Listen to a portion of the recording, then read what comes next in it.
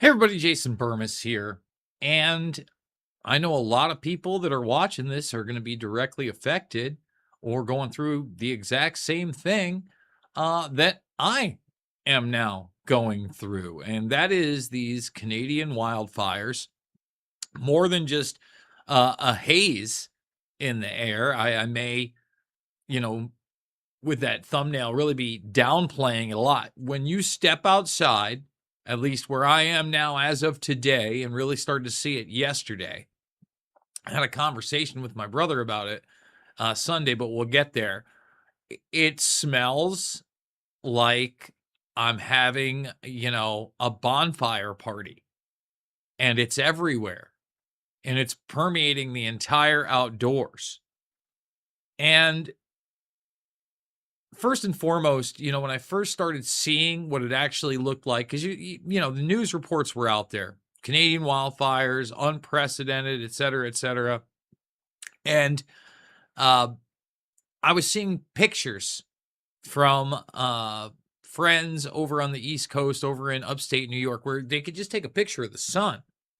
No special gear, no special filter, et cetera, et cetera. And, you'd see kind of like this pink ball right there. You wouldn't see the sun rays or anything like that. You just see like this hot pink ball. And I'm like, wow, that's got to be some really thick and heavy smoke.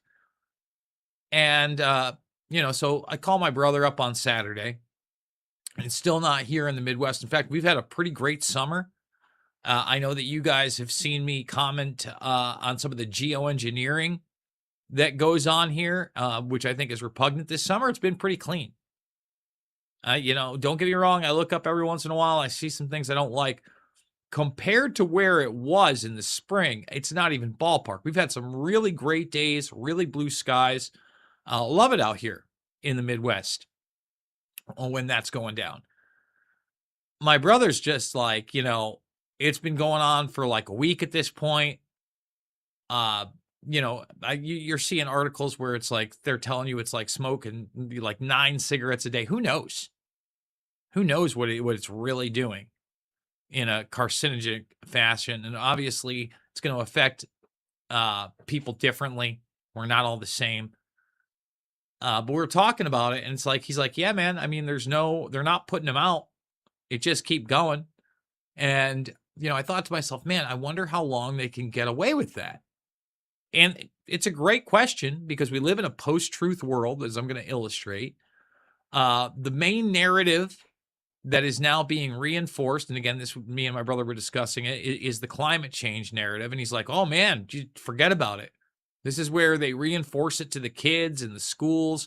And I'm going to show you like a couple media pieces, video pieces on top of the articles we're going to go where that is. Everybody's saying that. Now, the truth is, first and foremost, we're not mitigating forests like we used to, taking down brush. And the thing is, technology has only gotten better. We could be doing more things to stop these. We never have. It's not even ballpark. And instead, you've seen this uptick in not only the wildfires themselves, but the media coverage and the lack of any sort of real effort to put them out. So now it's reached here in the middle of the country, in East Coast Iowa, and I mean, when does it end? I don't have an answer for you. And one of the ironic things that I keep thinking about is when I was a kid in the 80s, and they're selling me on climate change, and that's really when it started to really, they didn't call it was global warming then. You didn't hear climate change a lot. Of course, human beings were the bad guys, but they really went harder on things like CFCs in the air, like hairsprays. They weren't harping on your carbon footprint. You really didn't hear much about CO2, and they weren't demonizing fossil fuels in the manner that they just like continue to do that. And by the way, The term fossil fuel seems to be a misnomer to me. There's a lot of evidence that it has nothing to do with what they told us, and it is a naturally occurring thing beneath the surface of the earth, one that replenishes itself. I mean, you talk about the lies upon lies upon lies that we've been taught in quote unquote polite society, what the science is. It's overwhelming. It's overwhelming. And it brings me to that point where I understand why people just think everything is fake, right? Just everything. And I'm sympathetic to those people, but I like to have my own discernment. And when something just like is abusively false, and the narratives that are being sold are just so paradoxical, like we're going to show you, this idea of how bad you are as a human being with your carbon footprint. And then just like the data center argument alone, can you imagine what the quote unquote carbon footprint of those are? Again, the idea that they harped on it as a kid, the rainforests are going away. There aren't enough trees. And now you see how much, how many trees we really have just in like westernized nations alone. And no one's like concerned, oh my God, the trees. And then when you do bring up planting trees as a solution to soak up all this evil CO2, then people like Bill Gates like scoff at you and say, are we really going to be serious? Is that a joke?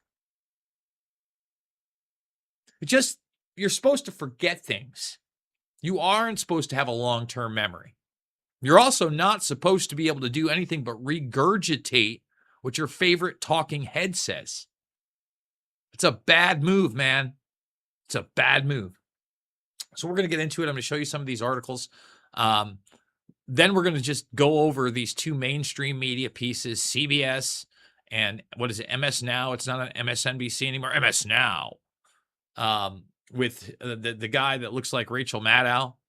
And again, the people that they project to be the authoritative sources.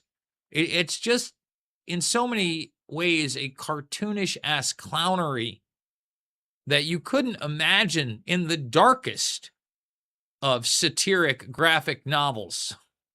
And yet, here we are. I mean, when they say, truth is stranger than fiction, it is. I promise you that. It is. So, if you want to support the broadcast, really could use that support. $5, $10, $15. It means the world to me. Big donors, thank you, thank you, thank you. If you don't want to do the buy me a coffee, we've got the PayPal. Again, I cannot do this without you. We are trying to put more content out on a regular basis, getting back to doing that on hopefully a daily, sometimes twice a day basis. We got that great Nick Bryant interview out there. You can follow me on X as well. Again, we've lost a lot of followers on X. But again, you go here and there's a lot of stuff that I don't cover on the air. And I think it gives you some pretty good takes. I mean, some of the stuff we do cover here. So if you are on X, not that you'll see me because, there's another one. You want to talk about narrative management. Everybody acts like that's the free speech platform. I have more free speech on this one right now, which again, I mean, it took my channel away how many times during the COVID 1984 nightmare? I'm a guy who got strikes for cyberbullying via the Epstein story, which I've been on for well over a decade. And reading documents. Oh, you're a cyberbully, Jason. So look, none of these platforms are good. The latest one via X is they did this update where every time they update it, they want to soup up their watch numbers, right? And everybody's got the autoplay on. So now the videos are autoplaying. That's a nightmare. You got to go through 4 settings just to get that. So they never play unless you hit play. Weird concept.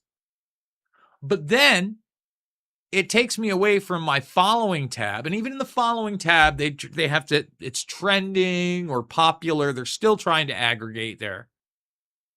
And I always have to go to the timeline tab because that's what I want. And even then, you're not seeing every person you're following on that timeline. They delete stuff all the time. They're garbage. But it just automatically takes you to the For You tab now. Every time you close out the app, I've noticed sometimes I don't think I've even closed it out.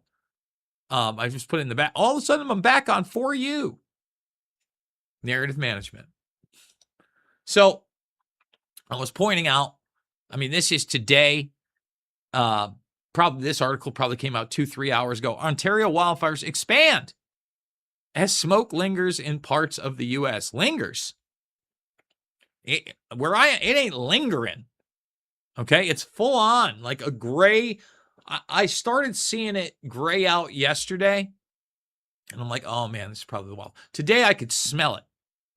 Okay, you could feel it. I can't imagine what it's like in New York.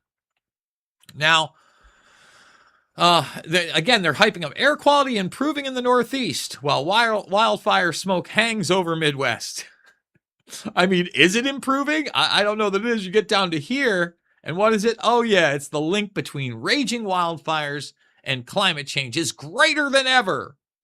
It's greater than, and good old NPR. And it's NPR, it's the New York Times. We're going to show you the Boston Globe. But it's, Canada's CBC. Forget about it. This is the establishment narrative. Humans bad, we're causing the wildfires. Our carbon footprint. None of the data suggests that at all. And I'm not saying we're great and that we don't pollute, because we sure do. I'm really concerned about both the water and air quality in the United States and around the globe, but in the United States in particular. In Iowa in particular, the PFAs are off the charts. Cancer increasing at a rate, we're number 1 here in Iowa for that. Okay? So, I don't want to act like, there aren't concerns when I'm talking about water and air. Oh, there are. But there's also concerns about my standard of living via how much electricity I'm allowed to use. And they've got the smart meters everywhere. Everywhere. I mean, the East Coast, New York in particular, the entire state is being fast-tracked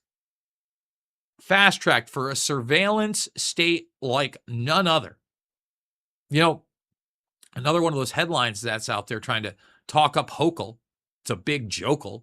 And Hochul's the, basically appointed governor and talk about not prosecuting anybody. Anybody going to indict Andrew Cuomo for what he did during COVID-19? Absolutely not. They made it about grab ass. They made it about some ethics thing. And he's suing New York. I haven't even looked into it. He probably won a bunch of money back. It's gross. But Hochul, who gets just put in there during that whole affair, the big headline is, oh, we've stopped the data centers. Yeah, except for all the contracts you already have. So if you've already got a contract, you're doing whatever you want. It's a big, they're acting, oh, we're putting a hold. You're not putting a hold on anything. The vast majority of these things are in their infancy. And when they really start taking the water, I mean, you want to talk about real climate change.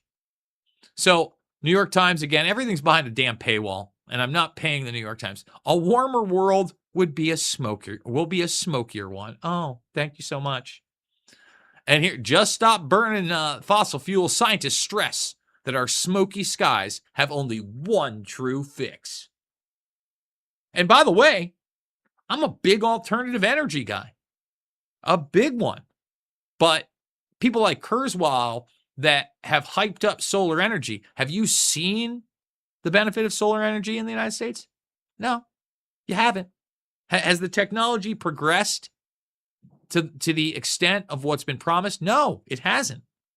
And by the way, I think that's the decent one, except for when you're, instead of putting them on the roofs of homes and apartment buildings and all these other structures, when you're taking over, I don't know, fields that used to be places for crops and food and produce to be walking around, farmland. Yeah, no, I've got an issue with that. But we just got to stop burning the fossil fuels. We won't have smoky skies like this. This is Boston Globe again, behind that paywall. Expect more of this. Smoky skies may be part of summertime in New England, some scientists say. So again, that East Coast, Most forest fires in Canada are simply impossible to put out. Now, there's some truth to this, but here they're trying to say, raw areas, no road access, can't fight them, right?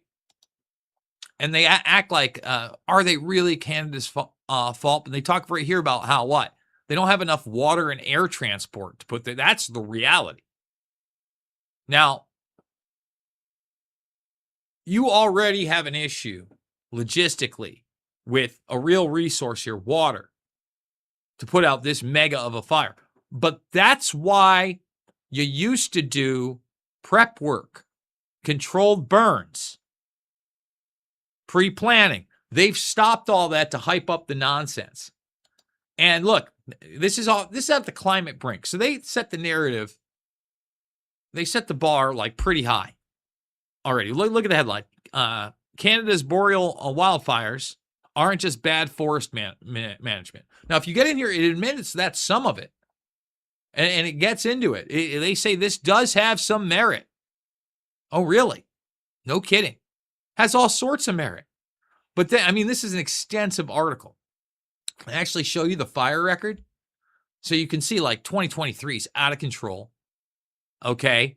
And you have this escalation in 2023, 2025. Right now, we're pretty average, actually. We'll see what happens after this integration. But you've had these spikes before. Now, in the article, and I'm not even going to contend with it. I don't know whether it's real or not, but they act like the temperature has gone up, I think they say 2.3, here it is, 2.2 degrees Celsius on average in May through September. That's May, June, July, August, September. Okay, in the Canada fire season since 1959. I don't know whether that's true or not. I'll be really honest. Okay? And they've always tried to now equate this whole human climate change thing, which is murkier than ever, right, with human beings and what they use. Every time. But again, when you look, they admit it, but they're like, no. It's the temperature change. I haven't seen any sea levels rise in the last 100+ years. This whole temperature change, I don't know whether it's cyclical. How long have we really been recording this on a regular basis? So now I want to get, and by the way, almost 100 watching. Can we get 100 thumbs up?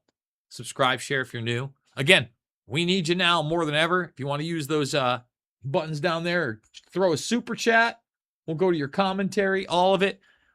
This is CBS, all right? And, I got a comment right off the gate when you see what they're showing you in regards. It's got the wind farm. This is Climate Watch. Electric cars. Oh, desert. All right.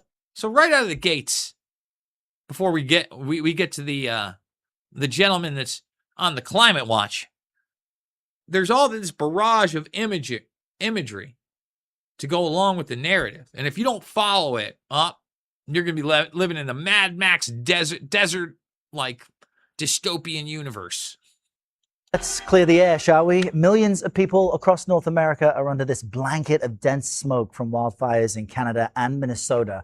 Air quality emergencies are impacting at least 21 states. And we can show you what this all looks like. And right on the headline that's kind of blocked out, climate extremes fuel wildfires across North America. So that's the narrative. There's no evidence of that. Climate extremes fuel wildfires. Okay. New York right now has some of the worst air quality in the world at this moment. Officials are warning folks to stay indoors, avoid exposure to air pollution. The smog turned skies across the Northeast into this alarming orange color. The hazy conditions aren't going anywhere. It may impact Sunday's World Cup final. We can show you the radar. You can see smoke from Canada's wildfires just funneling into the Northeast and Mid-Atlantic, and this will be the case through the weekend. Experts warn climate extremes are fueling this dangerous weather. The experts, and it's funny, I got into it a little bit on X with a guy I really like, actually. He does mostly videos on how to make your channel better, basically the hustle of social media. But he's a big defender of artificial intelligence. And, I was just like, number one tool of artificial intelligence is to be narrative management based on establishment viewpoints. And he kind of came back. First of all, he doesn't believe that, but he came back with like all the experts being wrong about all these things. And I'm like, look, I'm not excusing liars knowing they're lying on large platforms. And that's what we have. There are some people that buy their own bull snap, but in large part, these are liars that know they're lying. All right. The difference there is, and since I can't write diatribes on X anymore because I don't pay for it because it's hot garbage, like I was just explaining. The difference is I can identify a liar on both sides of the spectrum. I have that ability. I realize most people don't, and they want their left or right narrative. They want their Fox News or CNN narrative. But I can then say to myself, okay, that person lied about that, or that person is promoting something that's just egregiously wrong. And if they don't repent, if they don't come back and say, hey, I was wrong, they don't have that humility, well, I can identify that person. With AI, even more people are going to be accepting of all of it.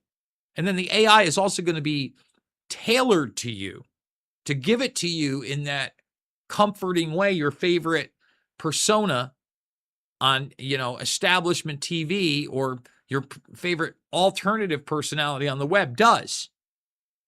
And this is even more dangerous than what we have today. I'm sorry. And the AI is going to tell us, don't worry, that it's climate extremes that are fueling this air quality thing. Jonathan Overpeck joins us now. He's a climate scientist and the Dean of the University of Michigan School for Environment and Sustainability. Jonathan, good morning and welcome. And see, we got to talk about that. There's the key word. Just like they get flashed it's sustainability.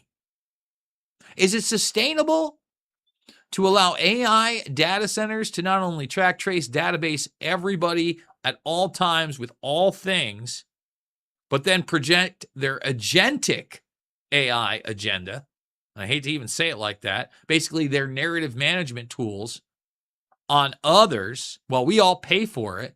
And those things are using the carbon footprints, and they're about to use the water that human populaces could only imagine. We can't do it physically. Just like, put somebody on the spot that, wants to start talking about, the Iran war, and they're for it, because they on the left, they'll be like, oh, they treat women bad. Right. And then you're like, well, what's the carbon footprint of an ICBM? Can you imagine? It's all nonsense. So sustainability, and sustainability, as we've talked about, has been a code word for the establishment for your standard of living plummeting while all this takes place. We see these wildfires from Canada every year, but is it becoming worse? And is climate change to blame? Yes and yes. It is getting worse. It's a wildfire season. It's ramping up in the West, but it's also ramping up all across Canada. And the reason for it is that the temperatures are getting warmer, not just in the summer, but earlier in the spring, later in the fall. So that allows the vegetation to dry out more. And then you get these big fires. And so as long as we keep putting the greenhouse gases up in the atmosphere, mainly by the burning of fossil fuels, we will see things get hotter, drier, and burn more. And again, the fossil fuels argument.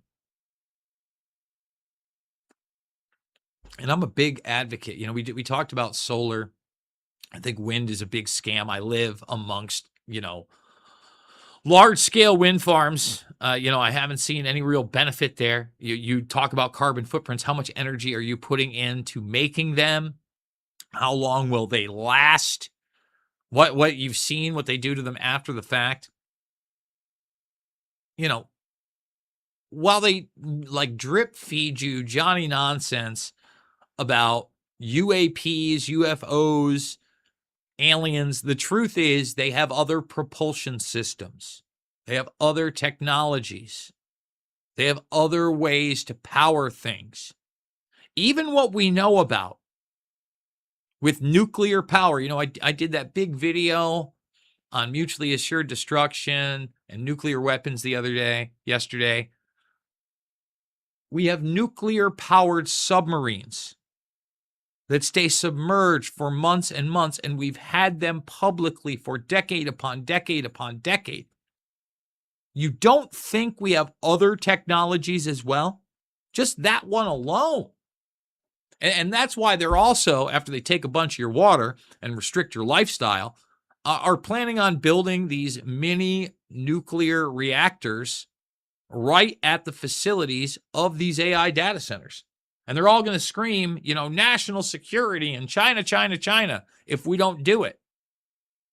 And this will become more and more prevalent for us in the United States as these huge fires up in Canada funnel their smoke into the Midwest and the Eastern Seaboard. And we were just looking at arresting footage from inside a freight train in Canada as that crew called for emergency help as they were stuck in an inferno. That's part of the risk, but also just the dense smoke. I mean, we've got live footage we can show our viewers with cameras here in New York, in Chicago, and in Washington, D.C., or close to it at DCA there, showing this thick haze in the morning, which lingers throughout the day. It turns the sky orange. How is this impacting daily life? Some schools are closing, and this must have its own kind of layer of damage. This is pretty bad. I'm up in northern Michigan where it's also really bad. I'm sitting in my car because the smoke is horrible outside of the car. And it's, of course, a big health problem. It's bad for your respiratory system. It's bad for your cardiovascular, your heart, and it's bad for your brain. It's one of the leading predictors of dementia and Alzheimer's now, we've discovered. So again, they always use partial truths. This is bad. It's not good for you. Again, but getting down to it, paying a carbon tax, allowing the government to restrict what you do and what you can use and what you can and cannot own is not the solution. But that's the solution they continue to pitch. So we got one more news clip. Let's thumbs it up, subscribe, and share. Here he is, MS Now's Chris Hayes. And again, he's going to start with some truth. Like, when I was a kid, this wasn't a thing. And then it's going to get into what? Oh, the big, bad, evil climate change, man. Good evening from New York. I'm Chris Hayes. Do you remember when you were a kid growing up, how sometimes in the summer, giant untamable wildfires in northern Ontario, Canada would make the air quality absolutely unbreathable across an enormous swath of the Midwest and East Coast of the United States? Remember how you couldn't leave the house without a mask and it burned your eyes and it burned your throat if you breathed it? No, I don't remember that either, because it literally never happened.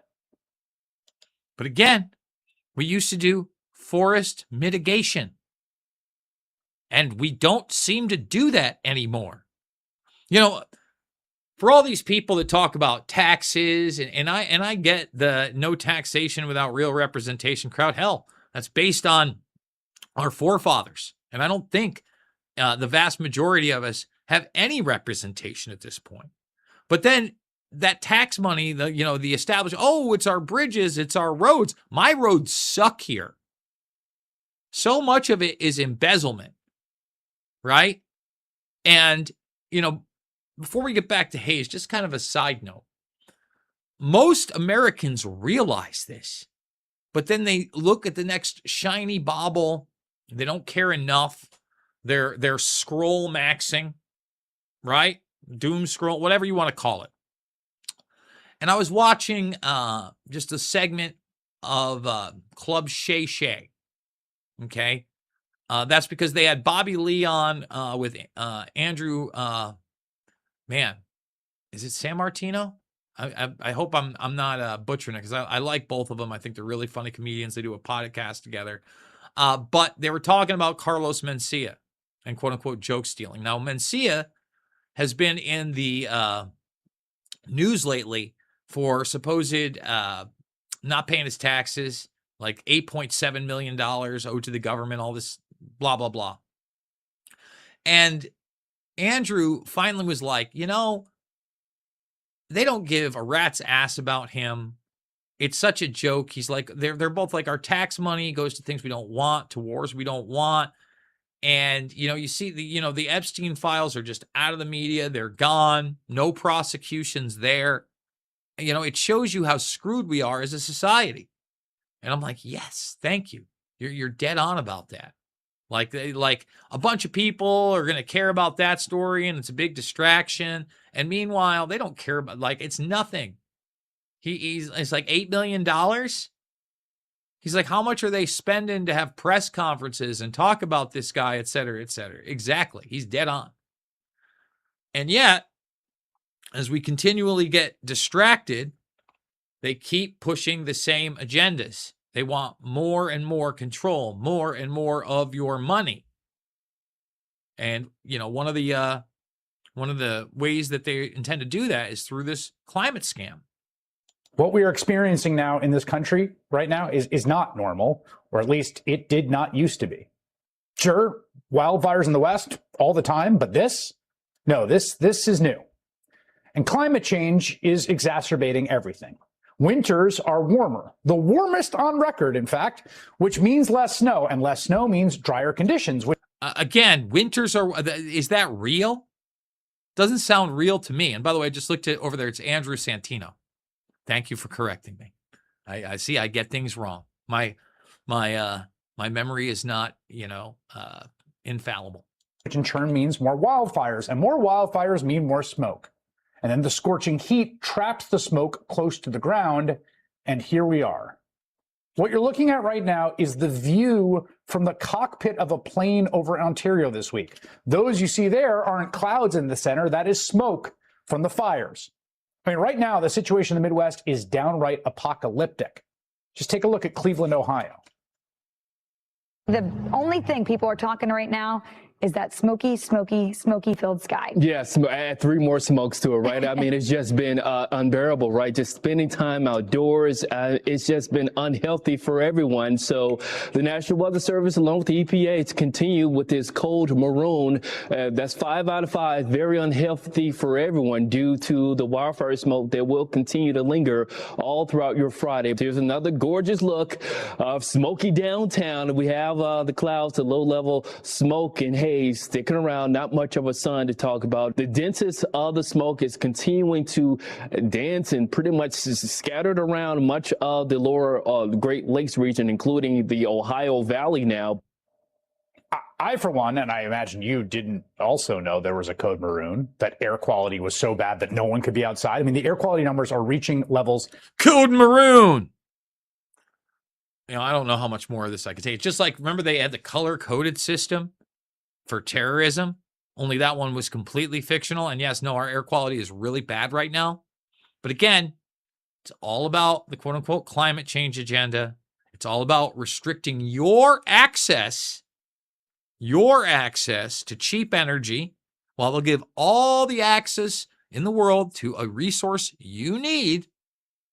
Many resources, I mean, from your energy to your water, for their AI that you can't own, that has to be rented from these technopolies working with the government.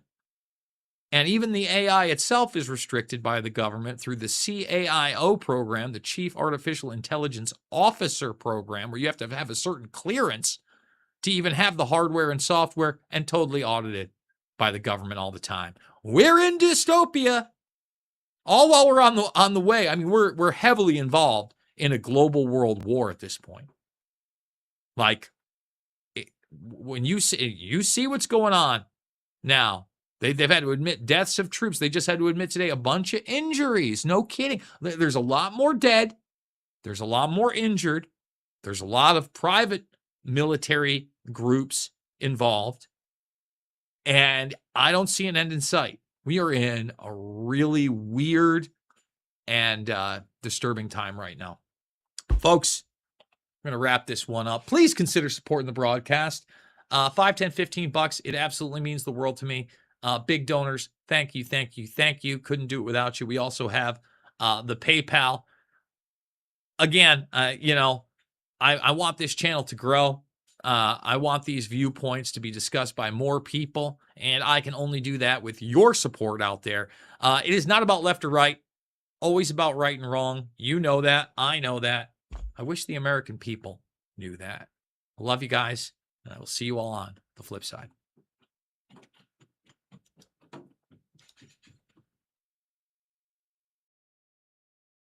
America is back. It's stronger than ever before. And I'm telling you, it's only going one way. It's going up. As long as we keep our current thinking, our current system, it's going up. If you go the other way, nothing ever succeeds. I made the statement once, with communism, everything turns to shit, okay? It's true. Terrible thing.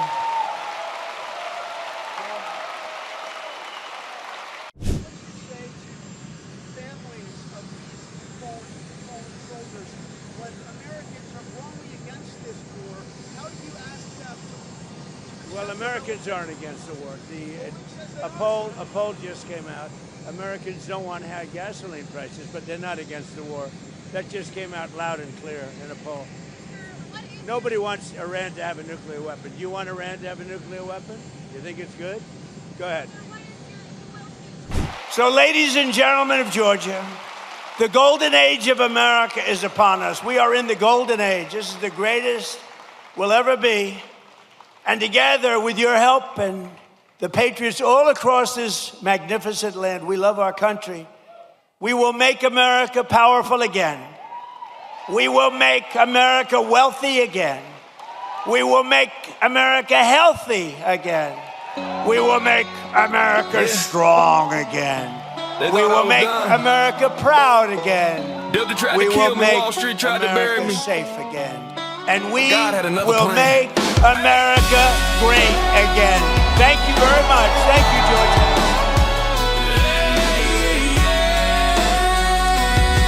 Hey guys, Carlos Cortez here with another episode of Scriptures and Wall Street. I hope you're doing well. A lot of stuff going on as usual, but wanted to bust out the charts. I got some new charts that have updated, and you know, I wanted just to talk about wealth, right? Wealth in general.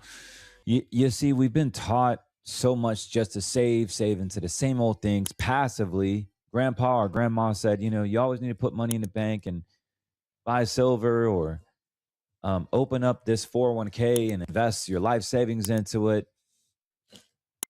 And what we've heard is a tale of mix of good discipline, parents and grandparents that truly loved you and they wanted to give you the best advice they thought was helpful during their time. But as we get into this new era, things are changing. Like I always mention Warren Buffett and his style of investing. The discipline will continue to work, but the vehicle is not the same anymore. We can't just blind eye buy the same stock over and over and over again and hope that it's going to be there when we want it to be there. You see, AI has changed the game. The robots, the trading bots, the smart wallets, the smart institutions. The institutions have some of the best, if not cunning, software to manipulate any type of algorithm or market in their favor. And as you invest in this 401k, just know on the other side of that market is someone looking to take that money. Now, we have two big threats going into retirement in this day and age in 2026, going into 2027. What if I told you that the biggest conspiracy theory or the biggest method is not what you think it is? What if, and just stay with me for a little bit.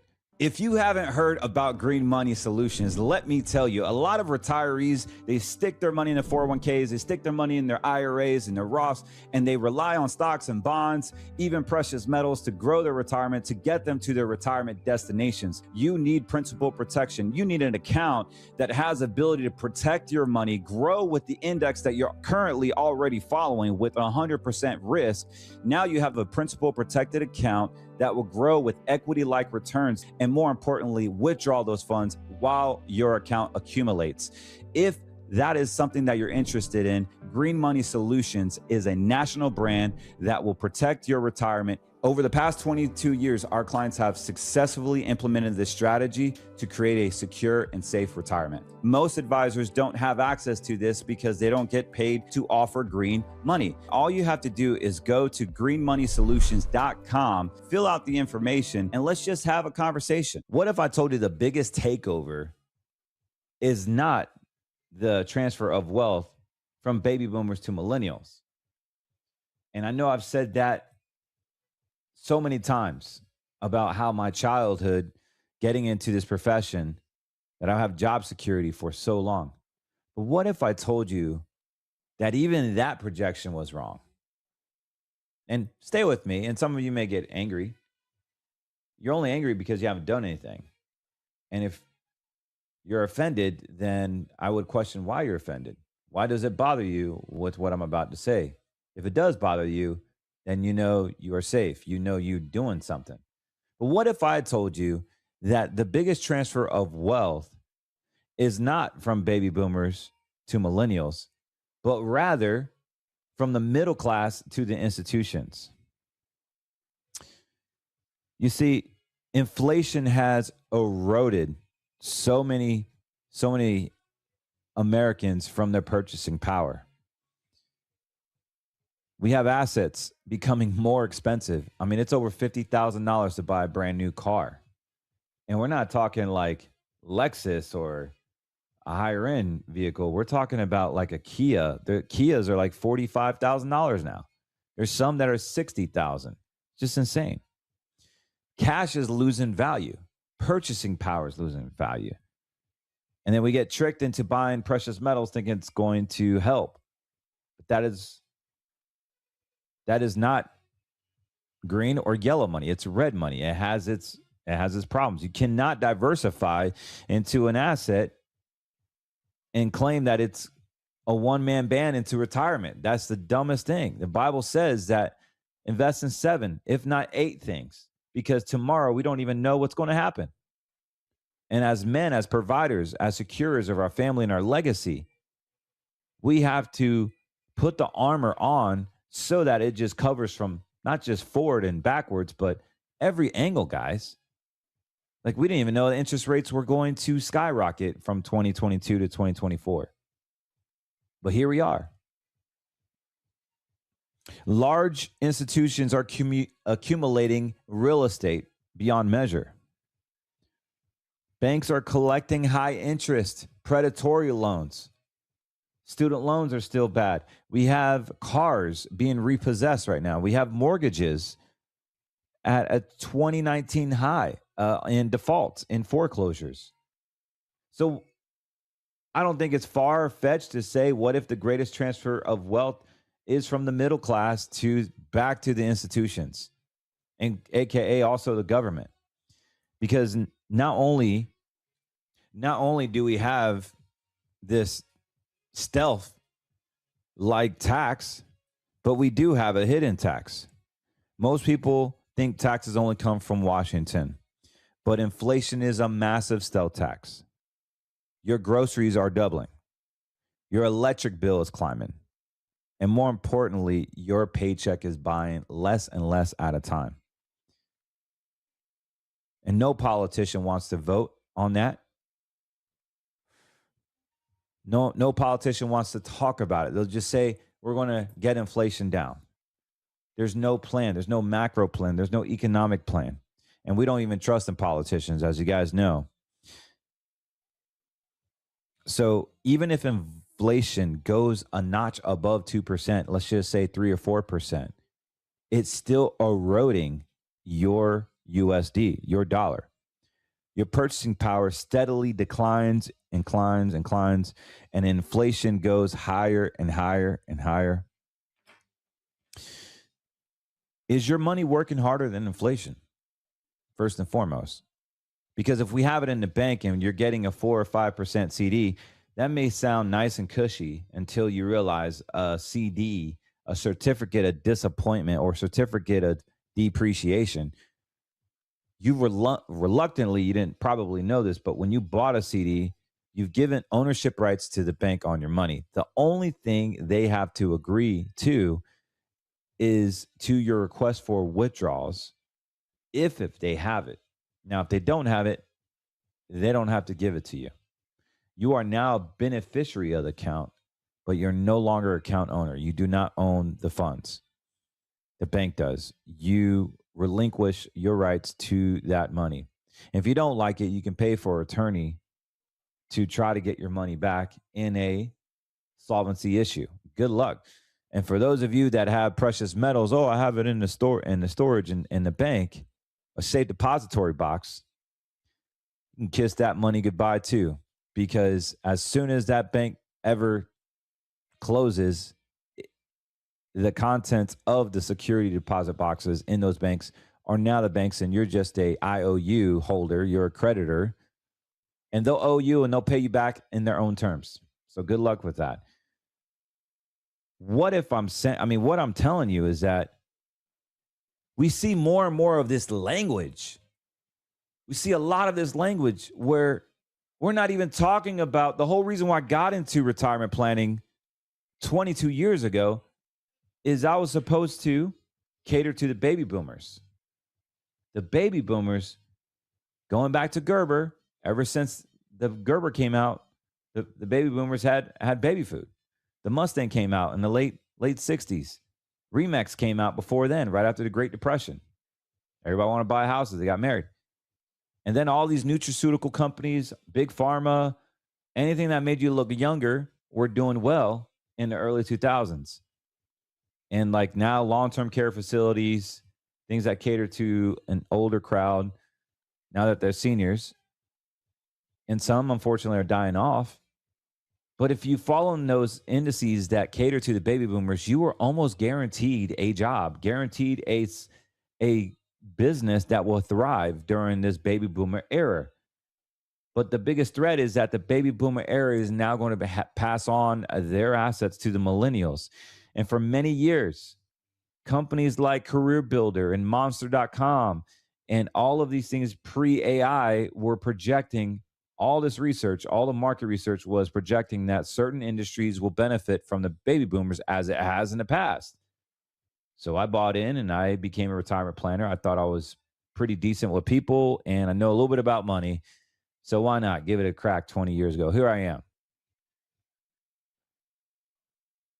I say that because I don't want you guys to go into retirement blindly. It is more than just stock market returns. Like people are literally upset because they didn't make anything in their green money account or they made 20% and they think that's going to happen every single year. Guys, what's important is that you own your money. You actually own your money. This is such a huge thing. I don't think people realize how simple but yet powerful that is. We are in a situation where quantum finance, quantum computer hasn't even touched the surface yet. Once that dog gets loose and out in the public, it's going to freaking bite everything imaginable. Your whole life will be tracked, traced, and controlled. And you will question, what do I even own anymore? Remember, the Klaus Schwab motto is, you won't own nothing and you'll be happy doing it. Die with nothing to your name and be happy. That has always been the Project 2030. Knock on wood. Knock on wood. You've listened to this. You're in God's hands. We will not fear the inoculation. And like it says in Joshua, he'll never leave us and he'll never forsake us. We really have to start believing that. We really have to start aligning our hearts with the one and only.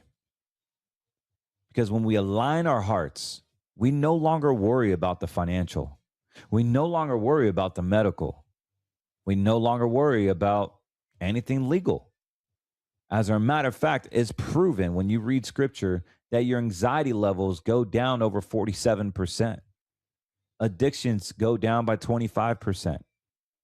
Like it literally is the true antidepressant. It truly is the greatest personal development book of all time, knowing that there is a savior that is here to save you, that there is a savior that no matter what you've done in your life, that cross and the blood of the Lamb will clean you whiter than snow.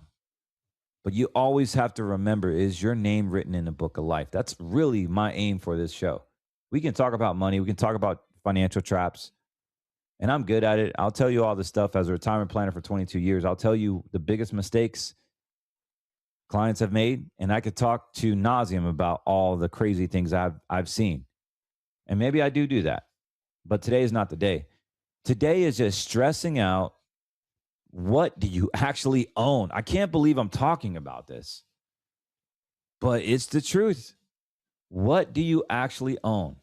If you haven't heard about Green Money Solutions, let me tell you, a lot of retirees, they stick their money in the 401ks, they stick their money in their IRAs and their Roths, and they rely on stocks and bonds, even precious metals to grow their retirement, to get them to their retirement destinations. You need principal protection. You need an account that has ability to protect your money, grow with the index that you're currently already following with 100% risk.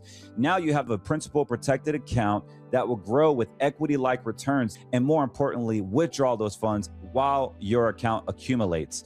If that is something that you're interested in, Green Money Solutions is a national brand that will protect your retirement. Over the past 22 years, our clients have successfully implemented this strategy to create a secure and safe retirement. Most advisors don't have access to this because they don't get paid to offer green money. All you have to do is go to greenmoneysolutions.com, fill out the information, and let's just have a conversation. It is so bad, guys, that municipalities are getting into these words. So I have a client, I can't say names. You know who you are. I have a very dear client, awesome client. Love what he stands for. Great people. They live in Puerto Rico, you know, where my mom's from. So I am going to do extra hard to help my people in Puerto Rico. Did you know that Puerto Rico has what's called a Puerto Rican registered IRA? A Puerto Rican registered IRA is not the same as an American IRA. Granted, they're U.S. citizens. They cannot vote for the president. Their country gets less funding than the state of Mississippi. It is disgusting what the Jones Act is doing for Puerto Rico. And here's the crazy part. Half the island serves our military. A third of the island has paid the price. So we have a country that literally will give their life for a country that doesn't actually honor them as a state. And it punishes them with their own tax code in the retirement account that only favors the island of Puerto Rico, not America, the island of Puerto Rico, which is so detrimental to them because they have to save into this Puerto Rican 401k or IRA, and they cannot roll it over into America until they pay all the taxations, not even a backdoor Roth IRA. This is terrible, absolutely terrible. There is no one I can call to say, hey, let's fix this. Maybe I should do something for the island. Maybe I should get together with some of my smart buddies and start cracking the whip. And I'm biased. Obviously, I'm biased because I have family there. My mom is Puerto Rican. That makes me half Puerto Rican. My wife is full Puerto Rican. Both her parents are from the island. So I have family there. And so as I look into this, I'm like, guys, what do you actually own? They've been setting this garbage up since the 50s. They already knew. Baby boomers had money. We will tax them when they give them all to millennials. But during this whole time, during all this media crisis and social media and distractions and the Charlie Kirk shootings and 9/11 and COVID, we're going to start changing up the tax code, and we're going to slowly kill this tree. The way it looks like is the institutions will win because they'll simply continue to just corner everybody with knowledge that they didn't know they existed, and they'll learn the hard way the lack of knowledge. Just like scripture says, my people suffer from the lack of knowledge. And that's what's going on here. They are changing so many laws where you don't even own the stuff anymore. This tokenization process, that's a beginning revealing behind a curtain, just a sneak peek of what is about to happen. I don't need to talk about tokenization because it's everywhere. Larry Fink is leading the charge on it. This is why he continues to say that quantum is going to be bigger than anything else, bigger than AI. This guy's willing to get rid of all his billions in Bitcoin to fund quantum. The track, trace, and control agenda is not just here in America. It is all over the globe. And this is the one world government that we speak of. This is all have been set up. Even professionals like myself. We knew something would come up, but even the legal jargon is so complicated that sometimes we can't even comprehend what these rules are and what it actually is, because it's common sense that no one's not going to take your money. If a person puts money in an institution and they're registered and they're safe, there's no way they're going to steal it. But I'm here to tell you, they may not like do highway robbery, but they can. They can do it through taxation. They can do it through contract law. They can actually do it through several different ways. And it's only going to get worse with tokenization because there's no regulation yet. They're just now introducing KYC into crypto at a whole nother level. We had the Patriot Act. We have that. But here's what's crazy. Here's what's really crazy. For those of you that have Coinbase, crypto.com, and you're into crypto, you buy the crypto, you keep it in your Coinbase wallet. Guys, I'm telling you, they have banking law disclosures on it. So the government cannot control the price of crypto. They can't do anything, the printing, the taking away of Bitcoin. They can't do anything with that. That's the most beautiful part about crypto and actually Bitcoin. It's a decentralized asset. But you know what they can do? They can change up the laws pertaining around it so it makes it difficult. And what they've done is now if you have an exchange like a trading floor, you have to register your name, your social, your address, your biometrics, your pretty much everything. The KYC rule is effective, just like any mortgage account, life insurance account, checking account, insurance account, you name it, bank depository account, checking account, business account, simple IRA, the whole thing, every single financial account that you could possibly think of, as well as a payment processing account. You got to do a KYC, know your customer. Now they've done it with crypto. Just 5-6 years ago, you could have gotten away with buying a ledger and putting all your crypto on a ledger off of the exchanges. And I still recommend that you get a ledger and put your money off of the exchanges on a cold wallet. But if you left your money on exchange, like if you log into your Coinbase right now and you have something silly over $100,000 or $50,000, anything over like $1,000 is nuts because they can shut down. Coinbase could go belly up one day. They are a public traded stock company, by the way. They could lose everything. And guess what? Just like the bank depository box at your local bank where you have your gold in, you won't be able to liquidate.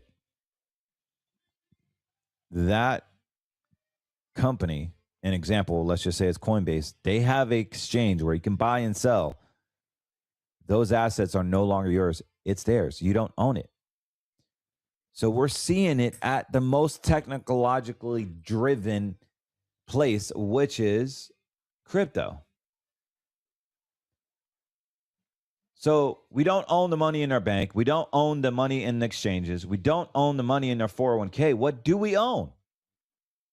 And it's time to get serious. What do you actually own? And I'd argue you don't even own your precious metals. What did they do in 1940s? They took your gold. But Carlos, precious metals is going to go up. The dollar is going to crash. You knucklehead. They're pumping up the dollar now. The same people that crash the dollar are the same daggone people that are pumping the dollar. Don't believe me? Guess what I'll do? I'll show you the charts. Not saying I'm anti-silver. I have silver. I love silver. I think it's a great asset. It's just going through a cycle. And I don't think you should have all your assets in silver. I think that's the dumbest thing. And I think having a precious metal IRA is even dumber because you don't own the IRA. You told the government where you have this money at, and you told them the address, you told them the account number, you told them everything. You really trust the government with that information? You think they care if it's in Delaware or Massachusetts or Montana or in a deed restricted state? Come on, guys. A creditor proof state? Well, let me break it to you, big boy. You don't own it. You don't own it till you sell it and you have it in your hands. I own this puppy. At one point, this was $110 right here. This troy ounce silver from Cornerstone. Beautiful. It has a Bible verse on it. Now it's only worth about $50. 55 if I'm lucky. Did you sell some when it was 110? Since the dollar crashed? You know? What makes you think you're going to sell it when it hits 300 if you can't sell it at 100 and you bought it at 17? Tell me, what actually makes you think you're going to sell it when it hits $250, $300? Are you that greedy? Do you think it's going to go to the moon? It's going to go to 1,000, man. It's going to go 500. We're going to be rich. We're going to be really rich. Don't be that guy. Sell all new highs. Sell 10% and you'll be fine. I got laughed at. When you guys said, oh, man, you're an idiot for selling silver. You're an idiot. And I'm like, okay, man. I know one thing. I know how to look at a chart and I can tell you when it's going down. You're calling me an idiot because I offended your retirement plan that you thought was bulletproof. And now you look like a dummy. Not saying you, but there's some people out there that thought silver would never, ever, ever, ever, ever, ever crash. Now they're scratching their head. They don't want to admit that I was right. It's okay. God gives me wisdom. And then for all those knuckleheads that say, oh, God, silver is God's money. You know what's God's money? You know what's really money? Malachi 3. Malachi 3 is God's money. He tests us.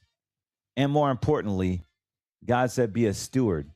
Put in your money in silver and gold is not steward-like if it's all your assets. It is still red money. If it's steward-like, you don't lose money, period.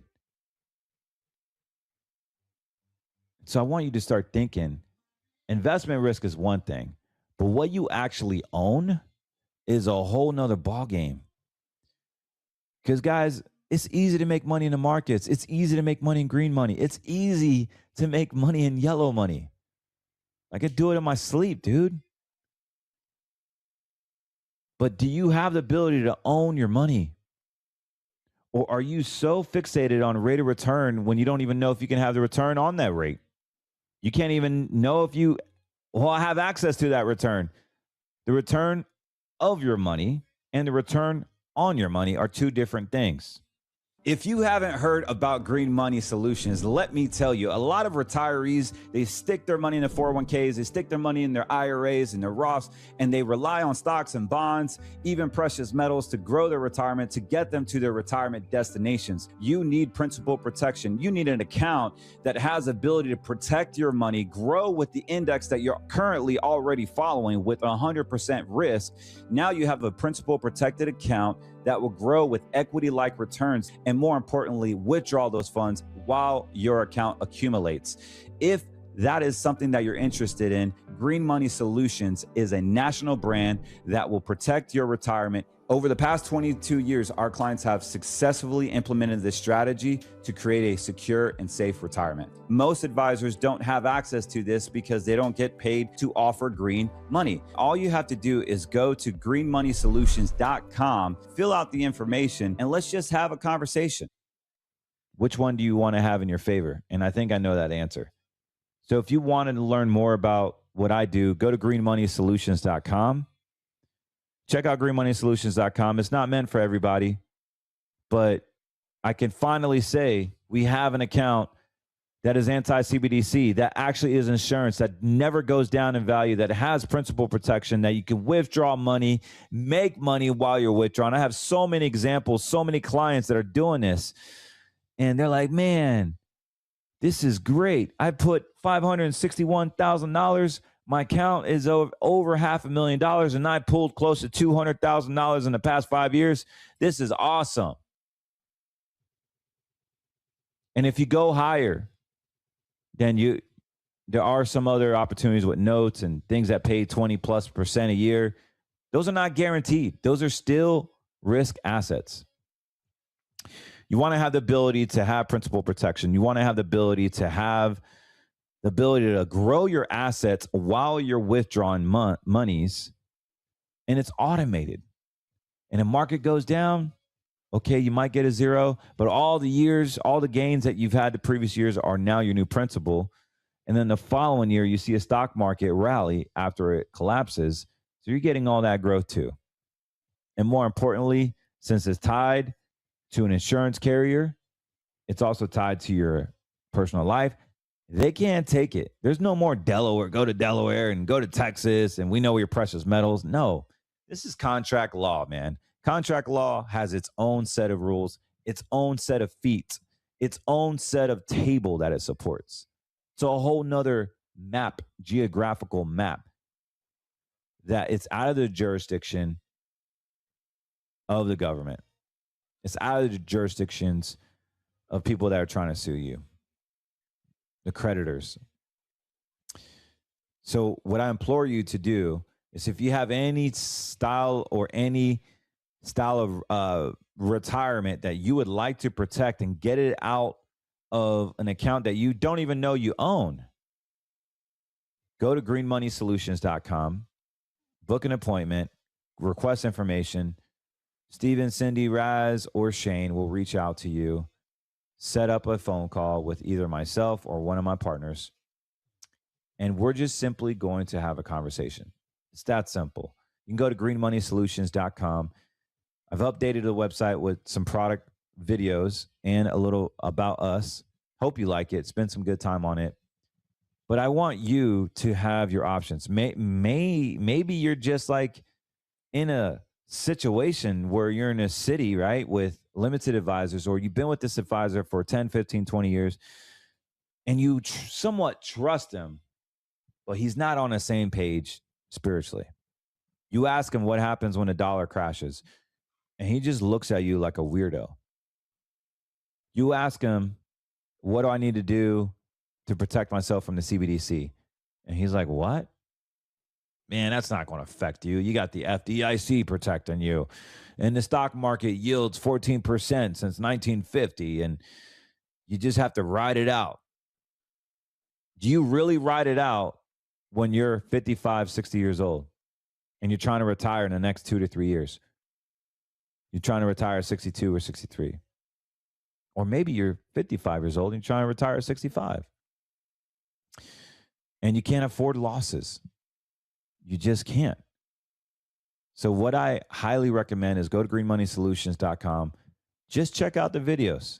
If it resonates with you, see if it's right for you. It should be mobile friendly. And if you have any questions, you can email me at info@cortezwm.com, or you can call us 813-448-3446. I even have a company website. You can go to cortezwm.com if you want to learn more about financial planning. We're setting up wills and trusts, a tab for clients that need wills and trust. Maybe you're in yellow money. What is yellow money? We'll be talking about yellow money here shortly. I love yellow money. Yellow money is great for someone that wants to have some risk. It is a security. It is managed money, but there's different set of rules there. You know, our yellow money accounts could make anywhere from 10% on a conservative side. On the most aggressive one, we have a hedge fund that is yielding anywhere from 50 to 110% a year. But you got to be willing to lose half of your asset. It has a standard deviation of 50. Like, it's nuts. Like, if you really wanted to go hedge fund, I have some great ones.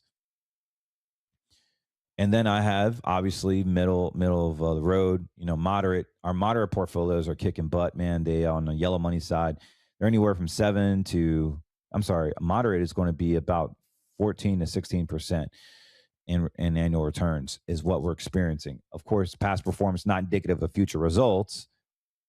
And yellow money is managed money. You need a certain license to offer this, and we need a consultation. If that's you, go to cortezwm.com. And investing does involve risk. But I think the main point is knowing your colors right, knowing that we're not building wealth hastily. You build it hastily, the Bible says that you will lose it just as fast. That the prudent and the wise grow it slowly, but they're the ones that have control and that create wealth. So I know you are the second one. You guys are really smart. I get a lot of phone calls from awesome educated people, and I love all y'all. And it's a pleasure speaking with most of you guys. All you got to do is just give me a call, 813-448-3446. Let's get you out of the precious metals psyop. Let's get you into some real managed money, real green money. Let's own our money, guys. Not some FDIC crap, not some precious metal IRA garbage junk at Goldco or Gold Star or Equity Trust. These brokers, man, they don't have your interest at heart. I've spoken to so many of you guys, and these brokers have taken you to the woodshed. Get out of that system, guys. Give me a call. Let me help you. Let me restore your retirement. Let's get you aligned biblically, spiritually, consciously, financially. Let's get you aligned right. And I love y'all. Thank you for liking and subscribing. Everything on this podcast is for information and education purposes only. If you would like investment advice, give us a call, 813-448-3446. But guys, don't forget to get your peptides from getmeleanusa.com. It's helped me a ton. It's helped me a ton. I'm actually going to be, hopefully this week, under 200 pounds. For those of you that have been with me with my weight loss journey, I was at 265. I was a former soccer player, and I was used to eating 8,000 calories a day, because we would burn like 10,000. And so as I became a financial advisor, I sat and talked a lot, didn't run. And I gained 95 pounds in a matter of 10 years. So I've went from 265 now to, hopefully by tomorrow or by the time you watch this, I'd be just at 200 pounds, 199. My goal was 200, but I'm pushing it to 190. So I can't wait. I can't wait. All I'm doing is taking my peptides, walking and eating protein. Literally, that's it. No special diet, crash diets. I'm eating the food that I love, just counting my proteins and trying to stay in a caloric deficit every day and just walking 10,000 steps. You see these bracelets I have my Rise Up Kings. I always wear my gold bracelet, but this is a band, and it's a tracks all my steps. And I get to calculate. What I've eaten, my blood pressure, pretty much. And these peptides are just tools to help you support a good lifestyle anyway. But it's our job as men and women to stay in shape for our kids, to be able to be alert, to be healthy. So go to getmeleanusa.com. Get you some great natural peptides that are animal-based as well as plant-based. Company made here in America, and they will ship to your door. If you don't like it, just sell. Just cancel it. Very simple. And, I do make a few bucks in profit, so it helps with the show. As you know, this show costs a lot of money with the networks. Not your fault. Something I signed up for. I just want to continue my message on helping people. I'm very passionate about making sure your retirement is secure, because I don't want you to have to work at Walmart unless you want to when you're in your 70s. Well, with that being said, guys, I hope you like the new website, greenmoneysolutions.com. Don't forget to like us on Rumble. Scriptures in Wall Street is on YouTube. Scriptures in Wall Street is on Apple and Spotify. Apple Podcasts and Spotify. Okay, guys, well, I'm out of here. God bless, and I will talk with you soon.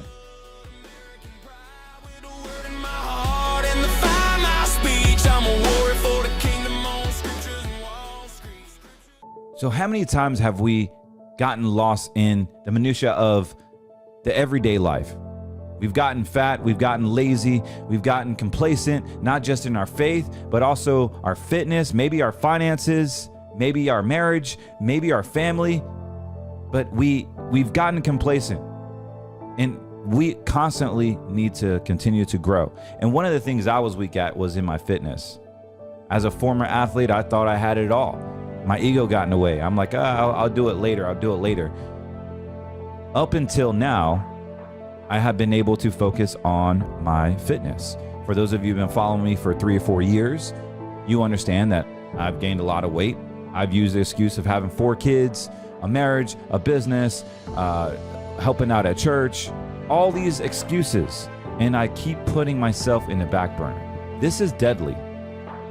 And what I love about this company, what I love about taking ownership, is that GetMeLeanUSA.com has the ability to introduce natural, groundbreaking peptides. What your body demands, what your body needs to release those fat stored cells, to build muscle, to gain your physical being back to where it's naturally supposed to be. We're not talking about big pharma saying we're going to come out with the weight loss drug. We're not talking about losing muscle. We're talking about gaining muscle, gaining your physique back, controlling your appetite, giving you the edge that you need to help you get your body back in check the way God intended it to be, by using his resources with America First products, with America First company that aligns and believes in what you believe in. Introducing GetMeLeanUSA.com. Get in. This is going to be groundbreaking, huge business opportunity, as well as a huge groundbreaking technology that is going to change the landscape. So I know good things before I see it, and I highly recommend you get in. All you got to do is click the link below and get you some fit, get you some lean, and get fit and get lean. This is not going to do everything. Of course, diet and exercise, you continue your walking, continue your protein intake, but man, does it make it a whole lot easier to get in shape. Look at me, I've lost 60 pounds, but this is actually fundamentally a great recipe to get back in shape. And I can personally attest to the amazing effects of this product. So go to GetMeLeanUSA.com. You won't regret it. You can cancel anytime. They're affordable, and yet they're effective. And you are supporting our show. You're supporting yourself. You're supporting a mission. There is an affiliate program attached to it if you would want to share it with your friends and family. There's a whole nother opportunity there. But more importantly, let's get your fitness back in check. God bless you. Carlos Cortez here, signing out. If you don't want to be surprised on the day of the shoot, read the call sheet the night before. That way, you know what to expect.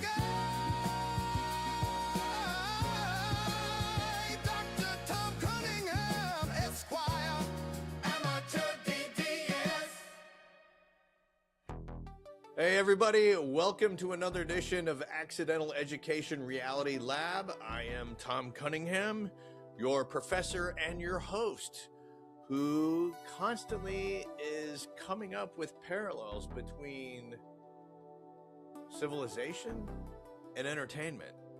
And the further we go down this road in 2026 and on to 2030, where there's a special plan that might happen, things just keep on getting a little bit different, but they're also remaining the same.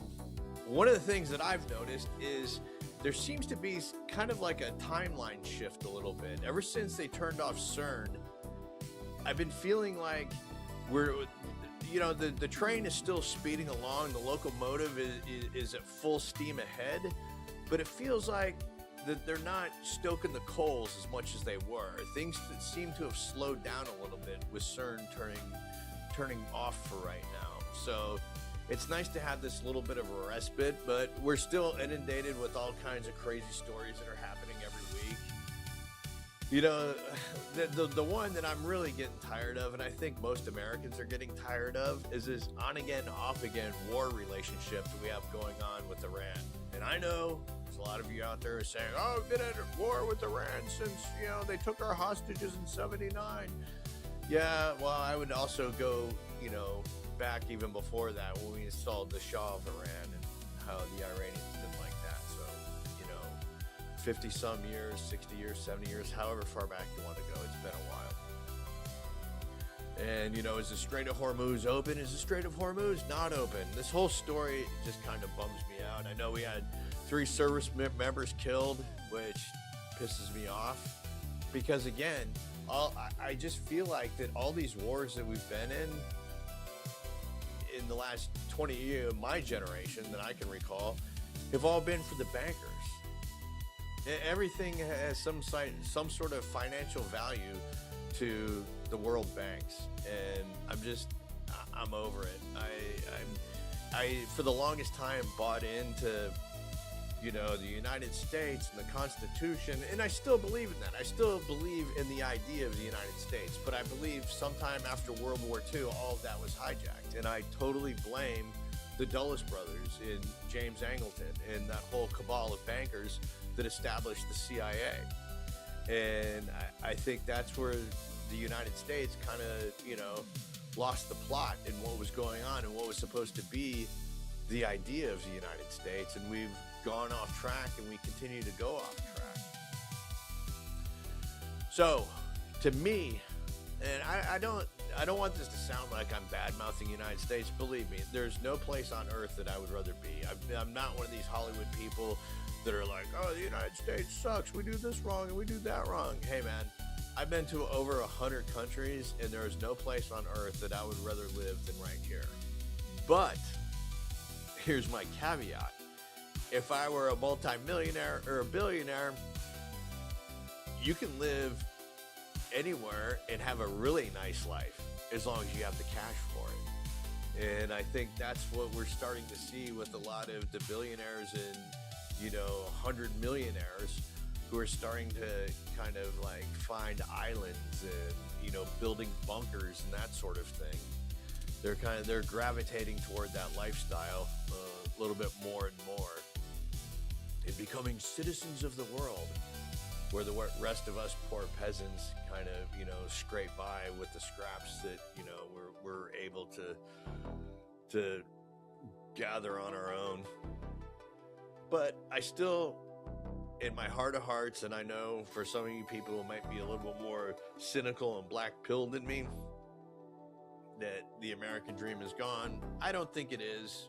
I still believe that the United States is the only place on earth where you can wake up every day that you wake up. It could be the day that you become a billionaire with, just hard work, pursuing a dream, and creating something that you think is worth creating that will benefit a lot of people. I still believe that is alive and kicking in the United States. Is it easier for some people? Sure. Is it a lot harder for others? Oh, without a doubt.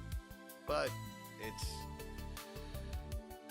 sometimes in life you just have to play the cards that you're dealt and move on and move forward from there, and that's the best that you can do. All right, enough pontificating about the United States and my feelings about the United States, which are positive for the most part. I want to talk now about a story. Well, there's three of them that I want to talk about. And the first one I want to talk about is something that I touched on last week's episode about diarrhea lettuce, and how that story didn't seem right to me. It reminded me of COVID, when we were told that it came from, a Chinese wet market, somebody's eating bat soup, and that's how the virus jumped species. And my contention was, I would have bought that story hook, line, and sinker if, and only if, Fauci, the liar himself, would have said that it's a well-known fact that Asian men, Chinese men, like to eat bat soup because it helps with their erectile dysfunction. And again, I'm not basing that on a stereotype. I'm basing that on experience. And the experience that I have is traveling around the world, working with anti-poaching units around the world, trying to combat poaching. And most of the poaching that happens globally all has to do with the Chinese need for erectile dysfunction drugs. Yes, I know that they're not all softies over there or smoothies, and they make their ED products and send them out all over the world. Yeah, that's fine, but the Chinese men do love their boner meds. So when Fauci left that out, I kind of was a little bit skeptical. Well, I was a lot skeptical about the whole story of the origin of COVID, not to mention that, there's a biolab that works on, COVID viruses in Wuhan. So that seemed a bit obvious to me. But getting back to the FDA coming out and saying that they've narrowed down and they think that they found the source of this cyclospora bacteria outbreak to a lettuce supplier that got into the food chain, that got into Taco Bell, pretty much named Taco Bell as the source of this explosive diarrhea outbreak that we've been seeing all over the Midwest and other parts of the country.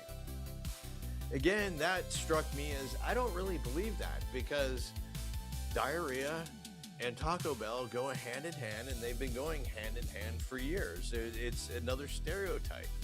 It's like, oh, diarrhea and Taco Bell? Of course, yeah. And so the rest of the United States is like, yeah, of course it's diarrhea and Taco Bell. Oh, that explains that. I became skeptical because it just seemed too convenient of an out, and it just seemed the bow on the package just seemed to be tied just a little bit too nicely for me. So I came across this today that I'd like to share with you to validate my point of not going with the FDA and what they said and what their position was on where they think this outbreak came from. Let's see, the FDA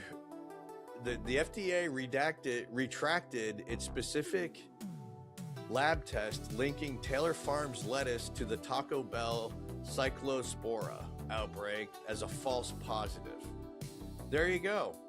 So what do we know about lettuce diarrhea right now? All we know is, it came from Taco Bell. Has anyone heard of this retraction?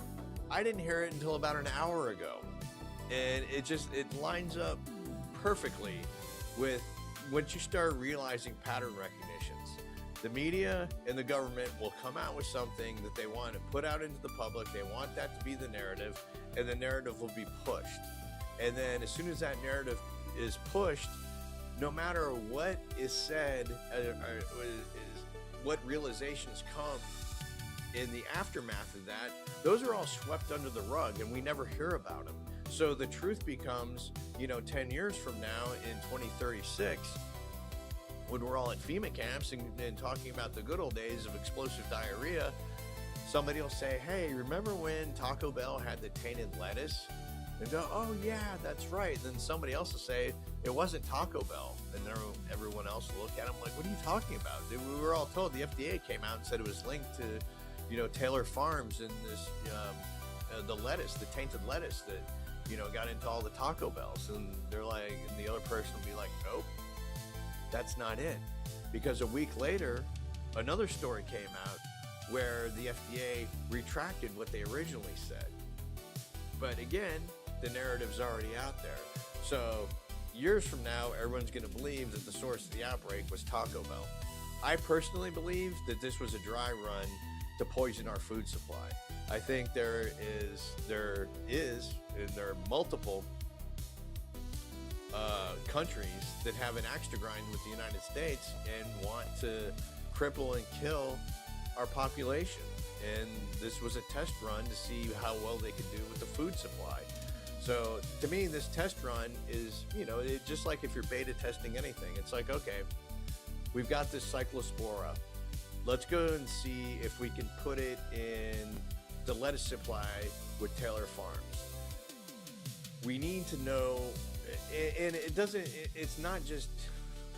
have to be diarrhea. I think when you're doing like a beta test like this, you need something that is going to grab headlines. Explosive diarrhea is going to grab headlines, and everyone's going to report on it because diarrhea is funny, and everybody knows that it's funny. It's a funny word to say.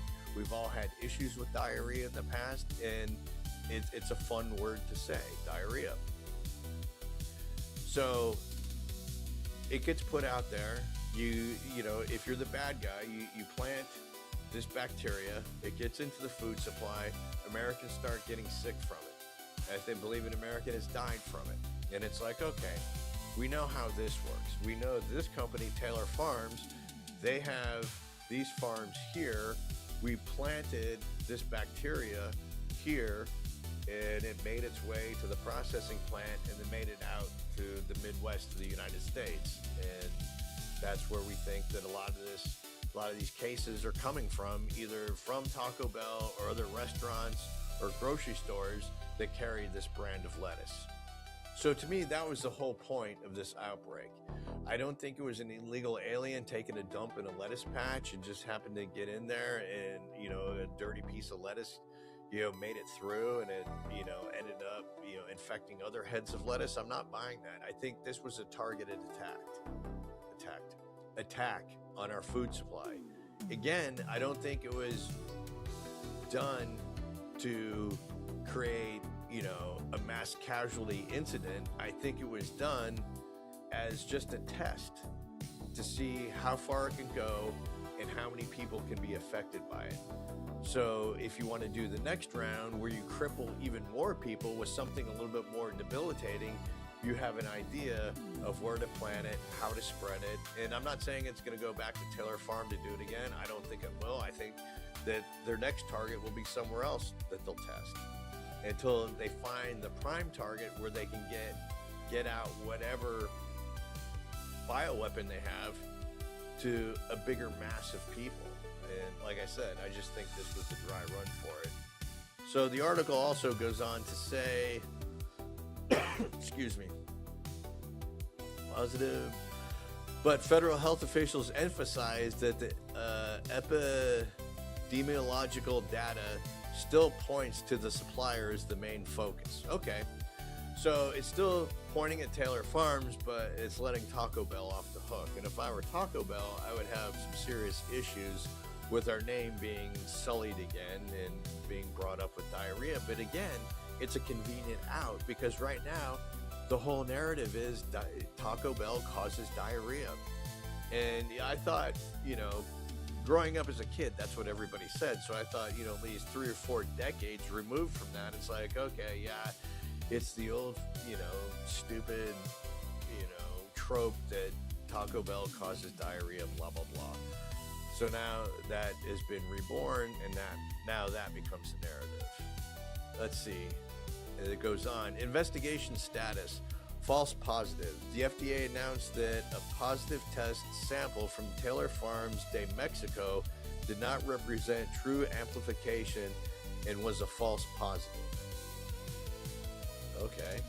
So the tainted lettuce did come from Mexico and was a false positive. So we're talking about a supplier that's not even in this country. And that stands to reason. So if you're going to do a test on a bioweapon that the intended target is the United States, and okay, I would think that you would want the supplier to have the farms within the United States. So this leads me back to the other pattern. Okay, if I'm working at the CIA or any kind of intel agency, and I've got information saying, uh-oh, somebody, one of the bad guys who doesn't like us, they somehow got into one of our farms, they sprayed it with this cyclospora, and it's gotten into our food supply. It's like, okay, we gotta do damage control here. All right, where else? And it's coming from Taylor Farms. Okay, where are their main lettuce fields? Okay, we've got Southern California, we've got, you know, wherever it is, and also in Mexico. Okay, Mexico. Okay, all right, now Taylor Foods, who do they supply lettuce to? Well, they do a lot of restaurants. Oh, look here, Taco Bell. That's it, Taco Bell. Let's say, okay, we haven't linked to Taylor Farms, but we also haven't linked to a farm here in the United States, but Taylor Farms also gets lettuce from Mexico.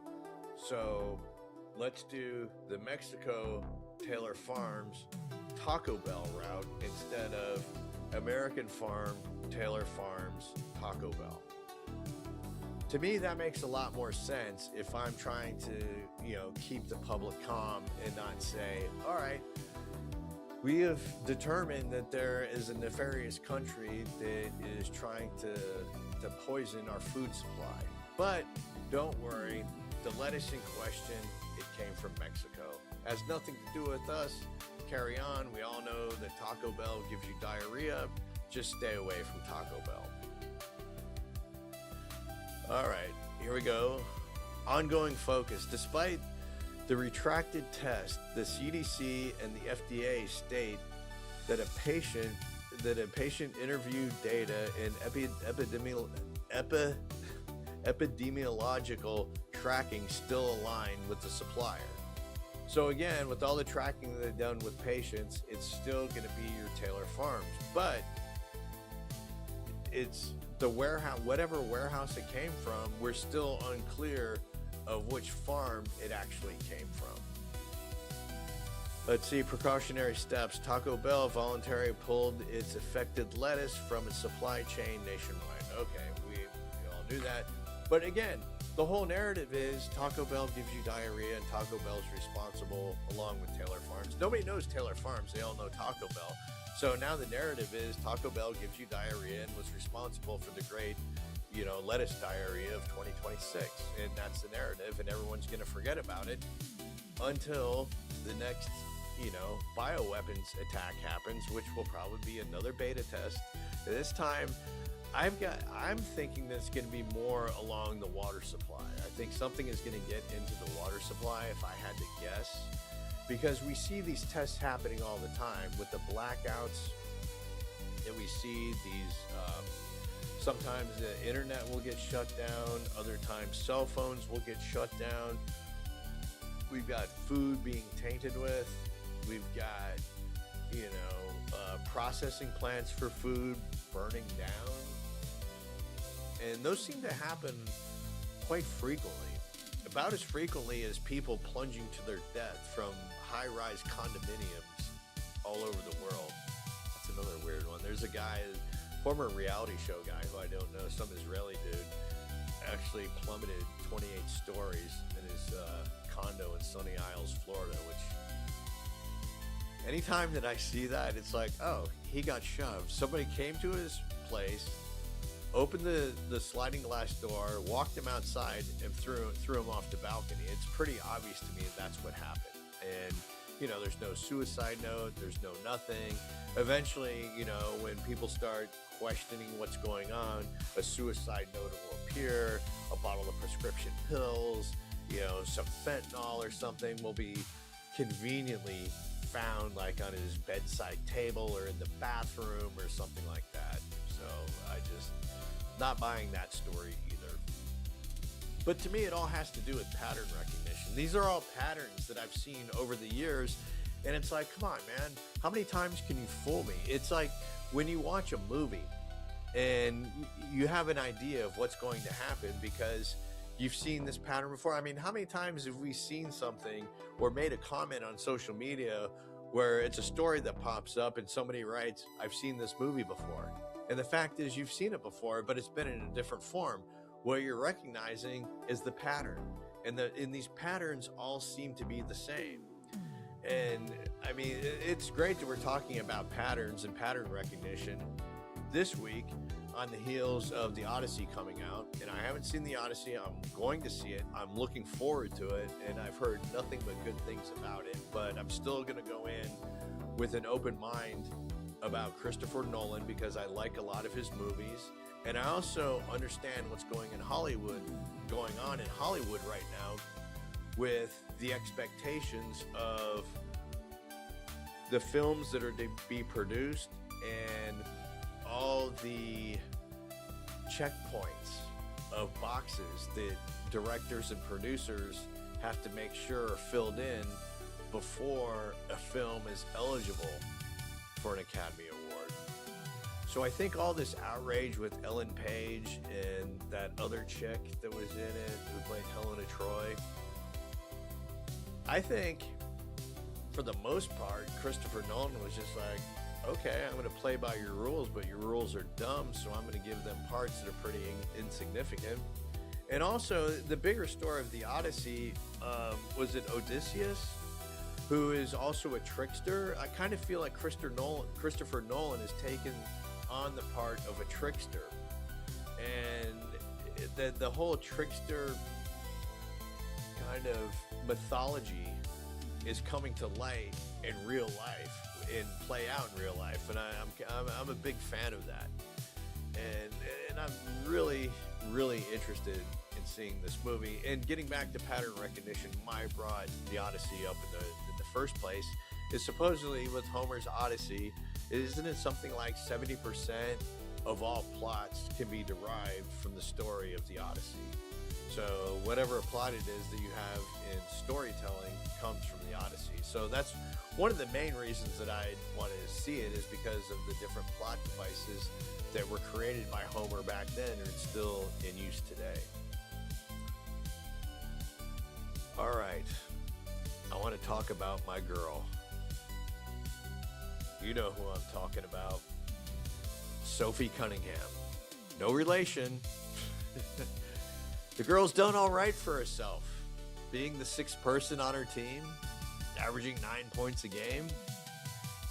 And Sophie, has been in the WNBA for a while, and I think was one of those players that, she was kind of borderline if she was going to make it in the NBA or not, or even get drafted, because she didn't have that stellar of a career at Mizzou, got into the league and, did her part and, was just kind of there. And like a lot of myself and a lot of other sports fans, when Caitlin Clark came into the WNBA, we were interested to see how she would do and how the league, would treat her once she got in. And, in the first couple of seasons, it went as expected. And then all of a sudden you saw the rise of Sophie Cunningham. And she first came on my radar when the Fever picked her up. And I saw her playing a couple of games. I'm like, oh, she's kind of cute.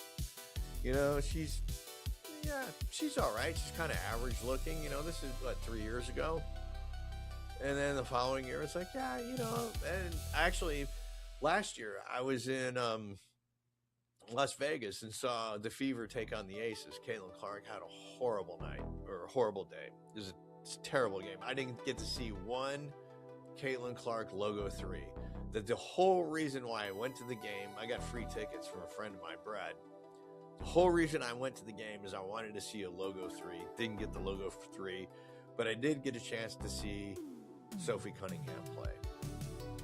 And what I realized was the transformation from the first time that she came on my radar, in Caitlin Clark's rookie season to Caitlin's second season, she started getting better looking.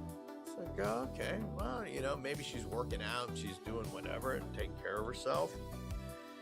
And then I realized that Sophie is the only one on the Fever who, when Caitlin gets pushed and shoved, is coming to her defense. It was like, All right, so now her popularity is starting to rise a little bit amongst Heat fans and amongst Caitlin Clark fans.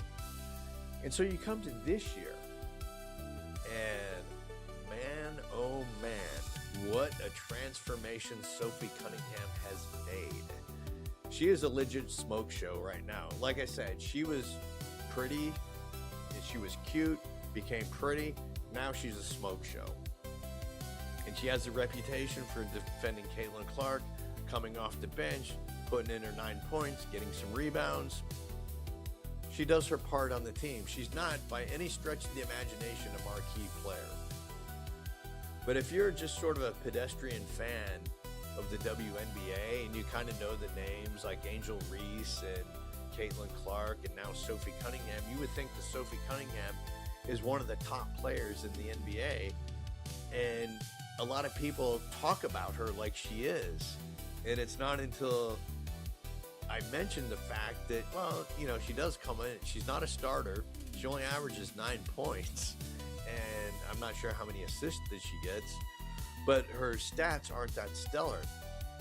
None of that matters in the world of marketing. This is what I think is so genius about her. She got a reputation of defending Caitlin Clark. That put her in a good spot with Caitlin Clark fans and also with Fever fans who thought, hey, finally there's a teammate on Caitlin's team that has her back. So her stock started rising with that.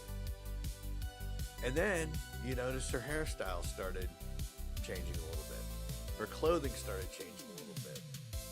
The makeup started getting a little bit better. Her body started becoming a bit more sculpted, spending a little bit more time in the gym. And then at the same time, you saw her rise in social media. It's getting bigger and bigger as the seasons go by. Then we see her at a UFC event, having fun with Dana White, being a card girl. All right, yeah. It was like Sophie was kind of waiting in the wings the entire time and just choosing her moment where she was going to step out into the big stage. And this week, she stepped out into the biggest stage of all. So Wednesday, she sits down, Sophie Cunningham sits down with ESPN to do an interview. The interview she does with them drops on ESPN on Wednesday. Sophie makes the statement that says she believes in protecting little girls from having to compete against little boys and from females having to compete against males. To all of us, that seems like the most reasonable statement that you can ever make. But as you know, in the day and age we live now, oh, that's a no-fly zone, man. You're transphobic. It has nothing to do with being transphobic. It's talking about fairness. You're talking about biological differences. This is where the left side of me and the right side of me kind of deviate when it comes to understanding friends on the right and friends on the left. My hardcore leftist friends, this is where we can't communicate anymore, because what they're asking me to do by saying that trans women are women is me having to say myself to say a lie out loud. I know that a trans woman isn't a woman, it's a guy. But I also know that if it does happen to be trans, the person has to happen to be trans, and they want to live like a woman, they're acting like a woman, and it's very hard for you to tell if they are indeed a woman or a man. Those are two totally different things. And I get that. And I get the fact about, being kind and respectful to people and what they're going through.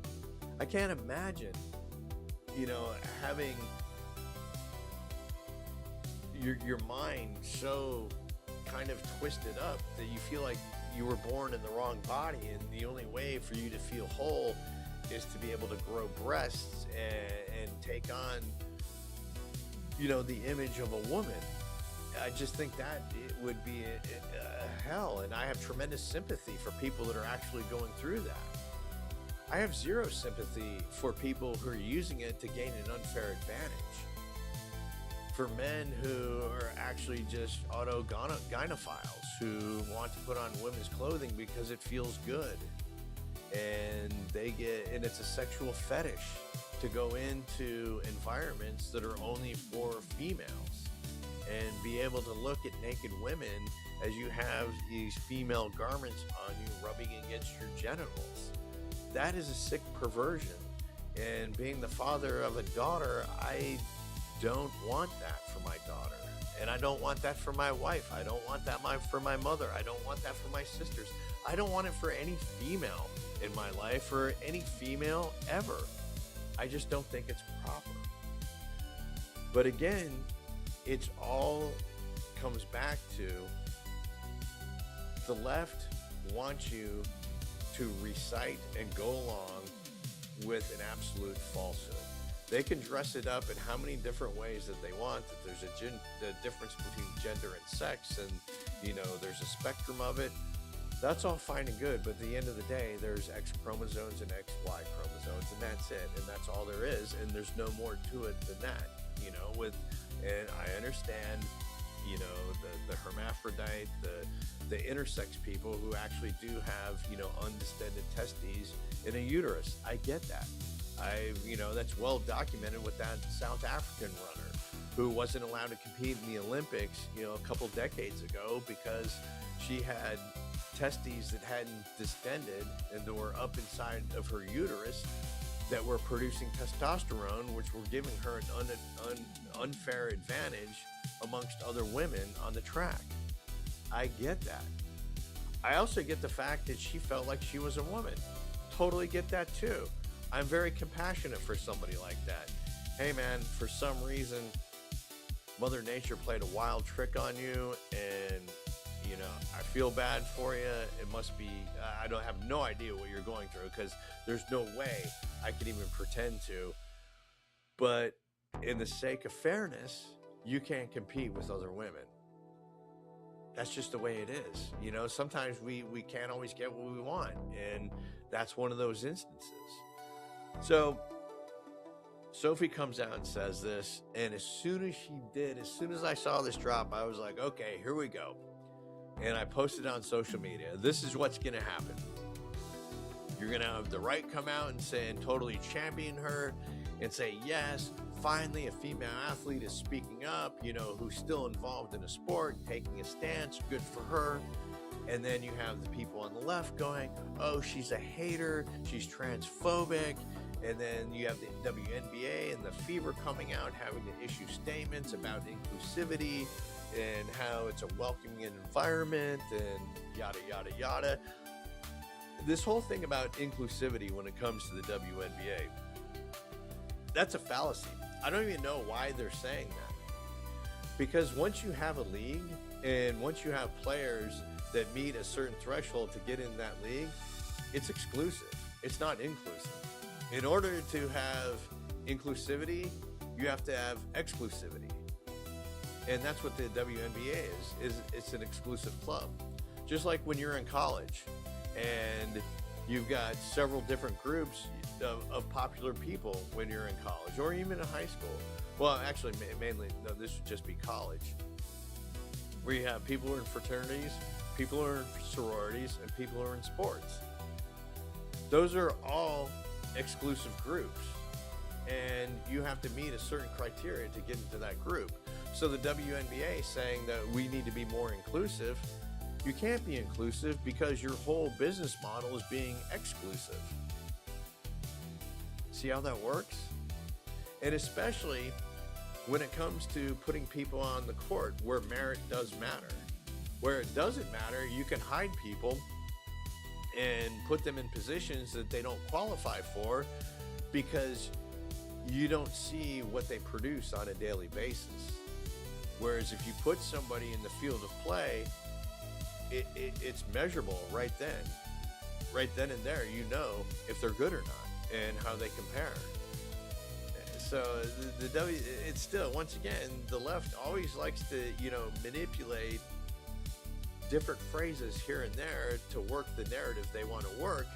But when you take a step back and actually go through their thought process of what exactly they're talking about, it falls apart, and it falls apart every time.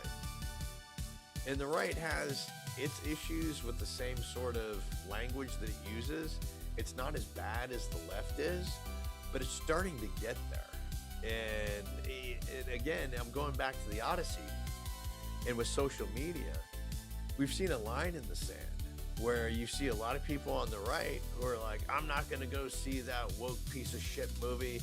You know, it's bullshit that they're putting Elliot Page in there and blah, blah, blah. And I'm not having it. They won't even give it a chance. And then you see the left saying, oh, it's the greatest movie ever. This is what inclusivity is all about, until they go and see the movie and realize how much screen time each of those actresses who are featured in the previews do get. Which is, again, Christopher Nolan being the trickster. So, back to Sophie Cunningham. So this is going back and forth on social media, right?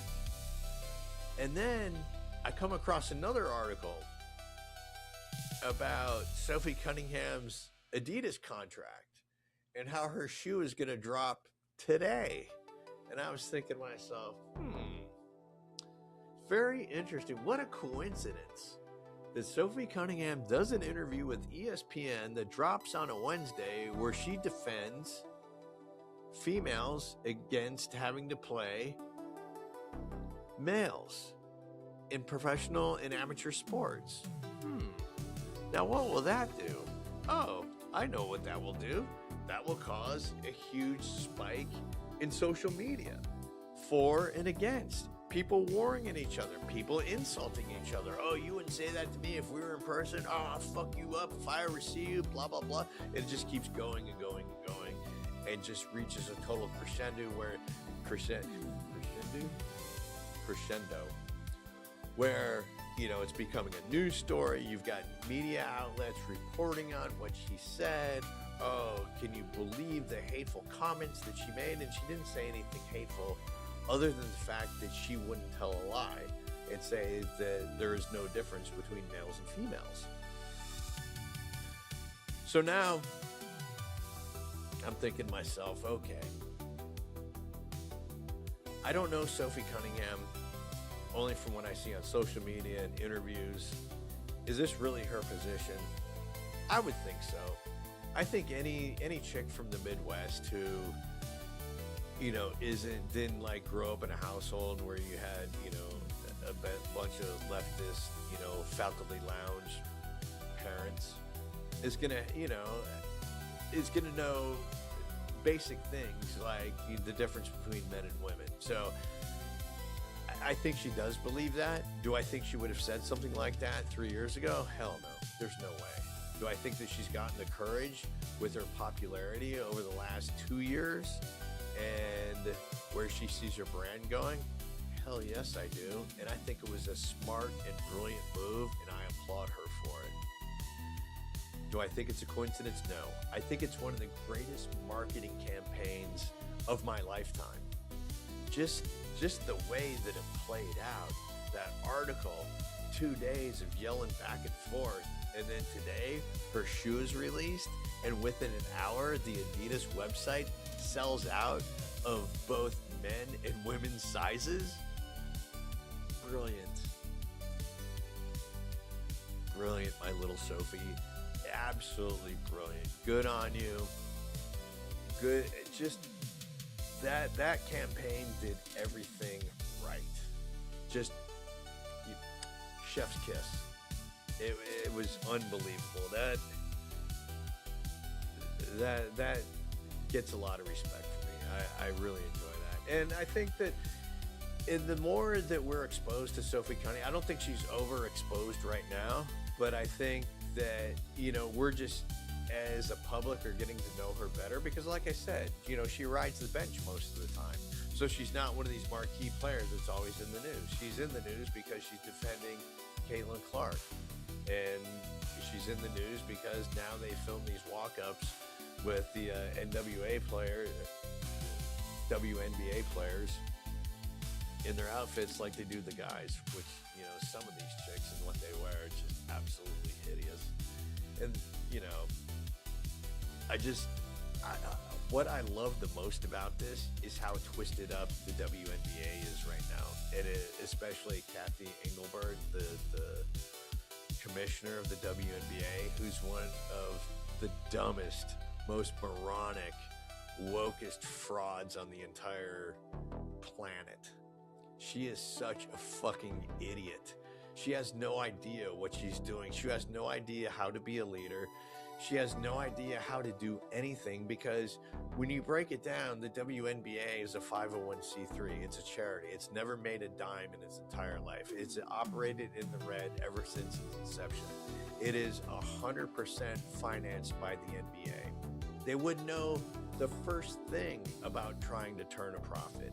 And Kathy just fits this mold, throws out the talking points about inclusivity and gay rights and whatever. In America's a horrible place, and you know, the toxic, you know, masculinity and the patriarchy and systemic racism and every other leftist catchphrase that you can think of. And now we have the rise of somebody like Sophie Cunningham, and they have no idea what they do, because she's not a starter. She's coming off the bench. She doesn't get as much playing time as your Caitlin Clarks, who really isn't getting that much playing time now. And she's not drinking the Kool-Aid that you want her to drink, and to spout off all this communist bullshit that you want her to say. She's not doing it. So it'll be interesting to see what the WNBA does. Are they going to try and break her like a wild bronco like they did to Caitlin Clark? I mean, I feel like Caitlin Clark has been broken. I think we're seeing a broken player. I think that whatever the Spitfire that she was coming out of college and getting into the WNBA and going through those 2 years of getting beaten up, you know, physically beat up on the court, it's turned her into, you know, pretty much a crybaby now. And, you know, I'm not saying she doesn't get fouled on purpose, but I think her reactions to it and the temper tantrums that she's throwing right now, it's an incredible heel turn. And I think most fans understand that it is a heel turn and they're turned off by it. And I think the WA is understanding that Caitlin's star is starting to go out. But now the real star, Sophie, is rising. And there's nobody else really out there that is in that same sort of caliber, that has the looks, the smarts, the quick wit, the likability. The likability is a big one. For the most part, the WNBA players are the most unlikable people in society. They hate their fans. They hate the country. I'm not saying all of them. I would say 98% of them. And the 2% are, you know, like your Sophie Cunninghams and, you know, maybe your Paige Buchers, but she's still kind of, and your Caitlin Clark. I don't know. I don't know or care where Caitlin Clark stands on things. I'd like to see those logo threes again, and for her to like start playing some kind of defense. But the WNBA is just so pissed right now. They don't know what to do because they've lost control. And when you try and appease everybody, you can't. Again, when you're trying to be as inclusive as possible, you're going to have to exclude somebody. So right now, the WNBA is trying to exclude people, but also come across as being inclusive. And what does that make you other than a hypocrite? And that's exactly where the WNBA finds itself. And so the more drama that can be piled onto the WNBA, and especially the front office people, your Kathy Engelberts and all the other dipshits that are associated with the commissioner's office and the team owners, have fun. Enjoy it. All right. Until next week, have a good one, and don't let reality get in the way of a good time.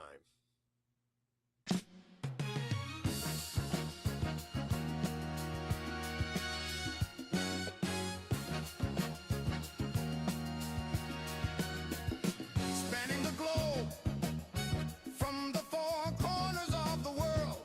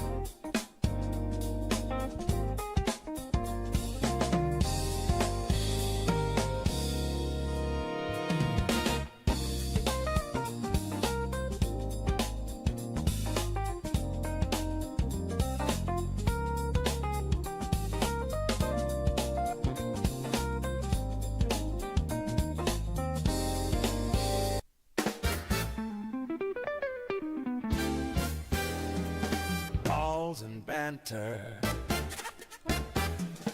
Balls and banter. No excuses, just win, win, win with your balls and banter. We got balls, we got pucks, we got sticks, we got everything in between. We got balls and banter. All right, folks, it's Thursday. Made it through the week. Damn glad to be here. Damn glad to be with all of you guys. Whole gang is here. Zach in studio. Tom, Nate joining from afar. Jonathan hitting the keys. How's everybody doing today, gentlemen? I'm a bit close up on you. How's that looking? Your nostrils look fantastic, let me just say. Let me make some adjustments here. Yes, everything has been well so far. I love it. That's great. Nate, how about yourself? I can't complain. Okay. I mean, I could, but it wouldn't do anything. Right. I mean, we've been told that it doesn't do anything, so I don't know why any of us do it. Zach, glad to have you back. Zach rocking, it reminds me, because he's rocking a Jacksonville Iceman, our minor league hockey team, or ECHL hockey team t-shirt here. That's going to be fun. Nate's going to make his first journey down to Jacksonville, see the studio, and we're going to see an Iceman game. We're logging. Has anyone been logging all the things that I keep saying we're going to do on the show? Like, we need an assistant who's just over in the corner. I need to get Shafi in here. That's all right. I'll stay on top of the Iceman stuff. Okay. I figured you would. Yep, I got it. I figured you would. I'm so excited to start with I feel like I'm a dwarf sitting next to Nate like this. Somebody get him the Apple box, the little booster. Booster, see, get him a phone book. And now I'm frozen. Yeah, you are. We'll cut to me and we'll figure it out. You'll unfreeze, just like General Zod did back in the day. So we're going to start with the hero that we needed. I know we talk about this girl all the time now. It seems like we have a crush, and it's because we do. So do you. So stop it. Stop the judging. But Sophie Cunningham has come out and the girl just keeps leveling up. She's had a great year off the bench.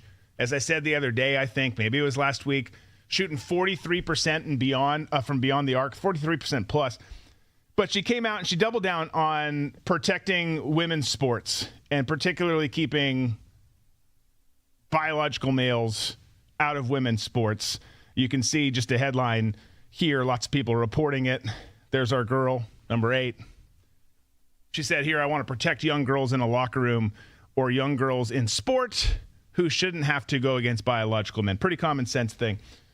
She then was asked by reporters, this is a long clip, we'll probably pull out of it early, Jonathan, but she was asked about, her comments. Does she stand by it? Any other comments on top of her comments? Take a listen to what she had to say. On that same vein, in that story with ESPN, you talked about wanting to protect young girls who shouldn't have to go against biological men. Just can you expand your viewpoint on that? I mean, I think I said what I said. I think it's kind of common sense.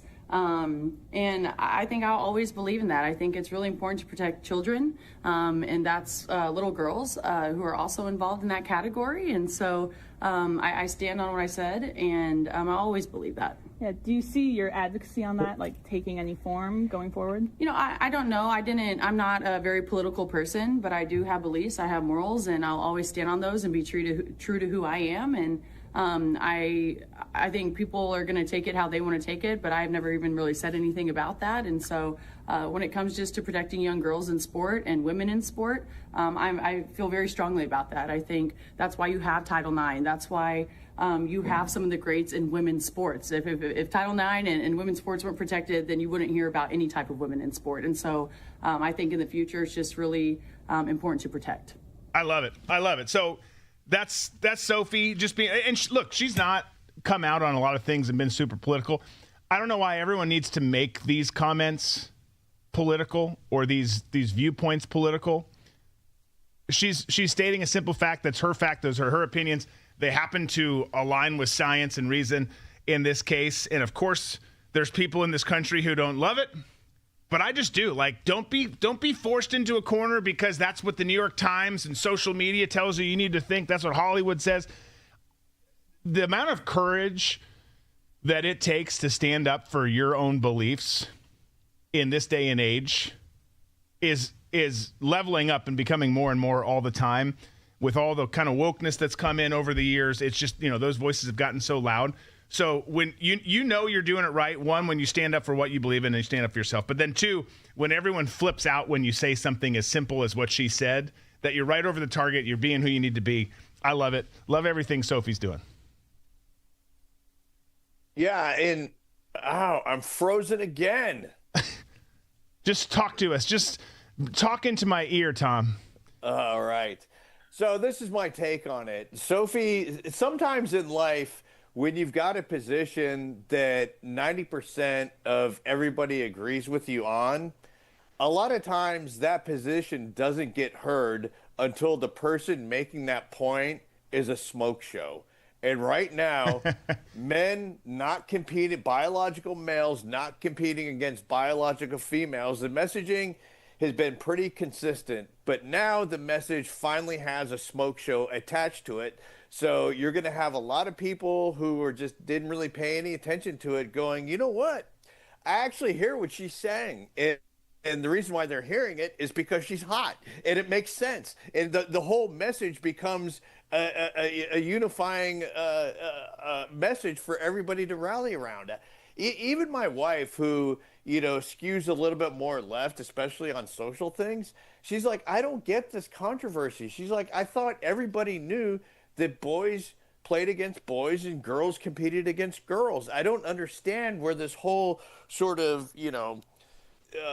conflagration has come where, to be supportive of women, you have to be supported of trans women. Which, if you're putting trans in front of woman, then you probably shouldn't be competing with women because it's the women's category. Which, it's not to say that you're transphobic. It's just saying that with yourself, you understand that there's a difference between bone density, muscle mass, and cardiovascular makeup between males and females. And the reason why they shouldn't compete is because men have a tremendous advantage. And that's the whole point, is just having fair play amongst competition. Yeah. Boys have a penis, girls have a vagina. That kid nailed it in Kindergarten Cop. Can you elaborate real quick on, was it conflagration? Yeah, that was a great word. I just made that up. Okay.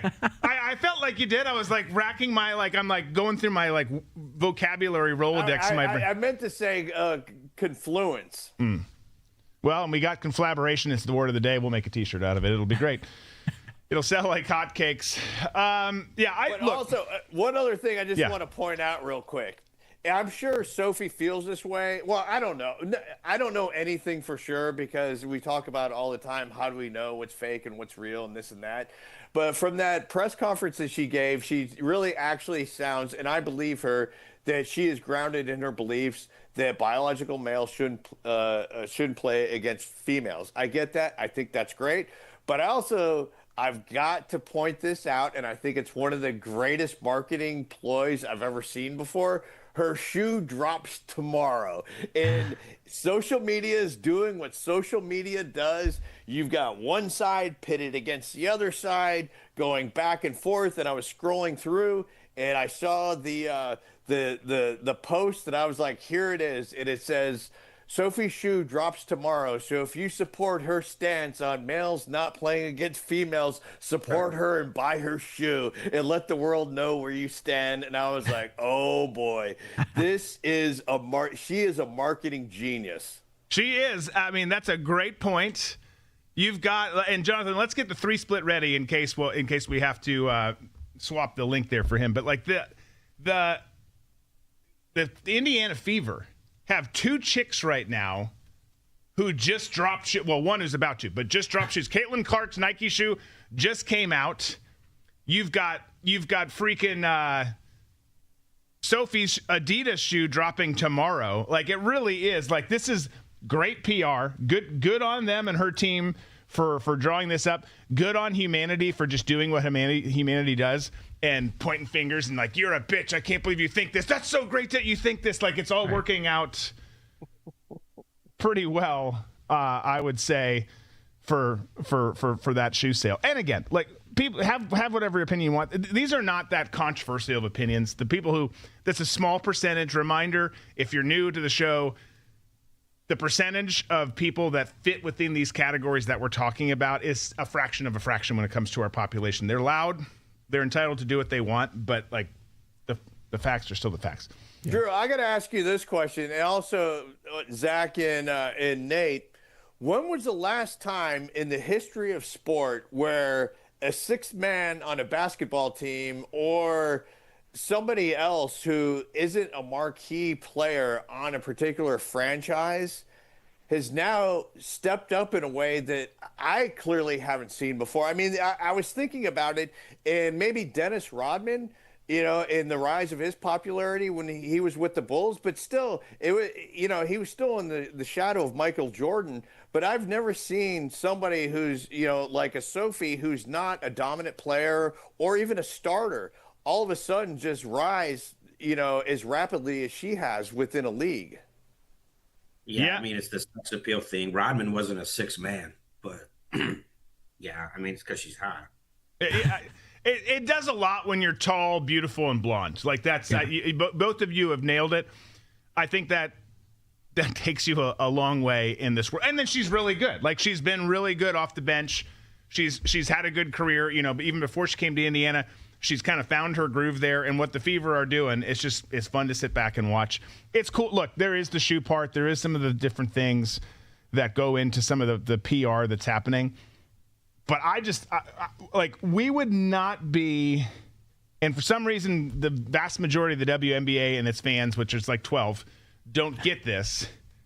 But we would not be talking about your damn league. We would have forgotten it existed if it weren't for the Indiana Fever and the women on the Indiana Fever. The only other person is Angel Reese, because she's just an absolute idiot most of the time and cannot even make a layup. Like, those are the only characters that we talk about. So everyone should be loving them. Well, and also, too, we've come to a point now where we've seen this weird, like, heel turn with Caitlin Clark. I mean, you have, you know, the Caitlin cultists who don't see what's going on with her and being an absolute crybaby. And I know all this, oh, she gets, you know, hit by other players and blah, blah, blah, and what would you do?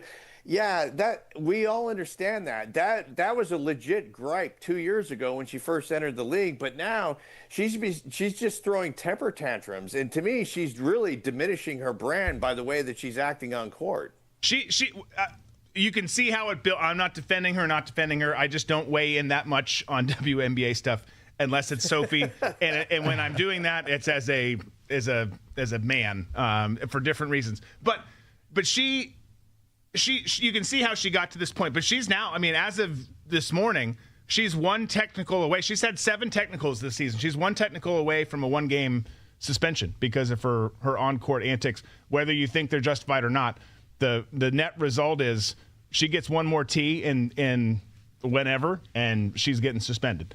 And that'll be interesting to see how the headlines and discussions shake out from that, which at this point seems inevitable, but we'll see.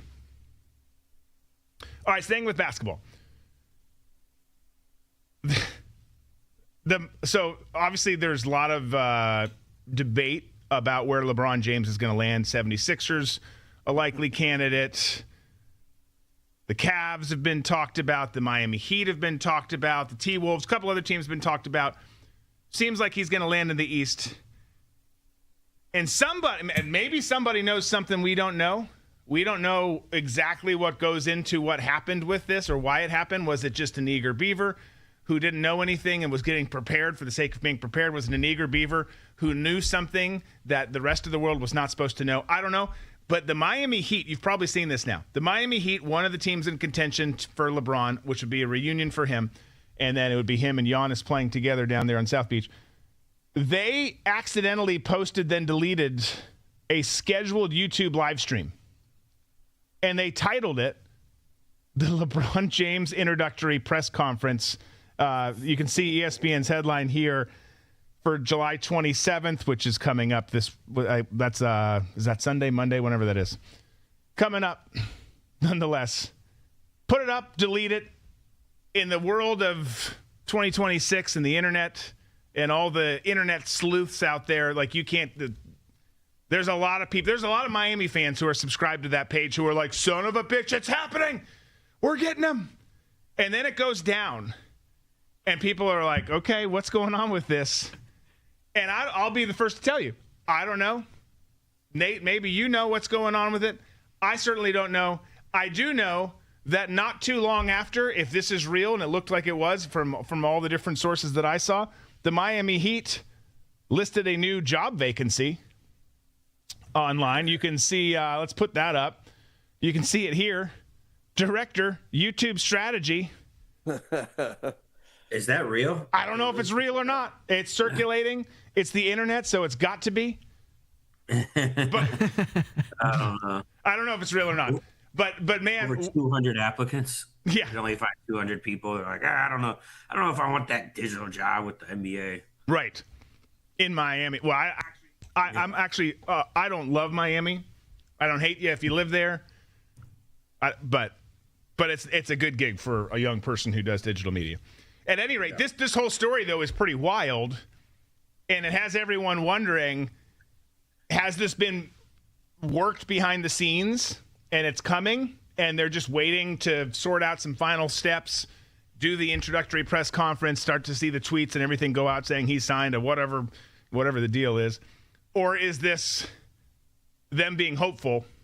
Someone being an idiot, or is it something even, totally different than that? Someone just, I don't know why you do that if you're in the Miami Heat organization, put it out there and just do it for shits and gigs. But it wasn't a great look, and we still don't know the answer. As of, it's been over 23 days, he's still a free agent. But we know that whether that job listing is real or not, it has not been a good week for the person who put out that YouTube link. Yeah, I don't think it's real. I mean, if you're trying to keep something that big under wraps, you don't tell the social media team. Right. Hey, don't tell anyone. Yeah, tell Caitlin, the 27-year-old, she'll keep it under wraps. Yeah, like who else knows? The janitors know. Hey, man, get this locker ready for LeBron, but don't tell anybody. Like, I think the date thing is the one that's a little weird. Like, why did they pick that date? But it literally could have been a new intern. They're showing how to set up the YouTube live streams. But it's also weird because it's like, how hard is it to set up a YouTube live stream that a week ahead of time? Like, I better get the wheels in motion for this. I don't want to wait till the last minute. Right. But I kind of believe it. Like, if you're trying to keep something under wraps, like, just have the whole organization prepare everything, but don't let it slip to anybody. No, I agree.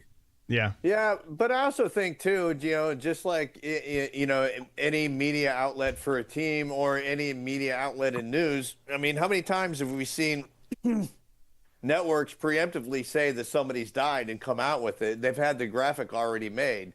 So if you have an inkling that something may happen, if there is a likelihood that LeBron could end up in Miami, I think, you would have to do the due diligence of a social media team having that graphic ready to go just in case of the event that it does happen. Yeah. There's no lag time in creating it. So, but the graphic, but not the stream necessarily.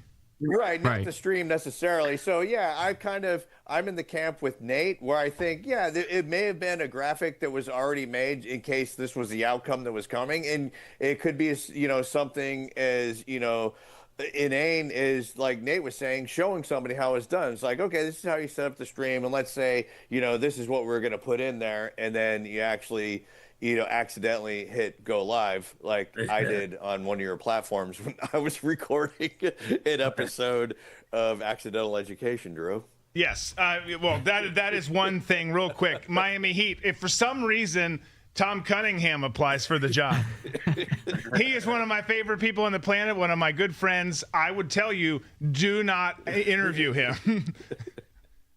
The social and the tech thing, that's not even really my thing either. But I don't know. Who knows what the hell happens with it? I would think that we're close though in getting an answer one way or the other on. I saw a bet yesterday too. I'm cutting myself off, but I saw a bet. Or not a bet, but the line, And I don't think it's going to be the case. I don't think the T-Wolves are going to get him. Again, I'm very conflicted on that. I think he ends up on one of the 3 teams in the East that are being floated and talked about. But it's plus 4,000. It's like, man, just slap a few bucks down on that. And then on the off chance that Ant and LaMelo Ball convince him to come there, that's a nice little, it pays for dinner out with the kids. I don't know. Make that back through. I know. I know. Here's the thing, though. Those are the bets that I make. Like, what if? What if? Well, go check the T-Wolves YouTube page and see if there's an unlisted video. Yeah. Or something. Is there a live stream coming up? Well, I don't know. We'll have to see. I don't think that's going to be the case either. But I get that. That's the dumbass in me. I get intrigued, and part of it's because I got lucky with the Penix bet. You know, him going to Atlanta and pick 8. Like, you bet that? I bet it, and I bet like a few bucks, and I made $1,000 on it. So it's like, okay, well, this is how I bet now. I bet on random ass shit, and most of the time it doesn't work, but when it does, it pays, baby. Dang, that's impressive. Well, I had heard just some sources were saying that even though they had just signed Cousins to that crazy ass deal, the typical type of deal that Cousins always gets out of people, which again, good for you, always getting the most money in the history of mankind. But then there had been reports that they might do it, and I was like, well, like, he's not the long-term guy. They do need a future guy. He's kind of a development project, albeit a good development project. So I was like, I'll just throw a few bones on it. I bet on some other stuff. It's like, I don't remember if it was $5, $10, whatever it was. I was like, I'll do it. Like, worst case, I'm gonna be sitting there drinking beers, and I get one less beer because I blew this bet, and it panned out. Never has panned out that way again, by the way. Okay, how it usually goes. That's pretty typical. That's actually why now my wife's like, you're not allowed to bet anymore. I'm like, okay. San Antonio's Victor Wembanyama, a.k.a. Wemby, has been, and this is no surprise to anyone, but we're just going to announce it because it's news. He is the NBA 2K27 cover athlete for the new video game that will be coming out. Obviously, the dude's a stud. Obviously, the dude just made a lot of money. Not because of this, made some money with this too, but made a lot of money with his 5-year contract extension. This big news for him, though. Young guy getting, that's every little boy's dream, to be on the cover of Madden or NBA 2K or whatever the game is, NHL, whatever. But well deserved. I mean, the only other person you maybe put on there is Jalen Brunson from this year, who led his team to the championship. He had a great year. I mean, obviously there's probably several people that would be good, but I think Wemby makes a whole lot of sense. Who, if it's not going to be Wemby, though, who do you go with, Nate? Gosh, I hadn't thought about that.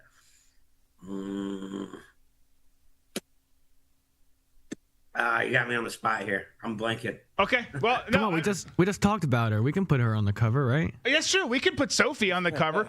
So there's 3. I believe there's a Wemby one, there's a WNBA player, and then there's a Derrick Rose version. The Derrick Rose one surprised me.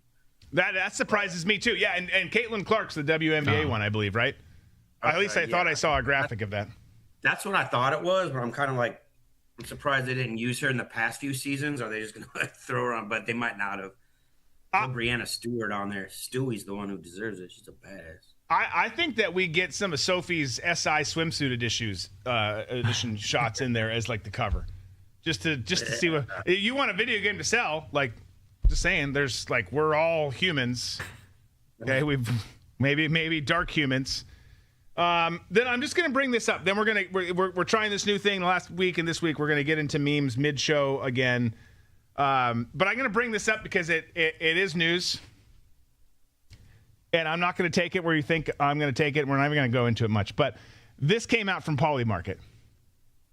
Breaking: Nancy Pelosi votes against House bill banning members of Congress from purchasing individual stocks. To which guys, shocker, right? Wow. Yeah. If anyone thought that she was going to be in favor of preventing herself and her colleagues from doing this, you're freaking bananas. And this is not really a political thing. People will take it that way. It's just not. But if you think that it's normal and okay, because everyone should be on board with preventing this from happening.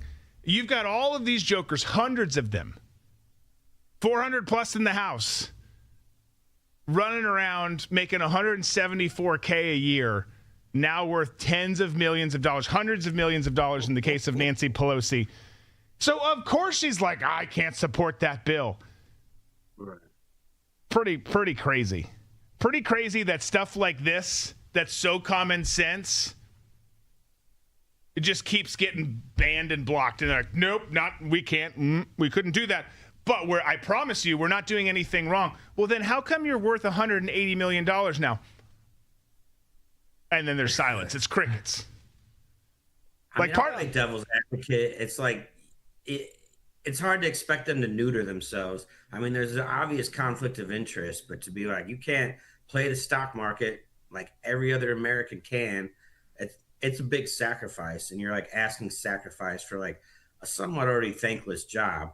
But also the only reason it's not thankless is because you get all these lobbyists and everything doing everything for you. You get the red carpet. So like, is it thankless? I don't know. But like, no, they're all like celebrities now. It's supposed to be. It's supposed to be thankless. Do your civil service, get paid an average wage and then be done and go back and do whatever. And I'm all for, by the way, like you serve, then go get a book deal. Go work on Fox or CNN or wherever you want to go. I'd stay away from MSNBC. It'll turn you gay. I promise. Like it takes 5 minutes and you're gay there. But go do that and go make your money afterwards.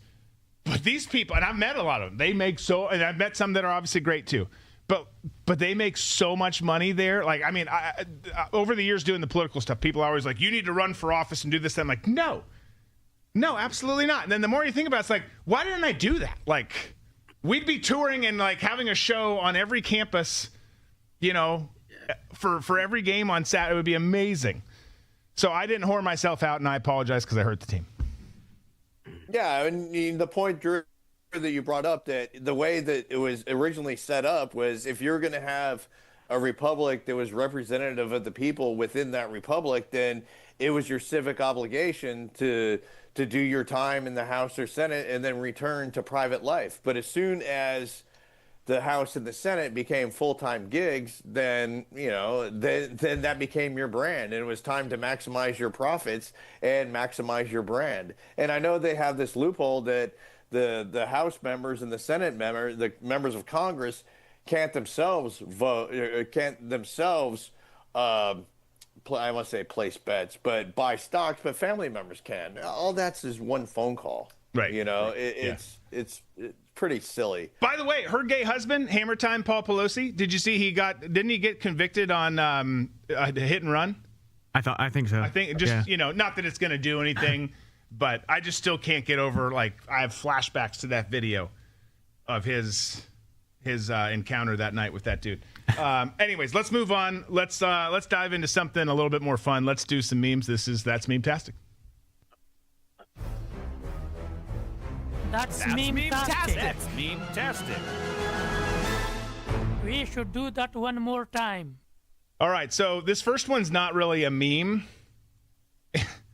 You've either seen this more times than you want to admit, or you haven't, and then you're going to start noticing it everywhere online. And maybe you're not. But if there's one person whose social audience went from obscure, like, I've got 16 friends who follow me, all this kind of stuff, to like blowing up over the weekend, over the last 24, 48 hours. It's not the weekend, this week, we'll say. It's this chick right here who, I'm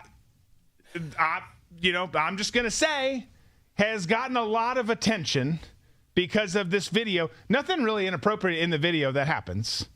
It's just this look and this turn. There's another little something that happens that you'll see in the video.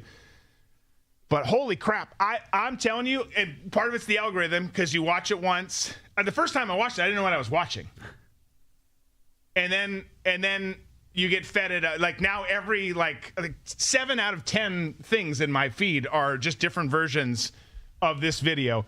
But this chick has grown quite substantially in her online presence this week. It'll be interesting to see what she does with it. She could go a very, very inappropriate direction, or she could use it for good. We will see what you do. I forget your name. I don't know it. But Tom, did you see how she got worked into the thumbnail today? Oh, yes. Yeah. And I'm telling you right now, and I've posted this on social media, it's that look right there that has cost me unbelievable amounts of cash, houses, cars, strained relationships, spoiled relationships, friendships that I will never get back. And pretty much every time that a chick has flashed that very same look in my direction, I always acted like I was making the best decision ever, but in retrospect, it has always been one of the worst decisions that I ever make, just based on that look. You weren't making the decision. Winston Wolfe was making the decision. Absolutely. That look has yes. That look has paralyzed me from retiring at the age of 45 to working until the time that I'm 80 now. Shit, I just help make it to 80.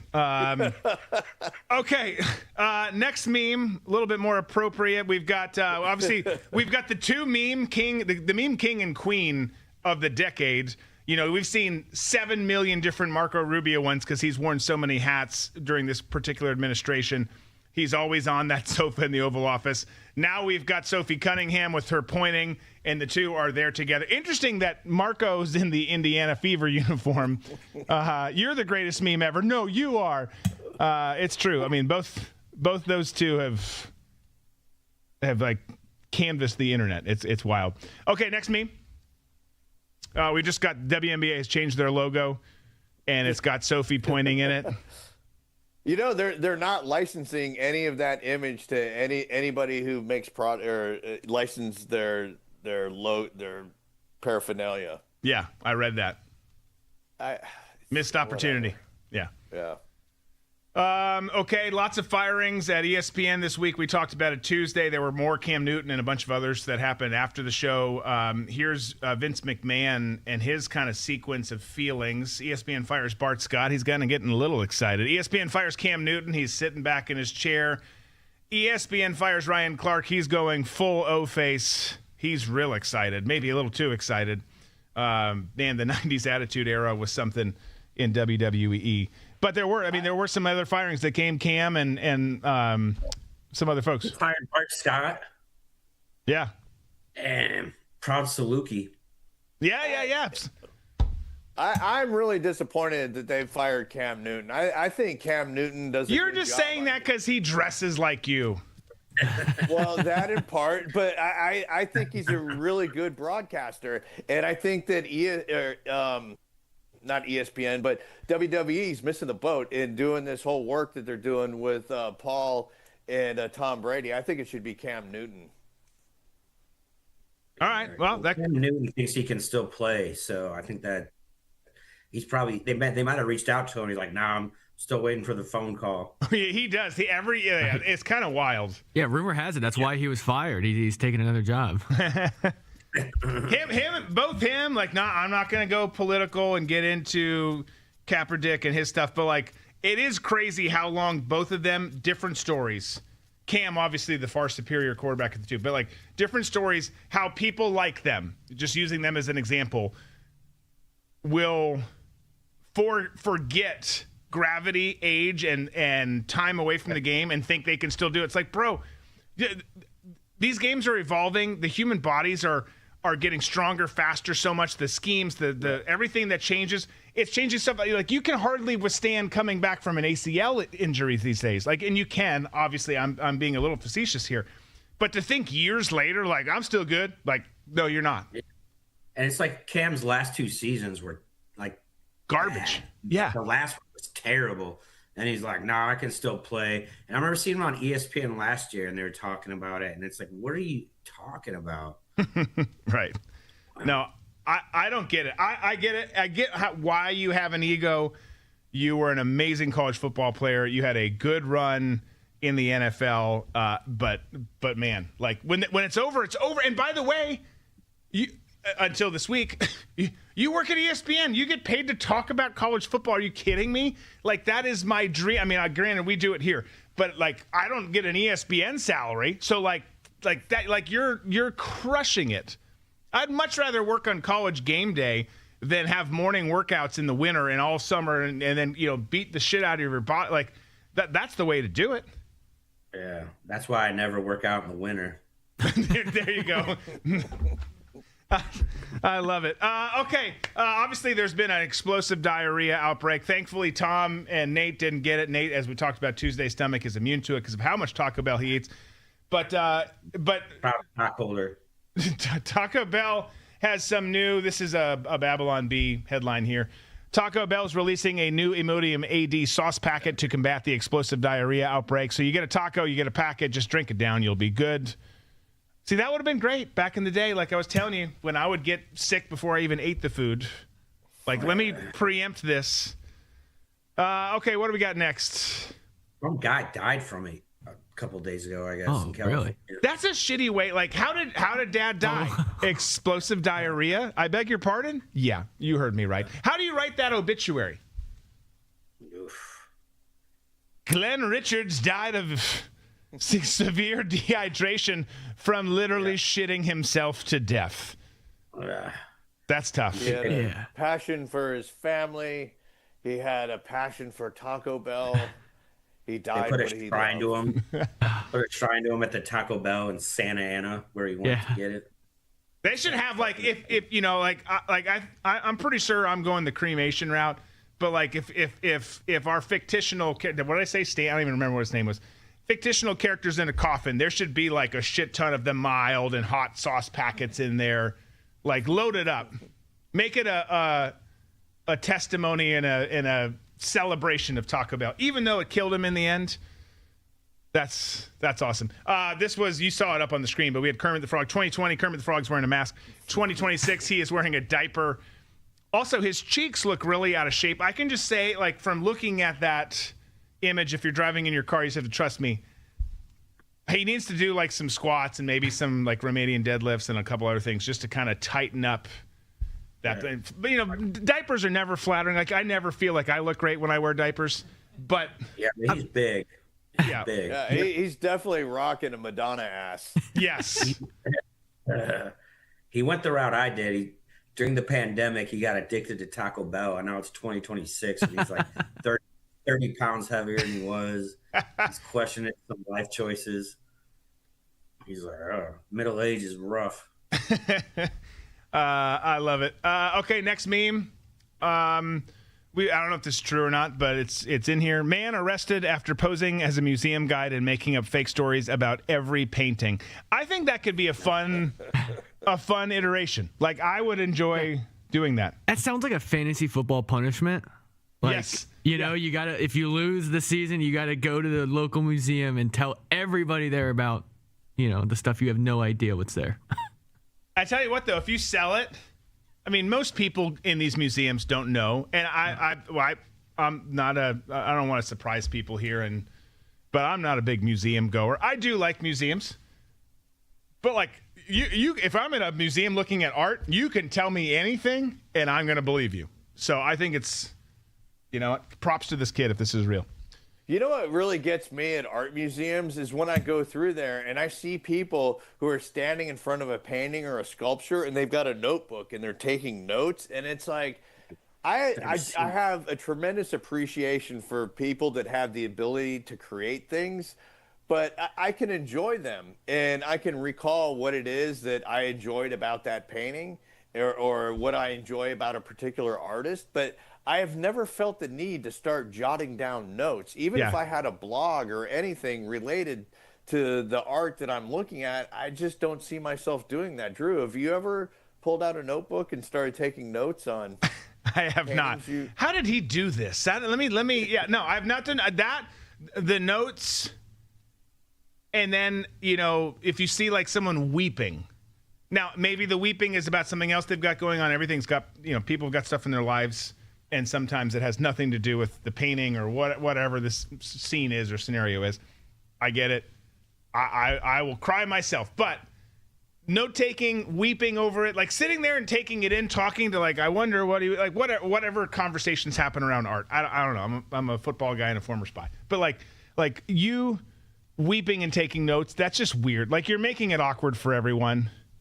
Like, at least if we're going to have that, like, we need like a food truck in the building, not outside. Like, drive that bitch right up in, and then we need a mobile bar. So then at least we can mock and be like, okay, let's see what looks like Janine over there has really lost her shit. I've never wept while looking at a work of art before. I mean, I've seen works of art. This one artist in particular, I can't remember what her name is, but the Podestas love her. And she was a victim of child sexual abuse. And so all of her artwork is about child sex abuse. To me, that would reduce me to tears if I was forced to look at something like that. Yeah. But anything else, you know, like the American Gothic, that wouldn't, you know, necessarily draw me to tears. There's been some Salvador Dali works that have kind of, you know, made my stomach feel a little upset, but they're just all kind of macabre and twisted, but nothing that would reduce me to like crying. Yeah, and I say that. Here's the thing. Well, absolutely.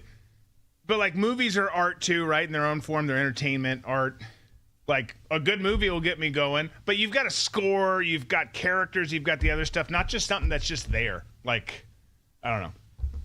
Anyways, we talked way more about art than I thought we would here. Let's go to the next one. This is Ryan Clark, who's looking for a new job here after the ESPN firings this week. He's holding a sign, "Will race bait for money," and he will, and he'll do it well. That is, again, he had some great analysis at points.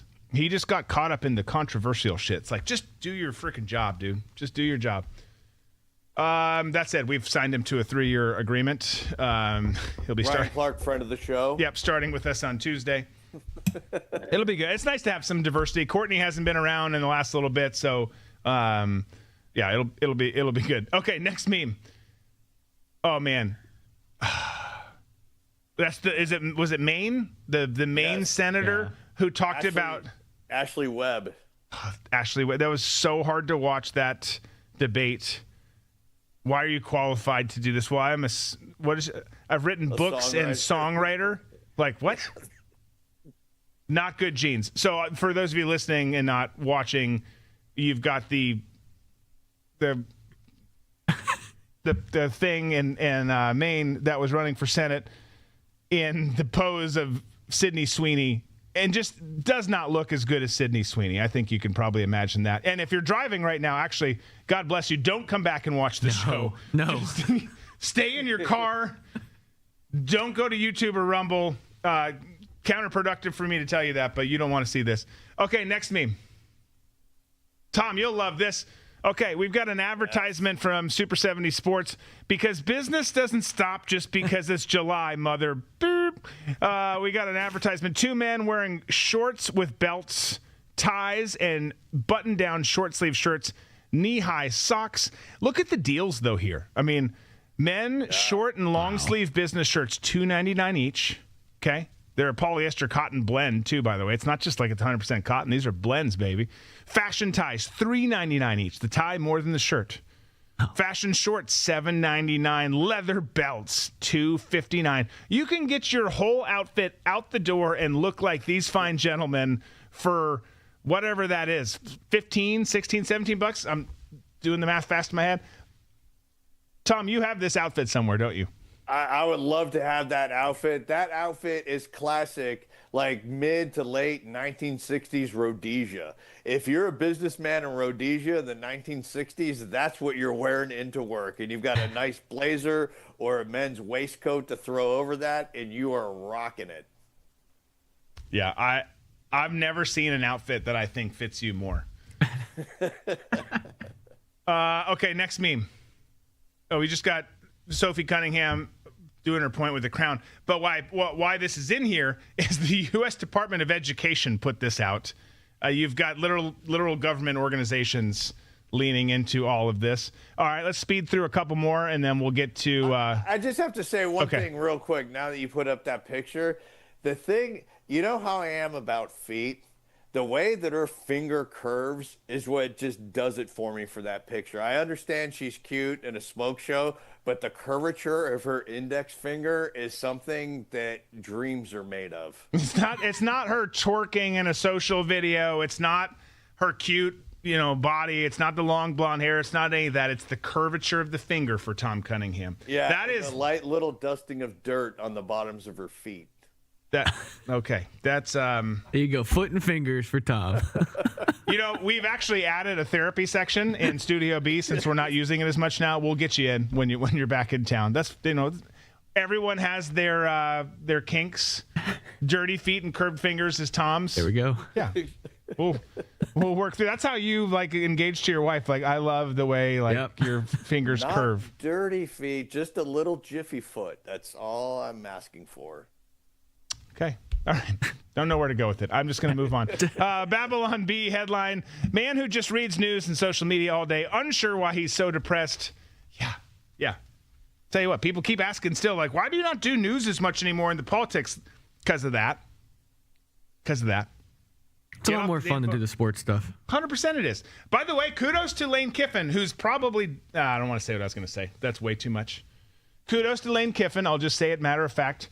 Has deleted all of his social media apps because his son Knox challenged him to do it. He did it. He mentioned it at Media Day. Obviously he's the college football villain, but man, taking a break from social media, taking a break from news politics. Is that because he got all the phone numbers he needs from that training camp they did? Probably from the camp, the women's camp. Yeah. Doesn't need socials anymore. It's not hard. I rarely use it. Don't delete your accounts. Just delete it off your phone. Within 2 days, you'll get used to not having it. And you'll be like, wow, the world's not a bad place, actually. It's actually the most amazing time to be alive in the world. Yeah, I agree. Take that shit out of play. Just take it off your phone. One of my old publicists reached out today, not long before the show, and was like, hey, brother, can you come on Newsmax and talk about this story? They want a former agency type guy to do it. I was like, no. I said, well, one, I couldn't at the time that he was asking. I never want to anymore anyways. I just don't get a kick out of it. But I was like, bro, I don't even really watch the news, man. I can't go on and talk about some of the stories you want me to. I can on the level that they do on these news channels. You get 2 to 3 minutes. You don't even get into anything. It's I'm not doing it. And it feels fantastic. Really, really good. I think the next time you get a call like that, say, I would love to talk about that, but what I'd really like to talk about is my new passion, because I'm in the midst of writing Mike Leach the musical. Yes. What are we calling it, The Pirate, or what are we calling it? Are we calling it Mike Leach the musical? Well, we could call it The Pirate and then Mike Leach the musical. Let's get to it. Let's get to work on that, baby. I love that project. Who do we get to play the part? Oh, Mandy Patinkin is Mike Leach. Who's that? Why am I blanking on who that is? Yeah, he's a famous Broadway guy. He was also in one of the CSI franchises. Okay. All right. Is this our last meme before? No. We got 2 more. Okay, so this is just a tweet. Don't know who this guy is. Mike Bales says, I was offered sex today by a 26-year-old woman. In exchange, I was supposed to advertise some kind of bathroom cleaner on my ex profile. Of course, I declined because of my strong morals and willpower, which is just as strong as Ajax, the super strong bathroom cleaner, now available scented, lemon, or vanilla. Okay, seems like he lost that battle. And then the last one, this will piss some people off. This will make some people laugh. Don't care, whatever. Everyone has these movie buckets now. Like I was telling you, I went to... Can we zoom in on that, Jonathan? Went to He-Man, and they had the Castle Grayskull, popcorn box, which was badass, and I still kind of regret not getting. By the way, that's streaming on Prime now. But this is for the Odyssey. This is cruel. The official Elliot Page Odyssey popcorn bucket. Oh, God. And it shows a flat-chested, Elliot Page, and then the popcorn's inside. I would have trouble eating out of that. I'm just going to say, first of all, that's a big thing to have in your lap. That's just a little too much. But lots of Lots of craziness there. And plus, you'd have to buy an extra ticket, and Right. That's what I. there's a lot involved. There's a lot involved. Okay, how about some good news rather than talking about removing your breasts and then eating popcorn out of a fake human's chest? Anyone who just joined is like, I'm out of here. This is too weird. This is great news. We've talked about this before. It's been like percolating and been a thing that's coming. But let me finish my thought. Tom Cruise, Days of Thunder 2 is happening. They're talking about getting production going in 2027. You can see him there in his freaking badass mellow yellow racing suit. It just reads Day of Thunder 2 is moving forward with Tom Cruise returning to star. Filming is eyeing to begin in early 2027. Not sure. It has not said. I've not seen at least whether Nicole is back in it. So I'm pumped about this. This is I love this freaking movie. It was awesome. Tom Cruise rarely touches things that fail. By the way, it's crazy to see the new, what's the new movie called? Digger? That's coming out with him. The previews are out. And they've made him a 65-year-old like wealthy dude, and like made him age so much with all the makeup and stuff. He's 64 and he looks younger than everyone on the show. Maybe not Zach, but literally he looks younger than all of us. Probably Zach too. Like the dude ages like an angel. But this is going to be badass. Here's my question: how do you? They'll do a great job. It'll be great. How do you replace Robert Duvall? Because you can't he was such a huge character. You know, you can CGI a scene or two or whatever. You can't put someone that critical back in. You can't CGI that much content. No, and I got the perfect person. I talked about him last week, Stephen Root. Stephen Root, I'm telling you, is made for that role. He would take that role, and he would come up with a character that'll be just as memorable as the Robert Duvall character. You are big on Stephen Root right now. Big on Stephen Root and Sophie's Dirty Feet. Those are the things that get Tom going right now. I ride the root for Stephen Root. Beautiful. Beautiful. We never said it was a family show. Some NHL news. Really just Blackhawks. Let's just call it some Blackhawks news. Because Connor Bedard, they're young. He's like 14 years old. They've re-signed him. You can see the deal here. 5 year, $75 million contract extension. So great young player. The Blackhawks have struggled since he came there, not because of him, just because of some of the other moves, just because of how they've kind of done things. But he's a great player to re-sign. And then they've added an old sage to go along with him, someone very familiar to the Chicago Blackhawk fan base. Patrick Kane returning to the Blackhawks on a 2-year deal. So the veteran, he played in Detroit last year, 67 games played last season, 16 goals, 41 assists. What's that, 57 points? You know, pretty good year, played for your team. Yeah. So you're losing a veteran standout. The Blackhawks getting one of their stars back, likely to retire there. What do you make of this? Yeah, I mean, he's on the back half of his career. Obviously, not many years left. He wins a couple cups with Chicago. Gets to go back, have his reunion. I think that'll be awesome. Sucks for the Red Wings. We lose that veteran presence. He's a very skilled guy still, but it's gonna be really good for Chicago and definitely Bedard having that kind of guy in the locker room is really going to propel that organization for sure. I would think so. Yeah. Nate, what do you think of this? Oh, I love it, baby. Yeah, I mean, you got to sign Connor, number one pick, future of the team. Yeah. They're doing great things. You bring Patrick Kane back. He didn't have a bad season last year at all. That was good. So you get him on that deal, not a lot of pressure on him. Things are looking up, baby. Yeah, I think so too. And both of you said it. This isn't hey, we expect Patrick Kane to be the Patrick Kane from a decade ago. This is right. We expect him to be good and be a mentor to Connor, who's an absolute stud. Is he drinking age now? He was 18 when he got there, right? I think he's just about there. He's a young tot, very talented. You put people around like that so he can learn from, keep getting better. You obviously don't let him go, like Nate said. So this is good. And I was telling Zach, who's a diehard Red Wings fan. I'm a diehard Wild fan. off camera before the show, like I want the Blackhawks to be. I like it when the Chicago Blackhawks are good. Like, I think it's good for the NHL. It's like college football. It's good when Notre Dame is good. You don't have to love Notre Dame or be a Fighting Irish fan. College football is better when Notre Dame is good. And you can fill in the blank. I just use Notre Dame as an example. But I think it's great when the Blackhawks are good.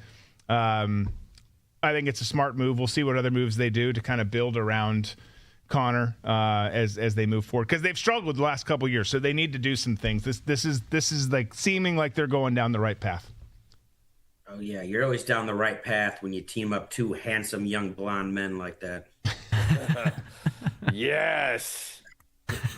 I love it. Okay, Carolina Panthers, Arizona Cardinals reported to camp yesterday.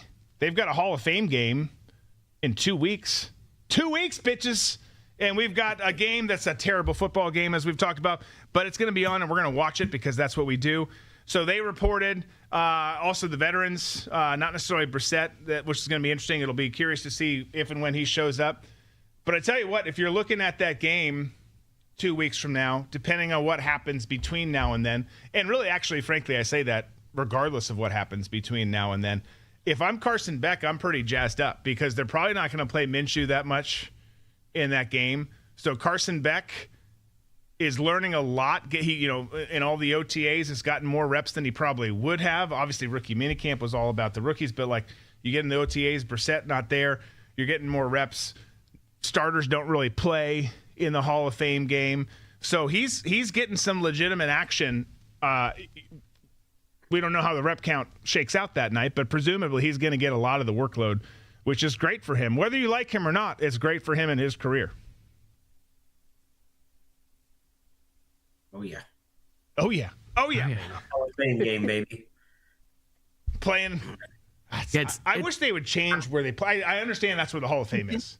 So you're kind of locked in. It's like he's so old. It's like if he was good, he would have been drafted earlier, and he wouldn't have bounced to like 4 different colleges. Like, you root for the guy, but I'm not holding my breath. See, and I really don't root for him. Like, I don't root against him. I think he's got a very punchable face. You spend all this money on Lamborghinis. You're dating one of the Cavender twins. Obviously that makes sense. Like, I'm not judging you there. Like, they're cute young ladies. But I agree. Like, he's not as easy to get behind. He's not like for the opposite example is Fernando, who's a great young man, easier to get behind. But you could find some people in between who's like, I just want to see this kid do well. There's a lot of people who don't want to see Carson do well. I know one locally here who works with him who definitely does. But he should. But yeah, I don't know. We'll see. But people are reporting. He's kind of the candy corn of football, where it's like, yeah, it's okay, but it's not, a Sour Patch Kid. I like candy corn. I was about to say, I actually love candy corn too. I don't like the ones that work the brown end. Like, you need to slowly roll a little bit. The Indian corn, whatever they call it. What do they call it? What's the one with the brown? Yeah, I don't know. They probably don't call it Indian corn anymore. That's for damn sure. But that I don't. Knockoff candy corn. Yeah. But I think candy corn's really good. By the way, since we finished quarterback season 3, like I've blabbed about too much, and I'll shut up. But we went back and started watching Receiver with the kids because they hadn't seen that one. And Justin Jefferson, I had forgotten about this. You've got this.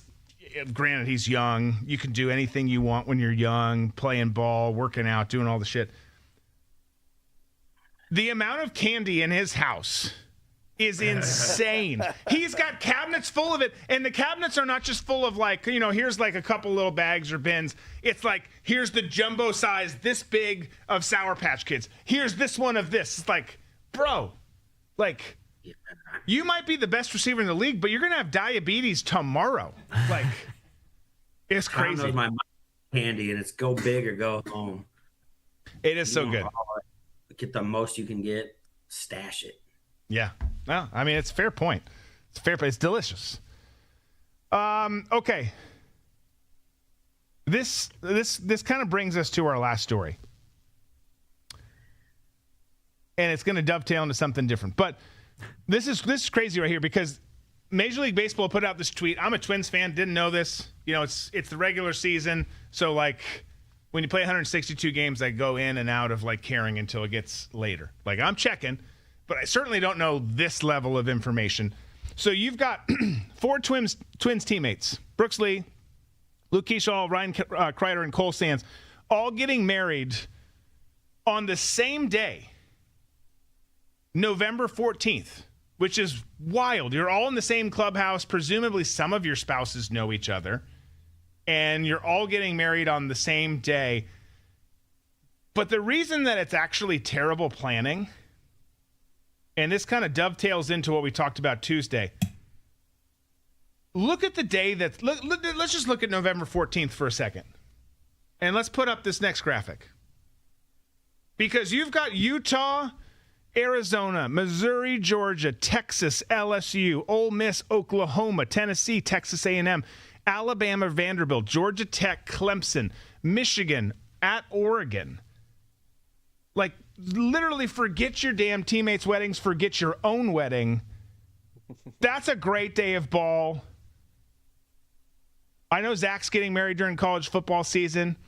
We will give him a pass. But you don't get married during football season, and 4 Twins players in the same locker room, you pick the same day, and you all did it on a college football Saturday that looks like this. That's a hell of a day. I mean, we talked about how good November 7th looked on Tuesday, and here we are a week later, looking a week further into the schedule because of the Twins players' dumbass wedding plans, and we've got a day that rivals last week's. I mean, that's a keep that graphic up. That's an amazing slate of football right there. Yeah, but see, it works out perfect because you tell each one of them that you're going to the other one's wedding, and then you just go to the bar and watch football. Yeah, that's true. That's a good point. And you convince your wife we're eloping. We'll do it later. We can go to the courthouse if you want, or we can bring the pastor to the bar. But like you don't want to miss this day. And there's something for everyone. You can be a Big 12 guy. You can be an SEC guy. You can be an ACC guy, Big 10 guy. There's people I know Pat Narduzzi's not going to watch the Michigan-Oregon game because he thinks the Big 10's not as good as the ACC. But this is a good slate of football right here. And it's crazy, by the way, even though we don't know how things are going to be post Diego Pavia. We don't know if Jared Curtis is the guy or which. They've got 3 guys competing in Nashville for the Vandy job. But it still blows my mind that we're at the point where we're talking about that Alabama Vandy game could be really good. That's weird. Yeah, I don't think I've ever said that before.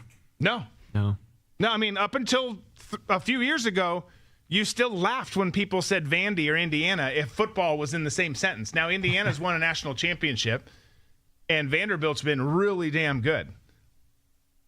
Yeah, I think it's pretty wild. Speaking of, last thing, and then we'll get out of here. This came in right before. He's kind of said something like this. I should say who it is. Nick Saban made a statement that I saw come through right before the show, and he's made some statements like this before. But, you've got SEC media days going on. All the different conference media days are either happening or happened. And he said, I think the only reason people are talking about this is we've dominated for so long, we meaning the SEC, and we're so good, everybody makes a big deal. Out of being able to beat us. That doesn't mean they're better than us. Doesn't mean that that's just because you win the championship that you have a better conference. It just means you have one better team. That comment actually is not the comment I meant to read. But he came out and talked about how the Big Ten is the premier conference over the SEC right now, which really shits in the face of what Narduzzi said the other day, saying the ACC is better than the Big Ten. But when you've got Nick Saban agreeing, and he's added context in the past statements about this, about how there's great donors, great money flowing, obviously not shitting on the programs. There's outstanding. Michigan's the winningest program ever. Ohio State's been great. Penn State, Oregon, USC. There's lots of great teams there, even though the SEC is amazing. But it's really come down to how the boosters, how the collectives have done in building up their NIL resources. Just worth saying. I'm not saying it as a Big Ten homer. I'm just saying Nick Saban is saying that the Big Ten has reached this point, and that's a big deal for him to say that because he's obviously a deep SEC guy with his time both at LSU and at Alabama. Yeah, I don't know. Born and raised in Florida, I drink the Kool-Aid. SECs will always be the greatest conference in my head forever. That's definitely Kool-Aid, though. Oh, it's definitely Kool-Aid. It's definitely Kool-Aid. Yeah. And they're freaking amazing. Yeah. That's an awesome conference. Yeah, But, it's definitely the Kool-Aid. But look, I mean, what else am I supposed to say? yeah, I mean, you look at the last few national championships, but yeah, No, you can't look at that. You can't look at that, Drew. Yeah, that's fair. But I think it's interesting. I mean, he makes a point. Like right now, Big Ten programs, and it's not to say that SEC programs aren't spending. Everyone's spending a shit ton of money. It's crazy. You should see how much money I'm spending on East Carolina in my dynasty in college football. It's wild. It's going pretty well. But everyone's spending money. The Big Ten's just spending a lot of money, and it's showing. Yeah, baby. Drew, real quick. I figured out who I would have instead of Wemby if he wasn't on the cover. Okay, it's gonna be Cade. It's gonna be Cade Cunningham. He had an amazing season, and the Pistons finished 1 in the East. He was in the MVP talks. Great season.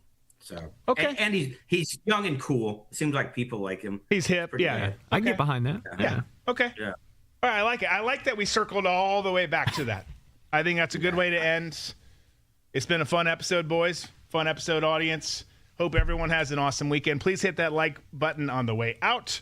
You got golf. You got all sorts of things happening this weekend. It's starting to quiet down a little bit without the World Cup. But you still have golf. You still got NASCAR. You got some other things going, baseball. So enjoy it all.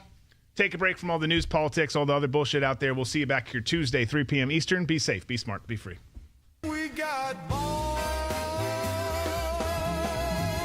and banter.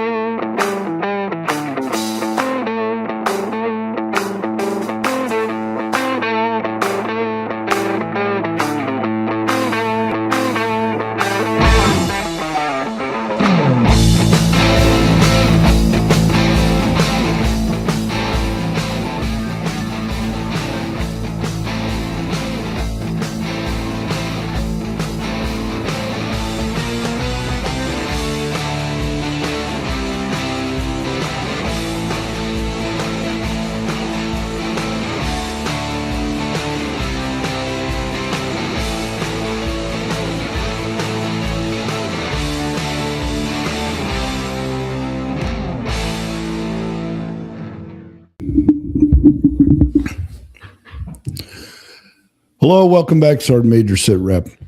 Okay, today going to be a little dicey. I'm going to cover a couple of things, but I'm sure by the end of the day I'll be called a racist and a Native American hater, whatever. But we're going to lay this out here because the mainstream media, obviously, I've said it many times, the mainstream media is a failed media organization, but it is a very effective propaganda organization for the Democrat Party. Numerous reasons why. We can see it in the public. I don't have to go through all of them. But the recent epiphany from the New Jersey governor that there's illegals on the voter rolls, how many times have I put that on this program? Just last week, we did the same thing. I put on this program the information from Arizona. A couple weeks prior, all the way back to 2023, I've been saying there is illegals, non-qualified registrants. The voter rolls are garbage. Now, I'm not going to get deep into it today because I'm going to do a whole episode on it, and I've shared some stuff with ODNI, Gateway Pundit, and some other outlets to do a better news story on it, the actual factual data that I can release. But the common denominator is we use the same programs. We send everything to Eric in the cloud, and we just expect that everything's going to work. And I saw Governor Sherrill in New Jersey say, well, it was a software glitch. It's funny. I posted the video last week of my Arizona glitch results, and it's always a glitch. But not getting into all that today, but I'm asking one question alone. These glitches, these software anomalies, these bugs, these issues, these incidents, how many times do they benefit the Republican Party? Have you heard that in the media? Absolutely not. You're not going to hear it because they don't want you to know that these things happen, and it's always in favor of the left. So we're going to have more on that, and it's going to be probably, I'd say give me a week, maybe 2 weeks, and it's probably going to be an hour-long episode with some pretty intense graphics and the receipts, putting all the receipts on here. I'm gonna let Gateway Pundit run with it. If they finish before I do, we will post their work on here as well. So what I'm going to get into today is the phony fake media. Now that the primaries are over in Arizona, and it's going to be Andy Biggs, as we knew, nobody knew what Schweikert was doing. He just getting in there, making some campaign finance funds, building his little pack up and supporting the McCainites. But he's gone now. 70 plus % of the vote went to Andy Biggs, which no surprise, no secret in Arizona. So it's going to be Biggs versus Hobbs. Hobbs has been an absolute disaster in Arizona. Disaster. And I'm going to walk you through this and explain why the Democrats should not be reasoned with. They should not be consulted. They should not be bargained with. And we definitely should not be working with them. This bipartisan, all that is gone. Now that the communists have infiltrated the Democrat Party, that's over. We can no longer negotiate with them. We have to have numbers. We have to beat them at the crooked ballot box. The only way to do that is in numbers. Arizona, the magic number is 4%. We get a 4% greater turnout than we had last time. They can't beat the cheat. Even with the duplicates, even with the illegals, we win. So with that being said, we need to get as many Republicans, real Republicans, not these rhinos, not these Thune type of idiots, but real Republicans that will support the Constitution and the conservative agenda. And here's why it's important. So in 2018, Governor Hobbs, then Senator Katie Hobbs, was the Senate Democrat leader. And she was pushing a bill, Senate Bill 1465, and it was dying, and it was, I've done the research on the bill. So this bill passed out of both chambers, almost 100% bipartisan support. And you would ask, well, why? Well, a dope deal between Republicans and Democrats and the tribal leaders that are elected to the Arizona House and Senate to give them something so they would sign on a budget. So the Democrats get their win. Republicans acquiesce on something that should have been a good program. But here's why none of these things are. And I'll tell you what it is. Senate Bill 1465 was the sober living home certification. It sounds good, like we're going to certify sober living homes and make sure they're doing the right things, and it's going to be great. We're going to get all these Indians off the booze and off the drugs and make them a part of the workforce. Yeah, I just did that. I just rolled my eyes. That means I'm racist. But here's the real deal. What these bills do is outside of the Constitution. Nowhere in the United States or the Arizona Constitution does it grant and authorize the redistribution of wealth and welfare and free medical. None of that is in the Constitution. So when we start skirting the edges of what would be constitutionally legal, we start creating these areas of influence for outsiders. So I know that's kind of convoluted, so let me clean it up. So what they did, Hobbs and the Democrats, at this point, to get the votes on the budget, the Republicans acquiesce, and they created the sober living licensing and referral system. Okay, sounds good. We're going to get people off the booze and the fentanyl and the meth. But what they did is they created a legitimate and publicly supported sober living behavioral health marketplace, another marketplace in healthcare that is not constitutionally correct. And they say it's cleaning the system up because it claims verification, ownership, transparency, patient tracking, physical inspections, all the shenanigans that we see are bullshit with the Leering centers and all the other nonsense. So that's what this bill did, is establish some guidelines, but in doing so, it put the framework for a marketplace.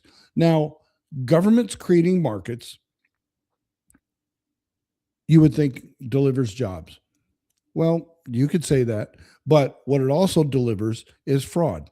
And in more and more cases, we see the fraud. And that's you folks know that watch this show, you watch me rant. That's basically my thing. I go after the fraud, the waste, the abuse. I was the Doge before the Doge, and I've been attacking a lot of different things in Arizona. Access and DES was one of them. I've focused on elections because that's that was my assignment as chairman. But this got reported in the news a little bit, and our attorney general, the ever so lovely Chris Mays, she made a press conference statement. Well, I've arrested and I've prosecuted. She didn't do shit. This was a federal government, Homeland Security, Department of Justice led operation that a whistleblower reported the fraud. Access had to report the fraud because it was reported to them. The federal government came in, took over. Yes, the attorney general prosecuted a few state cases, but the federal government is one that did the heavy lifting, did all the work, and she tried to stand by and take the glory. And, just another fake Democrat. She don't know what she's doing. And gets out there on the podium, well, we did this and we did that. She didn't really do anything. If you look up the cases, these are all federal cases. I'll post one on here. Matter of fact, when we get there, I will put I'll put some mug shots and a federal case number on there, so you can look and see that it wasn't the state of Arizona doing the prosecution. I always bring the receipts. So the sober living scandal, what it did is it organized basically a brokership. Think of real estate, where you have a broker that has a bunch of agents that sell a product. So it kind of sounds like a money laundering system. Unlike in real estate, you actually get a product. You buy a home, the broker's making some money, the realtor's making some money, the other side's making some money, the seller's making some money. But in this case, the broker that's making the money isn't delivering a product or a service, but he's billing for it, and they're billing Medicaid, Medicare, access, and it was a $2.8 billion fraud scheme just in Arizona. Now, we're looking at the end of this thing is going to be closer to $3.1 billion. Yes, billion with a B of our tax dollars being wasted away. Now, so far in this, as of May this year, 140 individuals have been indicted, 41 convicted, only $139 million recovered out of $2 billion. Where is the rest of the money? 92% of these things are closed down. So the federal government came in under the Trump administration and cleaned house. Now, here's how the criminal mode operated. So you have a recruiter and brokers and van drivers, and they would approach people on tribal lands and homeless encampments, hospitals, detox, on the street, and they were promised treatment, housing, food, employment, and recovery assistance. But what really happened, these folks were picked up and they were transported to a location, and they were basically locked in there and not receiving any care or treatment. But people were billing millions and millions of dollars for the treatment on this. Now, there was human trafficking, there was rape, there was abuse, there were several murders. And this went undetected for quite some time. Now, the cases involved businesses that employed various brokers, had buildings. Some were just basically converted hotel rooms, some were shacks, some had no physical location. None. But they were billing, and they said they had patients, and they had patient data. But what stands out most of all, in Minnesota, you had the Somalis. Ohio, you had the Somalis. Nevada, you had the Africans. Here in Arizona, where I guess we're all inclusive, we had the variety of people. And we'll post some of those, but here's some of the victims. Jeffrey Husito, 43, Zuni Peblo, died in Glendale at a sober living home. His family reported he's gone, and they've been moving him from facility to facility, and they couldn't find him. They were still billing for him after he died. Fernando Largo, 32, Carson Leslie, 44. They were named in the wrongful death case. Now, how is this not murder? I don't know. Wrongful death and their treatment people. Yeah. Oh, okay. It's a mess. So the Access hotline, their own numbers from Access was 34,977 hotline calls. 11,000 members of those 34,000 were promised some kind of service. 4,100 people were provided temporary hotel lodging. 125 of them received transportation out of state. So I just call Access and I say, yeah, I'm a Native American and I'm drunk all the time and I just need to get somewhere. Can I get a bus ticket? And taxpayers pay for it. Now, I'm not beating up too bad on Native Americans, because if you're white, black, whatever, you can do the same thing. That's what I was talking about at the original opening of the program. This is a redistribution program of taking taxpayer dollars and, quote, giving it to humanitarian causes. I mean, we are the richest country in the world. We can afford to take care of our downtrodden people, but is that the role of government? Do we write bills to create a marketplace for this to happen? Absolutely not. I got beat up this year from one of my seatmates' bills, wrote a bill forcing insurance companies to pay for breast cancer screenings. They got to pay for it.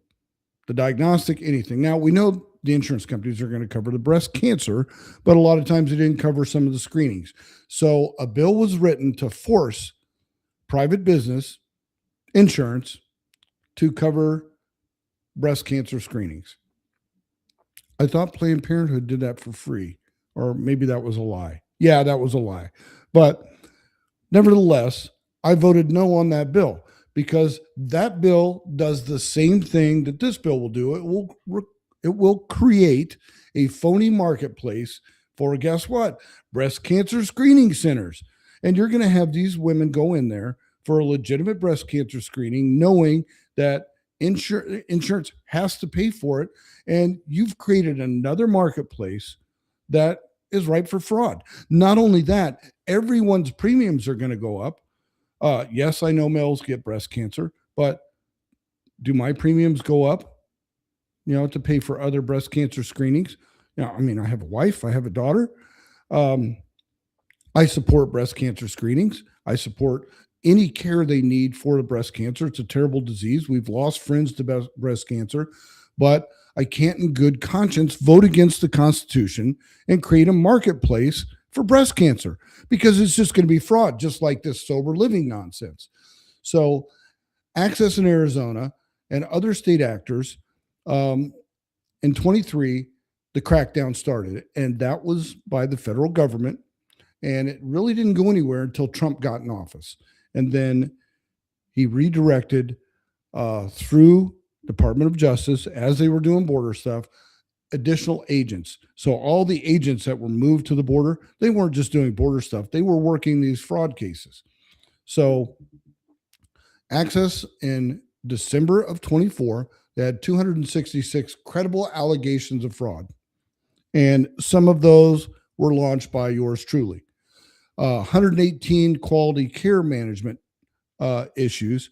And there's way more than that, because my whistleblower, I can't get too deep into that data, but Access is required to visit these homes and make inspections on the quality of care, the home they're in, the status of the home. If everything's in compliance, they're not doing it. They're not doing it. The whistleblower testified, provided evidence. Access needs a complete wipe. But they did start suspending accounts. So they suspended accounts, and they called it bipartisan institutional failure. Well, the bill was signed under Doug Ducey, but the Hobbs administration is the one that started funding it like there was no tomorrow. No checks, no background, no visit to the facility, nothing. Hey, I got a guy who needs some help over here. Well, here's some money. Thank you, Governor Hobbs. Here's some more money. Here's some more money. So the money just trickled out to the tune of almost $3 billion. And what we get for it? Dead people, fraud, waste, abuse. The housing fraud in there, the human trafficking, was all funded by the state of Arizona. Now, we've got a judge that ruled in a case, and he said the state wasn't culpable because it was law. But it's the same with DCS. When we know there's human trafficking, we prove there's human trafficking, and we provide that attorney the information. Even 12 News, the rotten 12 News that doesn't want to report anything negative against Democrats, they air the story of the victim and the suspect, and there's video. But what did DCS do? They buried it. And their attorney is going to fight hard to protect the agency. Let's not fight hard to protect kids, but nevertheless, here we are. So in June of 23, moratorium was put out on all these behavioral health, outpatient clinics, all these things that were tied to this. Then we started tightening the belt. So Access, we funded Access some additional money to hire an examiner, Barry Dunn's company. Don't know the man, but great reputation, to examine claims, provider claims, enrollment, membership enrollment, and audit the entire program. And what he came back with was shocking. I mean, he came back with the fraud. So the Democrats supported this statutorily from the very beginning. They couldn't get it. They forced it and had everybody vote for it to get the Native American vote on the budget. Yes, 29 senators voted yes for it. Hobbs was specifically among the affirmative voters and pushing it. Catherine Miranda was the only senator that didn't vote for it. And I've reached out to her. I know her. I don't get along with her very well. She used to be a moderate, and now she's been drugged to the ultra far left by the party that is supported by the communists. But I want to reach out to her and find out why she didn't support it. Was it because she didn't get what she wanted, or did she have a legitimate concern? I don't know. But they punished her for that, like they punished Lydia Hernandez from the House for voting too many times with the Republicans. They primaried her with a Democrat socialist, and they won. They took out I'm gonna say it, a reasonable Democrat, someone who is not a communist. She's a leftist. Don't get me wrong. She's for higher taxes and all the money going to public schools, but she's not crazy. She's not a communist. She's a down-to-earth, everyday person that just has different views, somebody that we work with, and they punished her for that. So she got what she wanted for her district, and now this Democrat socialist is not going to get anything for her district. So the very people that voted her out because she worked with Republicans too much are the ones that are going to suffer, but they don't see that because they're idiots. So this entire fraud scheme led to another bill, SB 1655 in 2024 by Hathaway, proposed broader regulation to include fingerprint and backgrounds, higher civil penalties, family notification, restriction on transporting intoxicated people, controls involving unlicensed operators, and additional licensing enforcement provisions. So let me tell you how this works. If you're not in the room, you're not part of the political game. Fingerprinting and background requirements. Yes, sounds good, sounds upfront, sounds like a thing. We want background checks. We want people to be cleared. We don't want felons and child sex offenders taking care of people. But who does the fingerprinting and background checks? Well, that's a third-party vendor. UPS stores do them. They have specific third-party vendors. Now you got Staples with machines. They're everywhere. And these machines are just like ATMs. They're owned by a company. Typically, a local company will buy 20 or 30 of these machines, and they charge money to do this. So we've created another sub-business in the main business, higher civil penalties. So we're going to keep people in jail longer that violated the law, and the taxpayers are going to fund that. The family notification, guess who's going to do that? That's going to be a third-party provider that tracks everything. It's going to be like an HMO consultant that tracks all this stuff. Restrictions on transporting intoxicated people. This is a good one. Well, again, it sounds good. Well, we can't just have drunks getting in the car with a provider or a transport company.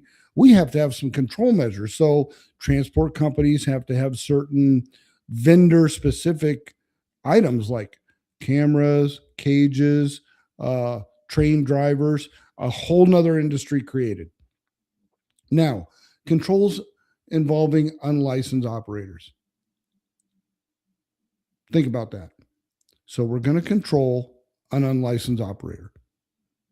Why not just make them get a license? Well, they live in the tribal region. It's hard for them to travel. We've got, we don't want to disenfranchise them because they don't have an ID card, even though they have a tribal ID card and everybody knows it.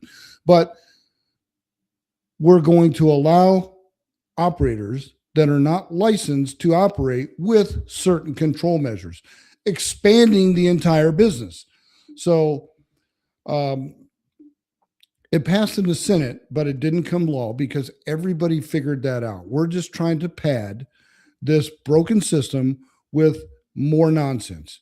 Now, what we did is 1308, and that was inspections, certain licensing requirements, incident and death reporting mandatory, and authority, 100% authority over unlicensed operators. Cesar Aguilar, he did support this, stating it would establish standards and force businesses to help vulnerable people. That is his direct quote from the floor. Now, he's a Democrat socialist, far left communist, endorsed by the Communist Party, member of the Arizona House of Representatives, and he said it would force businesses to help vulnerable people. Since when does the government get in the business of helping vulnerable people by force? We don't. None of this should have been passed. This is why we stick to the constitutional guidelines, because once you start getting outside of those guidelines, you completely corrupt the entire system and you open it for fraud, just like in voting, because we have all these third-party vendors providing software, Avid, Inlex, Edema, they're all the same. The Edema is used in Arizona and New Jersey, Oklahoma, California, all the states having the voter fraud. And that company themselves, they put out a statement, well, our software doesn't do what you're claiming. And I believe them, because software is programmed to do something. That something can be changed by humans. And to do that, you have to have parameters in which you can manipulate the software. And if you look at the statements of work, those parameters are built in to allow the MVDs to manipulate things. And thus we have illegals on the voter rolls. We have sober living home fraud. Now, where do those two meet? During COVID, we had an access rule. It was a COVID rule, federal government rule, and the states copied it. In Arizona, it was access rule 1301. It allowed self-attestation for these things because we couldn't go anywhere because it was COVID. 6-foot rule, mask, everything that the left forced on people. So we're not going to do that. We're not going to force you to risk your life by coming into the state and providing your license or documenting your income. We're not going to do any of that. What we're going to do is just going to have you raise your right hand and swear all the things that you just put on the form are true. Oh, you signed it under penalty of perjury? Great, thanks. Yeah, we're all good. Here's your millions of dollars. So this endorsed fake billing. This supported the patient brokering idea, creating this business. It approved recruitment of vulnerable Native Americans. So if under this previous law, I could go in a van to Peach, to the res, about 30 miles from here, and I could recruit people for my sober living home that I don't have. So what does recruit mean? Well, I can say, I'm going to put you in a facility, the back of this van, and I'm going to treat you every other day. And we're going to park this van at this P.O. box right here. So this is going to be it. You come get your drugs and we're going to treat you, but I need you to fill out this form so I can bill Medicaid for all this. We're going to give you a little money. We're going to give you your methadone or whatever we're going to give you. And we're going to take care of you. We're going to get you straight. We're going to help you find a job. All out of the back of this van. Completely legal. $3 billion of fraud. $3 billion. So these folks, you know what? Let's post this right here. Here are the 10 people that did the most damage. Not saying anything, but here's their mugshots. There's their names and where they're from. So the Pakistanis fared very well during this little adventure. And here they are. Now, to show that it wasn't Chris Mays, let's post right after it. Let's stick the case on there. So asset 2 right here. This is the federal indictment, federal case that was brought against all this. So that's just one of many cases that the federal government opened up. Now, if you Google this, you'll find 4 or 5 very quick, very benign news stories by the leftist media in Arizona. But you go to Gateway, you go to some of the other folks, they actually have the whistleblower statements. They have the crimes. They have the names. I've given you more than anyone else has given on this. And some of this I'm not, I know some of these cases are still in civil court, so I didn't mention some of these. But just last year, the judge rejected the state's effort to dismiss the litigation. So the state wanted to dismiss the whole thing, say, no. We were good actors. We just got duped. And the judge wasn't buying that at all.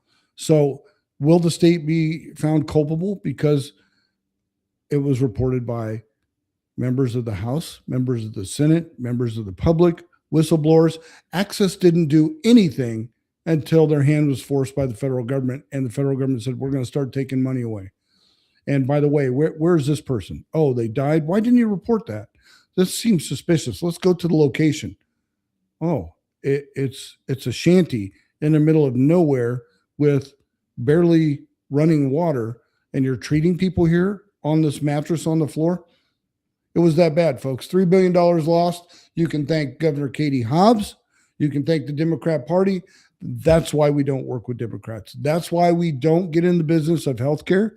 We don't get in the business of welfare. We need to get out all of that because it is not constitutionally sound. If the founding fathers thought the redistribution of wealth would have been a good idea for the downtrodden, they would have put something in the Constitution, a mechanism to do that. So every agency that is not written in the Constitution has to live in the executive branch. So who do you blame? The executive branch. Now, when we do stupid things in the legislature, you got to blame your member. You got to call your member and tell them, stop voting for this nonsense. Now, we're compassionate people. We're an honest, just people. We want to help people that are down. We want to get them back on their feet. We want them to get jobs and produce and pay taxes, but we don't want to do it at the expense of others. The church should be doing this. There are NGOs that should be doing this, but not with taxpayer dollars. You want to volunteer? You want to pay extra money? You go right ahead.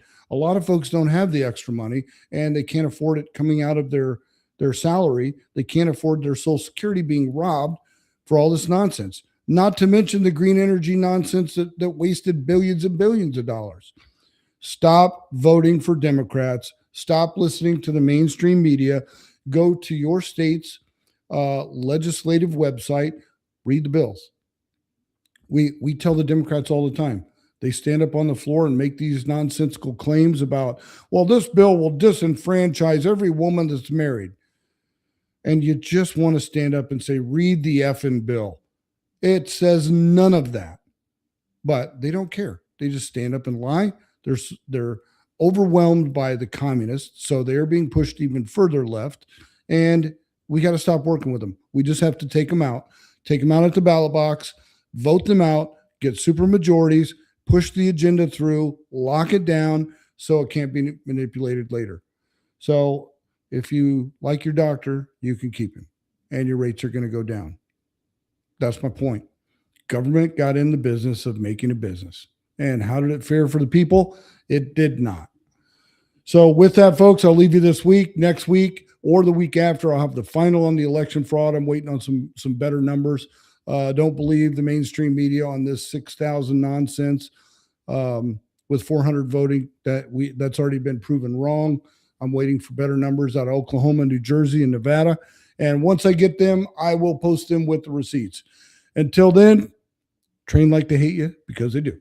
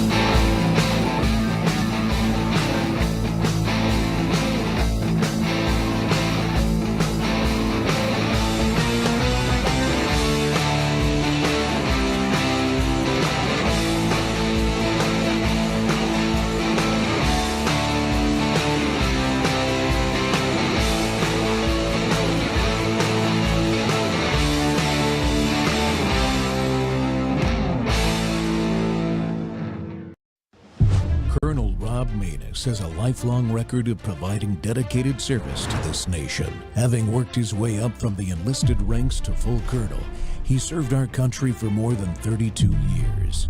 He has served as a bomber squadron commander, bomb disposal technician, Joint Chiefs of Staff operations officer, assisted the national security team with the campaign plan for the global war on terrorism.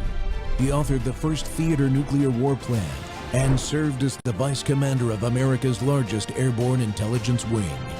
Colonel Rob Maness is a true American hero.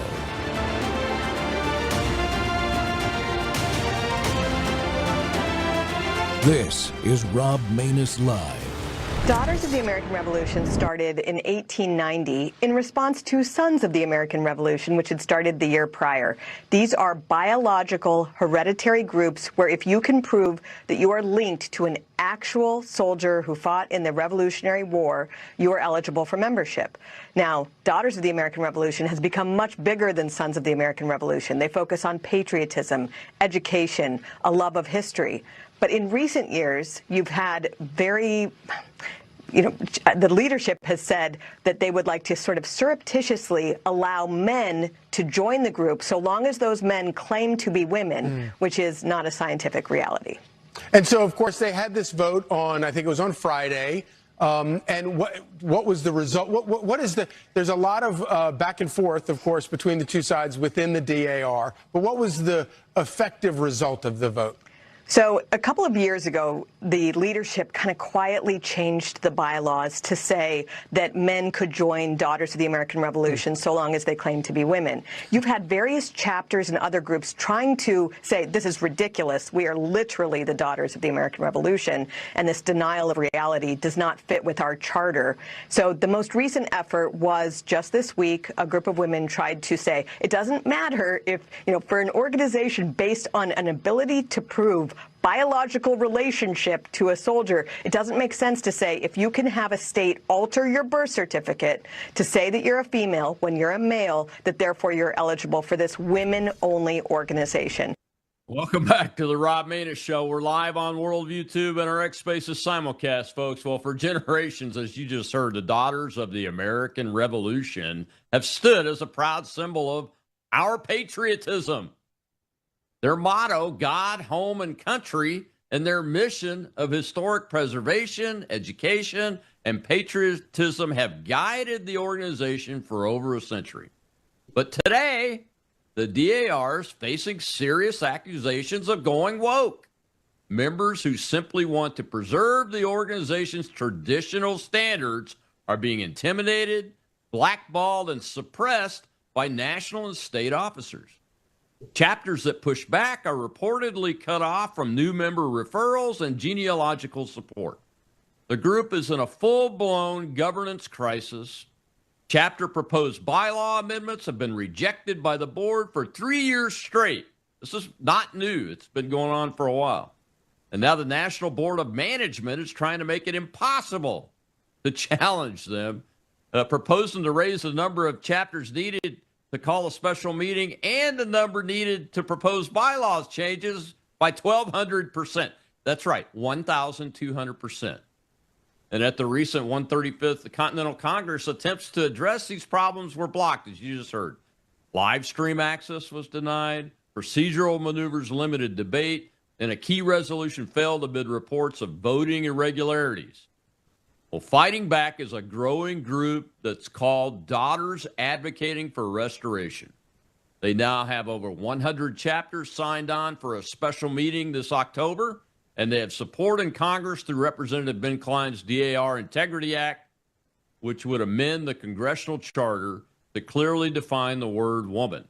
And joining me now is Laura McDonald from Daughters Advocating for Restoration, and I believe a member of the DAR itself. Laura, welcome to the show. Thank you, Colonel. Thank you for having me, and thank you to our mutual friends who connected us. Oh, you bet. You bet. We appreciate them. That's what makes this country work, is friends and family. That's what Americans are all about.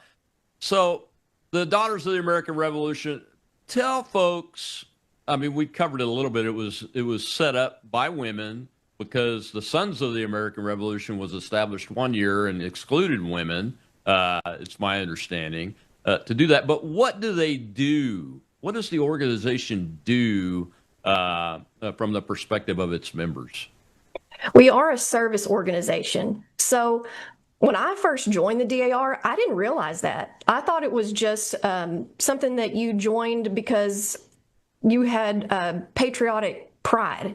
I was just so happy that I could claim that I had a heritage of a patriot. So when my mother and my sister and I joined in 2018, I didn't really realize how big and the DAR is and what its purpose was. And we are a service organization.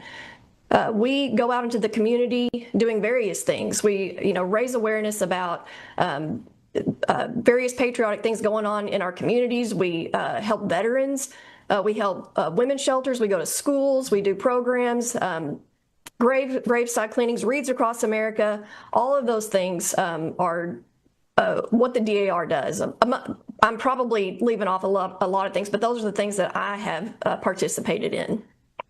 One of the things that I mentioned in the monologue was genealogical support being cut off. What is genealogical support?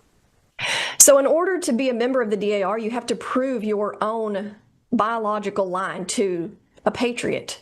So the bylaws say that any woman 18 years of age or older who can prove lineal descent of a patriot is eligible for membership.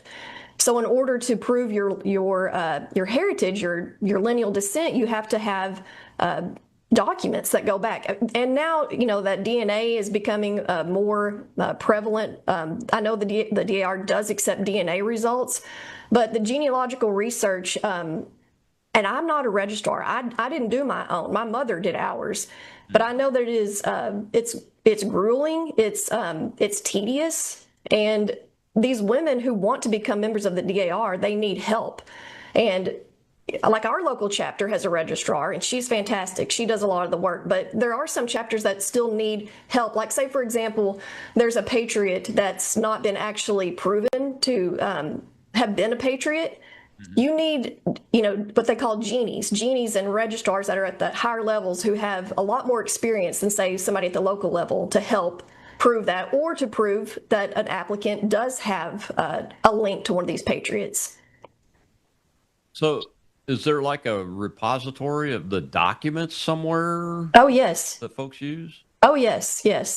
And the genealogy side of this, I am woefully ignorant on, so you'll have to forgive me, but I do know that the DAR does keep just copious amounts of genealogical records. They have a library, and people clamor to get in there to be able to find information, to be able to link themselves to a patriot. So like right now, I'm only linked to one patriot, but there are women who have patriot pins that are, down to their feet. They're so long, and those are the pins that I'm personally interested in, to be able to link to many patriots. So, but the answer to your question is yes, they have just an enormous repository of genealogical records. And where is the library located at?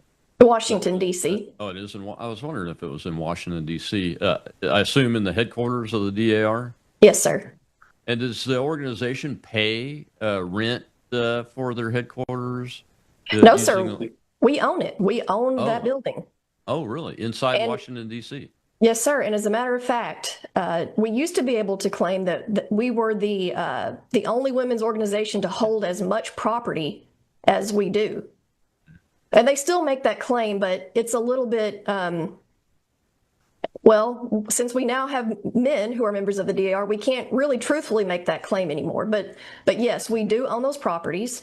And we were, you'll have to forgive me too, because there's a lot of nuance in it, but I do know we have a congressional charter. And I think that charter is what gave us the ability to purchase the property there in Washington, D.C. back in the early 1900s. Yeah. Most like veterans organizations, they have the official ones have a congressional charter too. So tell us how this issue started. I mean, I use the generic term woke, and you just mentioned men are now being allowed to become members. And it's my understanding that men pretending to be women are allowed to become members of the DAR now. Is that accurate? Yes, sir. It is accurate. And how did that come about? Well, I can tell you how I came about the knowledge and then the progression. So in 2023, there was a bylaw amendment that was adopted that added added additional anti-discrimination language to our bylaws. So there was already a clause that said that you cannot discriminate against an eligible applicant. But in 2023, there was a proposed amendment that was adopted that added additional language that says you can't discriminate based on race, religion, sexual orientation, age, disability, or any other characteristic protected by applicable law. That last phrase is key. So at that point in time, and still to this day, they talk out of both sides of their mouth. And I want to be careful, too, to make sure I don't mean to be disparaging of our leaders or the DAR. We love the DAR. I'm just being truthful about what we're up against here. It's a very confusing scenario. So on the one hand, they've told us that that bylaw amendment had absolutely nothing to do with gender identity, right? Mm-hmm. Okay, so let's just pause right there. So in 2023, I asked my mother, I just had an epiphany one day because I was going to give a presentation to our local Rotary Club about Wreaths Across America. Mm-hmm. And I was going to introduce myself and talk about the DAR. And I was going to make a joke and tell the guys in the audience, look, fellas, this is only for women. But as soon as I was writing out my little speech, I thought about Rachel Levine, the former health secretary.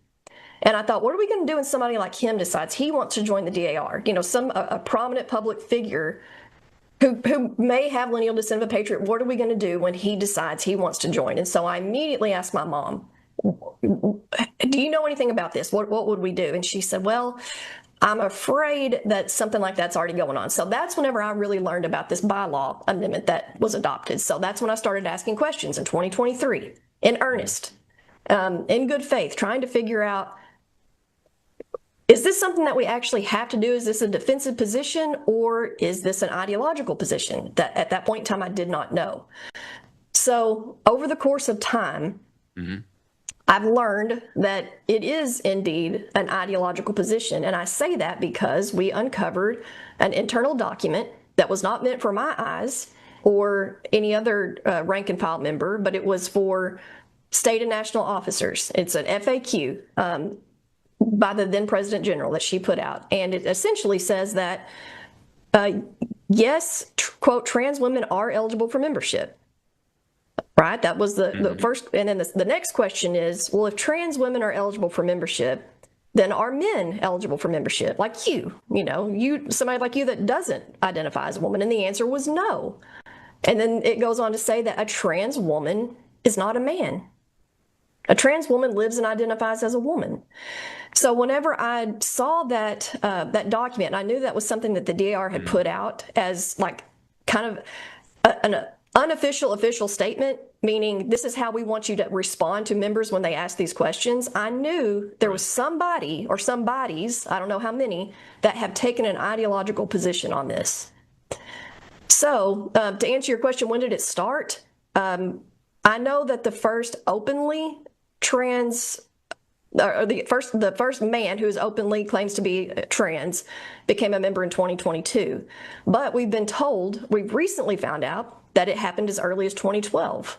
And at this last meeting, Continental Congress, a former President General, who's now an honorary President General, somebody that we have all looked up to and admired very much and respected, took the stage, the microphone, and said that during her administration, she personally reviewed the applicant of what she called a trans daughter. So in my mind, a trans daughter, that's a man. That's somebody she knows as a man because she's referring to him as a trans daughter. That's right. And that she had this application and this birth certificate from this individual that said it was a female, but she knows he's a man, right? But this birth certificate says female. Okay. So she went to the genealogical department and said, what do we do about this? And they told her, oh, it's a state certified birth certificate. It's legit. So I don't want to say too much. I don't want to misquote her, but the gist of what she told us was that she faced this situation. She knew it was a man. He had an amended birth certificate and the application was approved.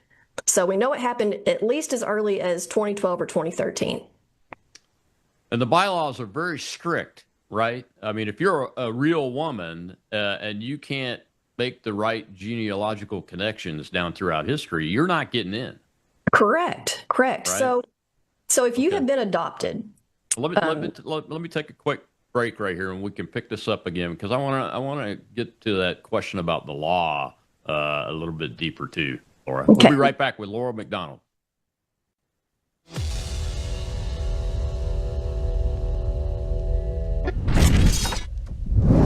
At a certain age, you stop chasing younger. You start protecting what helps you feel steady, strong, and well. Your body's collagen matters. It supports the structure of your skin, joints, and connective tissue.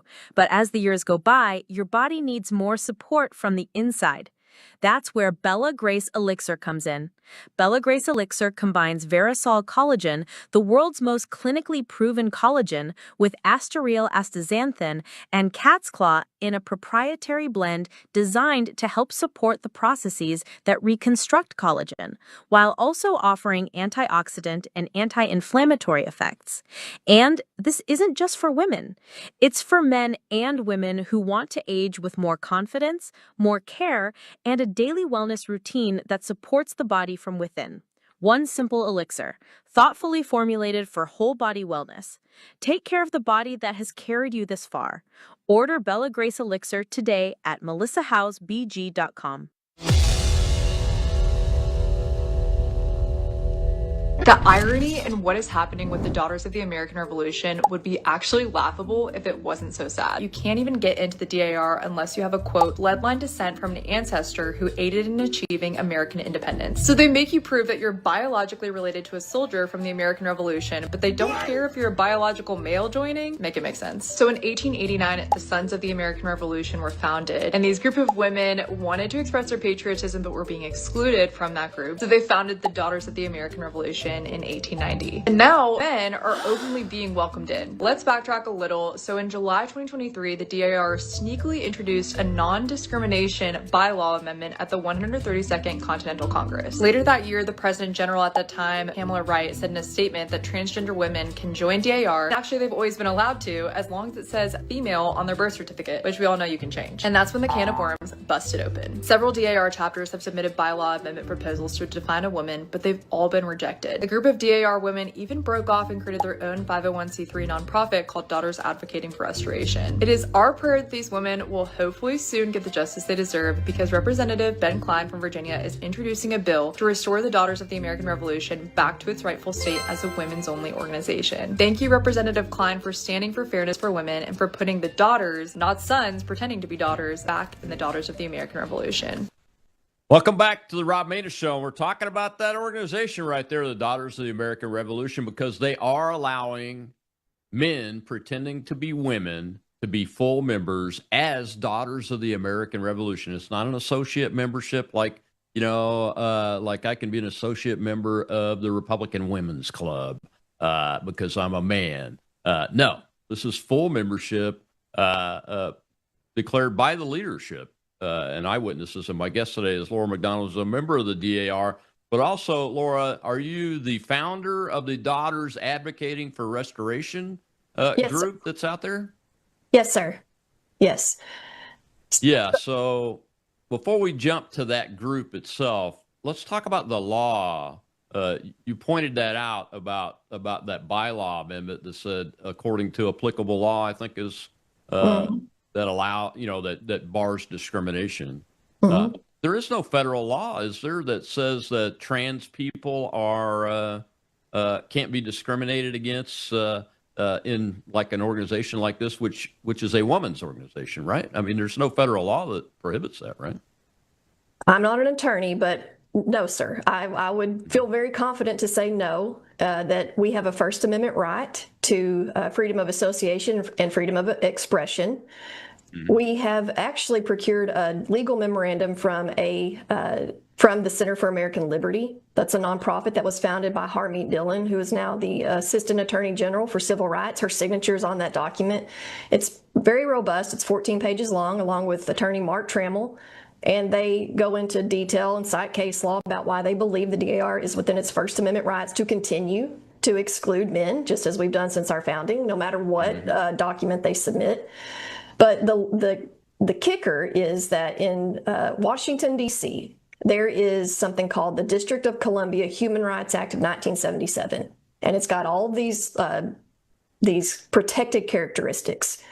One of them is transgender. One of them is also sex. So under that act, it says that in places of public accommodation, housing, education, and employment, you cannot discriminate against people with these protected characteristics.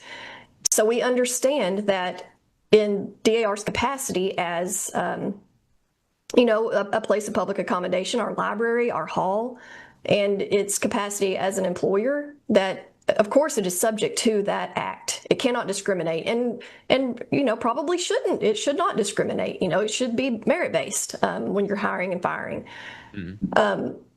But what they're now saying is that the DAR, at the meeting last month, during debate, they presented a one-sided legal opinion from an attorney named Samuel R. Bagenstoss out of Michigan, and your audience should go look him up. He makes the claim that the DAR is subject to the provisions of that Human Rights Act of the District of Columbia because they have a place of public accommodation and because they are an employer. But he does not address the private membership aspect of the DAR, and he doesn't differentiate between how you can pick and choose which characteristic applies. So, for example, like I said before, sex is also a protected characteristic. So according to that logic, if you keep tracking that logic, if you can't discriminate against somebody that identifies as transgender, which, by the way, how do you confirm that? How does the DAR even know if somebody identifies as transgender? When all they go on is their birth certificate that's submitted. That's a question I have. But then you cannot discriminate against you, Colonel. The DAR can't say that you can't be a member, otherwise they're in violation of that same act. So, and that gets back to what we've been saying about what happened in 2023. They have told us for years that we're spreading misinformation about that bylaw amendment, that it had nothing to do with gender identity. So that phrase, any characteristic protected by applicable law. Well, now I want to say, so now you're saying the District of Columbia Human Rights Act of 1977, that transgenders are a protected class under that. So if the 2023 amendment had nothing to do with transgenders, why didn't it? Right. Exactly. That's one of my questions, is so this is a DC law, right? The interesting thing is that the Constitution gives Congress the authority in the District of Columbia, and they only allow home rule, which has resulted in these laws by act of Congress. That's being debated whether that should stand right now, too. And it's just very interesting that they're trying to apply it outside of employment. And quite honestly, I'm a hardcore anti men pretending to be women person. But,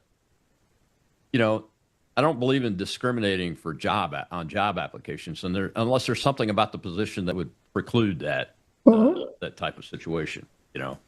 That's the issue. One of the issues that I'm concerned about is that law being misapplied here by the leadership. So tell me about your organization, Daughters Advocating for Restoration. And what type of activities is it involved in? It's not an assumption that you all were created to push back on this. Is that correct? Yes, sir. It was created out of necessity.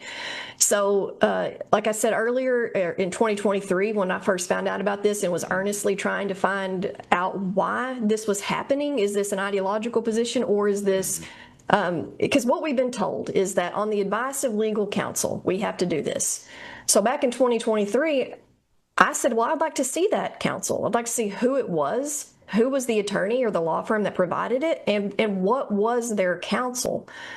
I'm not an attorney by any means. I did take a Constitution a constitutional law class in college, so I have somewhat of an understanding of how these things work. I can read and I can, understand that kind of stuff. So I wanted to at least see that, and it was either ignored, completely ignored, or responded to with wordy emails that made reference to things that don't apply to us, like Title II of the Civil Rights Act of 1964 and Title VII. It goes back to what we said before about places of public accommodation, employer-employee relationship things. The answer is Daughters Advocating for Restoration was, first of all, formed as just a Facebook group, as a way to communicate with each other, because we were completely shut down from talking to each other on the DAR social media sanctioned platforms. So each state has a private page that, if you're a member, that you can join and you can collaborate with other members. And I won't get too much into all that because there's a lot of drama involved in it. But the long and short of it is that members were silenced, shut down, told that we could not communicate with each other. We can't bring it up at our chapter. We can't use our member directories to contact each other. And there's also what's called a circularization policy that says that you can't, spread a rumor and you can't disturb the harmony of the DAR, which is a good policy when applied correctly. You don't want troublemakers out there, but when you're talking about legitimate DAR business and things that are happening that are not a rumor, things that are true, you shouldn't be silenced. That shouldn't be used as a cudgel to silence members, and it was. So the Facebook page was created, and I was just trying to figure out a way to make it relatable to the DAR, so the Daughters Advocating for Restoration's got the same initialism as DAR. So as the years progressed, and we were getting nowhere with our bylaw amendment proposals, because the board they've been gatekeepers. They've been keeping us from amending our bylaws. We realized that we needed the help of a professional parliamentarian, and so we started raising money in late 2025. And we raised a significant sum in a relatively short amount of time. And as the months went on, I realized I was going to be getting a 1099 for that. And so it wasn't even something that I guess the best way I can say it is that God has opened doors and taken a seed of something that was created out of necessity, and now it's turned into something much bigger. So since Congress and Ms. Hemingway talking about our issue, we have raised a significant sum of money. I feel that is significant. And we're using that money right now to procure as many different opinions as we can from professional parliamentarians and from various attorneys about, which we can talk about this special meeting that we're still due. That's something that we're getting parliamentary advice on as well. But specifically, this D.C. Human Rights Act of 1977, we need somebody other than Mr. Bagenstos to weigh in on that.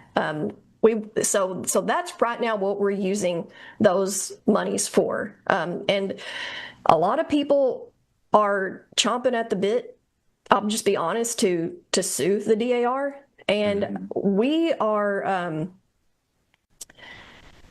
that's the last thing that we want to do. We don't want to get embroiled in a lawsuit with the DAR. We want to settle this through our governance process, because we have the mechanisms to do it. It's just that the National Board of Management and the President General they're not following the rules, just to be frank, they're not. And so we're trying to figure out what recourse do we have to actually compel them to abide by our bylaws, to fulfill their duty, to call a special meeting. Yeah, because according to your bylaws, the way I understand it, and then I'm going to say this, and then we'll take a break and we'll come back and address it. According to what the bylaws say, the assembly, which is the members, is the superior body in your bylaws, which means that the decision making should be coming from there, not corporate officers. And they're responsible for helping manage it. The coordination and the meetings and those kind of things. But other than that, it's the assembly's decisions, which means a vote by parliamentary procedure, if I understand correctly. So we'll address that when we come back from this break with the founder of Daughters Advocating for Restoration, Laura McDonald.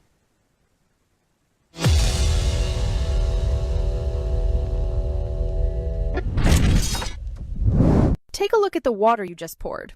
It looks clean, it tastes fine, but what's really in it?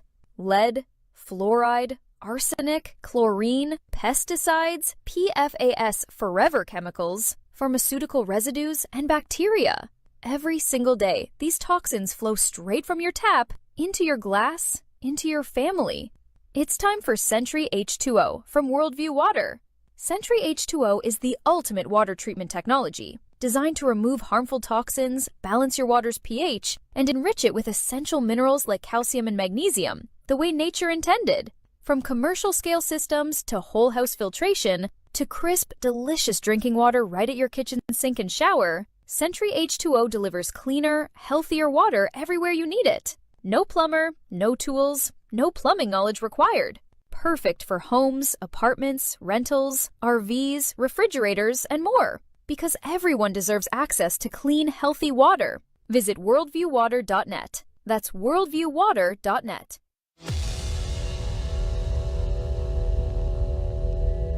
So, some of you guys know, I'm a member of the Daughters of the American Revolution. I have 4 to 7 ancestors that I've been able to trace so far. They're going to be 6th or 7th great-grandfathers of mine who served in the Revolutionary War, and specifically on the American side. We don't talk about the Tory ones. So I just want to talk about one today. My ancestor, Stephen Harding, he's my 6th great-grandfather. He served in the Monongalia militia during the Revolutionary War on the Virginia frontier. He and his wife Elizabeth raised 15 children through the Revolution, through the wilderness, through everything. They survived. They built something. They moved through the Cumberland Gap into Kentucky when it was still raw frontier, and they kept going. Just kept going. And the DAR was built to honor women like Elizabeth and her husband Stephen and the sacrifices that they made for us to be where we are today.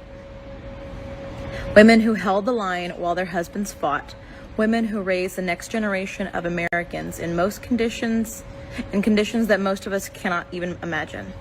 I am one of Elizabeth's daughters, literally, and I am telling you that what happened at the 135th Continental Congress this week is a betrayal, just pure 100% betrayal of every woman whose blood runs through this organization. My ancestors didn't survive the frontier so that her legacy could be handed to someone who was born male. I am a daughter of the American Revolution, and I'm not going anywhere. They're not going anywhere, the Daughters of the American Revolution. And Laura McDonald is my guest today, and she's leading the effort to try to restore the DAR so that men pretending to be women are not allowed to be full members of this organization. And Laura, I chose the 2 clips of the young ladies intentionally because I think, I suspect that there may be a few people out there that go, the DAR, they're just a bunch of old ladies, on canes and wheelchairs and that kind of thing. It's not really that important. That's not true. It's not true. It's not true. It's not true. My wife's a descendant of an American Revolutionary War soldier, and she hasn't joined yet because she's working on her genealogy stuff. But she's adamant and was very excited to hear that I was going to do this show today because this has got to be fixed. I mean, we have to stop disrespecting the women of America, and that's as a male, that's what I see. Here is just another action that disrespects the women of America and everything that they've accomplished throughout the centuries and everything that they stand for. That's right. And I'm smiling so big because that's a fellow Texas daughter, Bree. But she and I don't know each other personally, but we've become acquainted over the last few weeks. And she's just, she's awesome. She's strong. Yeah.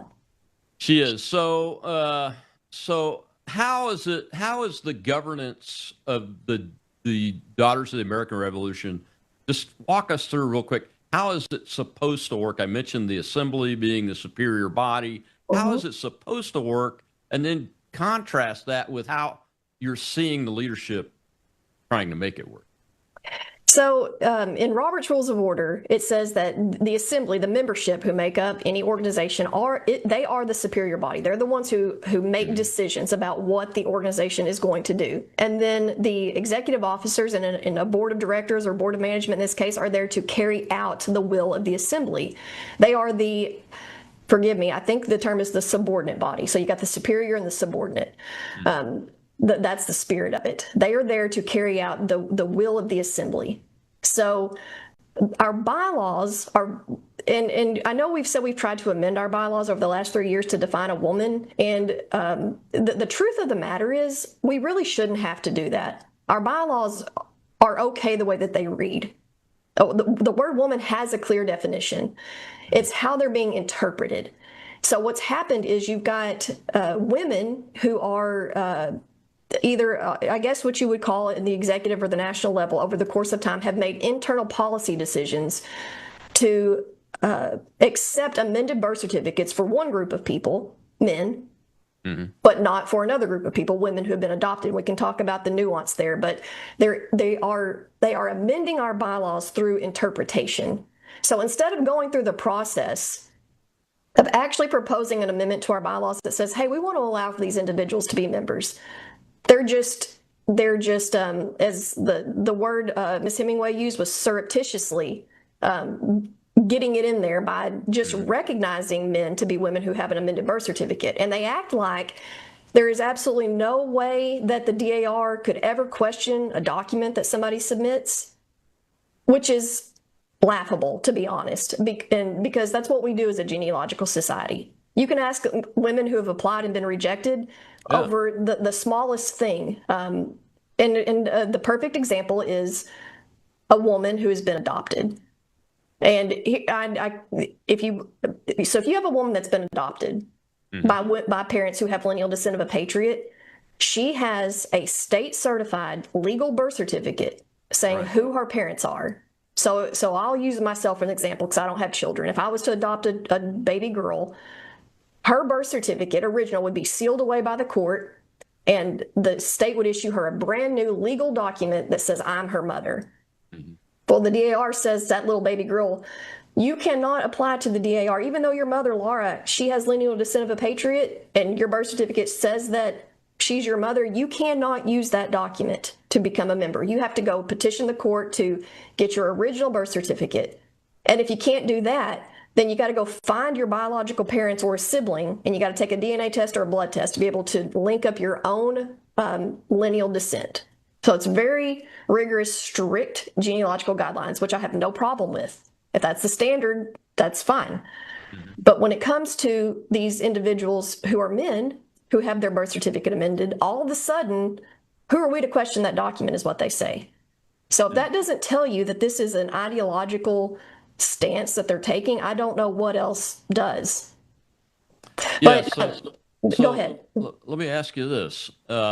If these men that are pretending to be women have the changed birth certificate, they still have to prove their genealogical lineage to a patriot, right? They do. And that's what the people who are, so you got, a few different camps of people. You got people who are activists who think trans women are women. And by the way, our President General and several state national officers are part of a Facebook group called Daughters for Inclusivity that makes the claim trans women are women.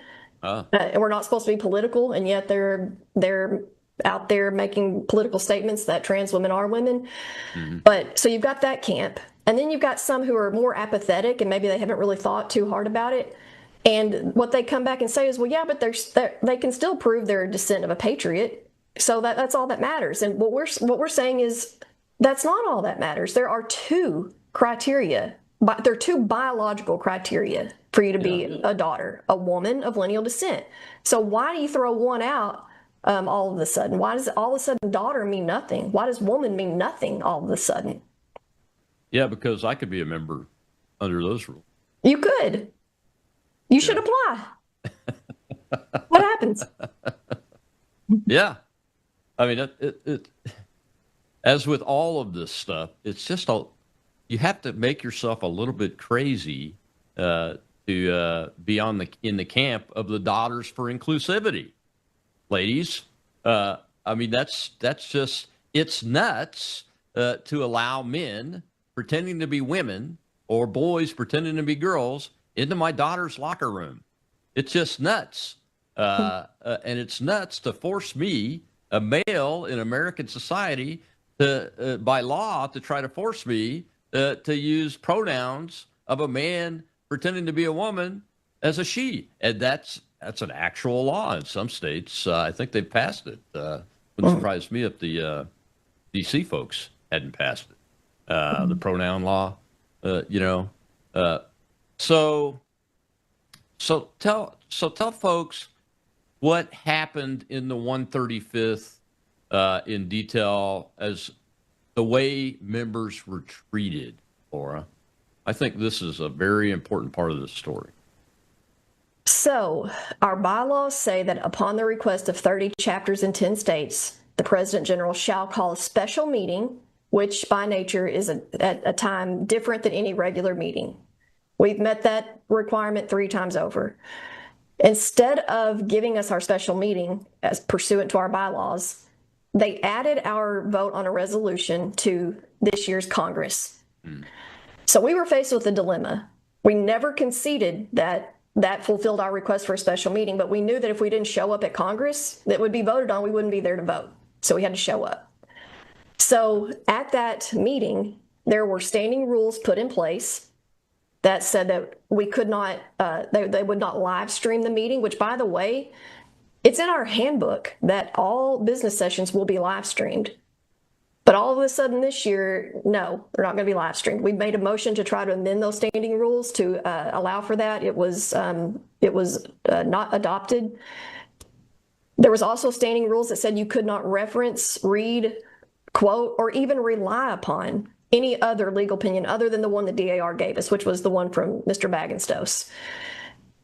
So we were severely hampered in our ability to counteract that. So when you have members that get an official-looking document from the board saying, here, this is what you need to use to make your decision, that the DAR is going to go bankrupt if we do this, we'll lose our tax-exempt status, our properties will be taken from us, like everything will go to hell in a handbasket if you vote for this, is essentially what happened there. We were severely hampered from being able to give a counter. We did our best. We did our best. And as you know, 40% of the members there voted in favor of the resolution. So there's one thing. There was probably 2 really big major issues, though, besides those that I just said, is that after many, many hours of debate, the way it works is when somebody makes a motion, the presiding officer reads that motion, and then right before you're going to go for a vote, they read it again to make sure that members understand what they're voting on. And I want to say that the lady they brought in to preside, she was not a member of the DAR. She was not the national parliamentarian. She was a professional parliamentarian and an attorney. And she did a fantastic job for the most part, with one caveat, which is pretty big. Before we voted, instead of reading the resolution that we had presented and doing it in a way that was meant to be as a positive thing, as upholding our founding principles, it was presented in a way as exclusionary, where you're voting to exclude, quote, trans women. A point of order was made saying that was that's not the way it should be framed. It was not well taken, and the resolution was not read prior to the vote. The ballot that members got simply said, when the presiding officer tells you, vote yes or no. So a lot of women, after the fact, I've learned, they thought a no vote meant no to allowing men to be members. Yeah. Versus we want to adopt this resolution that says men cannot be members. So there's that. The other thing is we had secured a paper ballot vote. That was huge because members told us if we can vote our conscience, or if we can vote in a paper ballot, we can vote our conscience. And we had been assured that the DAR was prepared to administer a paper ballot vote. So what happened is they went around and they gave out their ballots to all the ladies there, and I cast my vote, put it in the box. And one of the key things is that we had said we wanted to appoint observers to be able to watch the count. And we hadn't done that yet. So I'll try to make this snappy. I went up to the front after I voted to speak to the presiding officer and was waiting on her to come back when I was told I needed to take a seat in a different section from where I was before. And I did. The security officer, who was awesome, Mr. Larry, if you're listening, we love you. He asked me to come take a seat. And I did. Well, as I'm sitting there, here come more tellers for that section, passing out more ballots. And they offer me another ballot. And I told them, I've already voted. And so then I started thinking, well, what are you going to do? What do you do about that? If people actually get up and move, what do you do? And so the next thing I know, they're coming on the stage saying we got to start all over, that they had reports of cheating. And again, I didn't see anybody cheat, but there was that. So then it was an hours long process of starting all the vote completely over. So what happened is you had women cast their vote in the first round and left. They left the premises, and so they didn't know there was a revote. So there's that. And members were also told they could not leave the hall without forfeiting their right to vote. So you had women in there for hours without using the restroom. And what I've been told, and I'm careful to say this is hearsay, I didn't witness this myself, but I believe there were bathrooms available for executive officers to freely use to come and go, not forfeiting their right to vote, but not rank and file members. That's what I've been told. And I've also recently learned that that's not even necessarily a rule, that you can leave and come back during a business session. But if you leave during a vote, yeah, you forfeit your right to vote, but that doesn't mean you can't come and go. Yeah, exactly. Well, we've got to take one more break. When we come back, I want to continue this discussion and get into what the way ahead ought to be versus what we're seeing here with Laura McDonald of the DAR.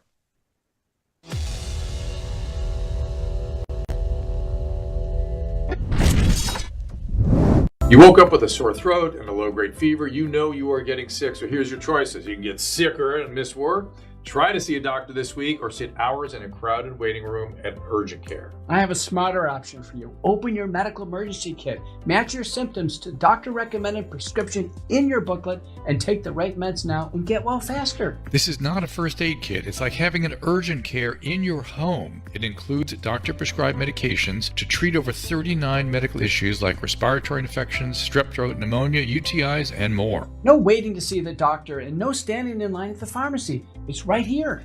Every home should have at least one medical emergency kit, and here's how to order. Go to worldviewhealthcare.com. Your kit to treat dozens of common and serious illnesses is rushed to your door. worldviewhealthcare.com. That's worldviewhealthcare.com. The emergency kit available at worldviewhealthcare.com. Make sure you don't have to go to urgent care. I got pneumonia. I didn't have to go. I took this last year. Stayed at home, went to bed.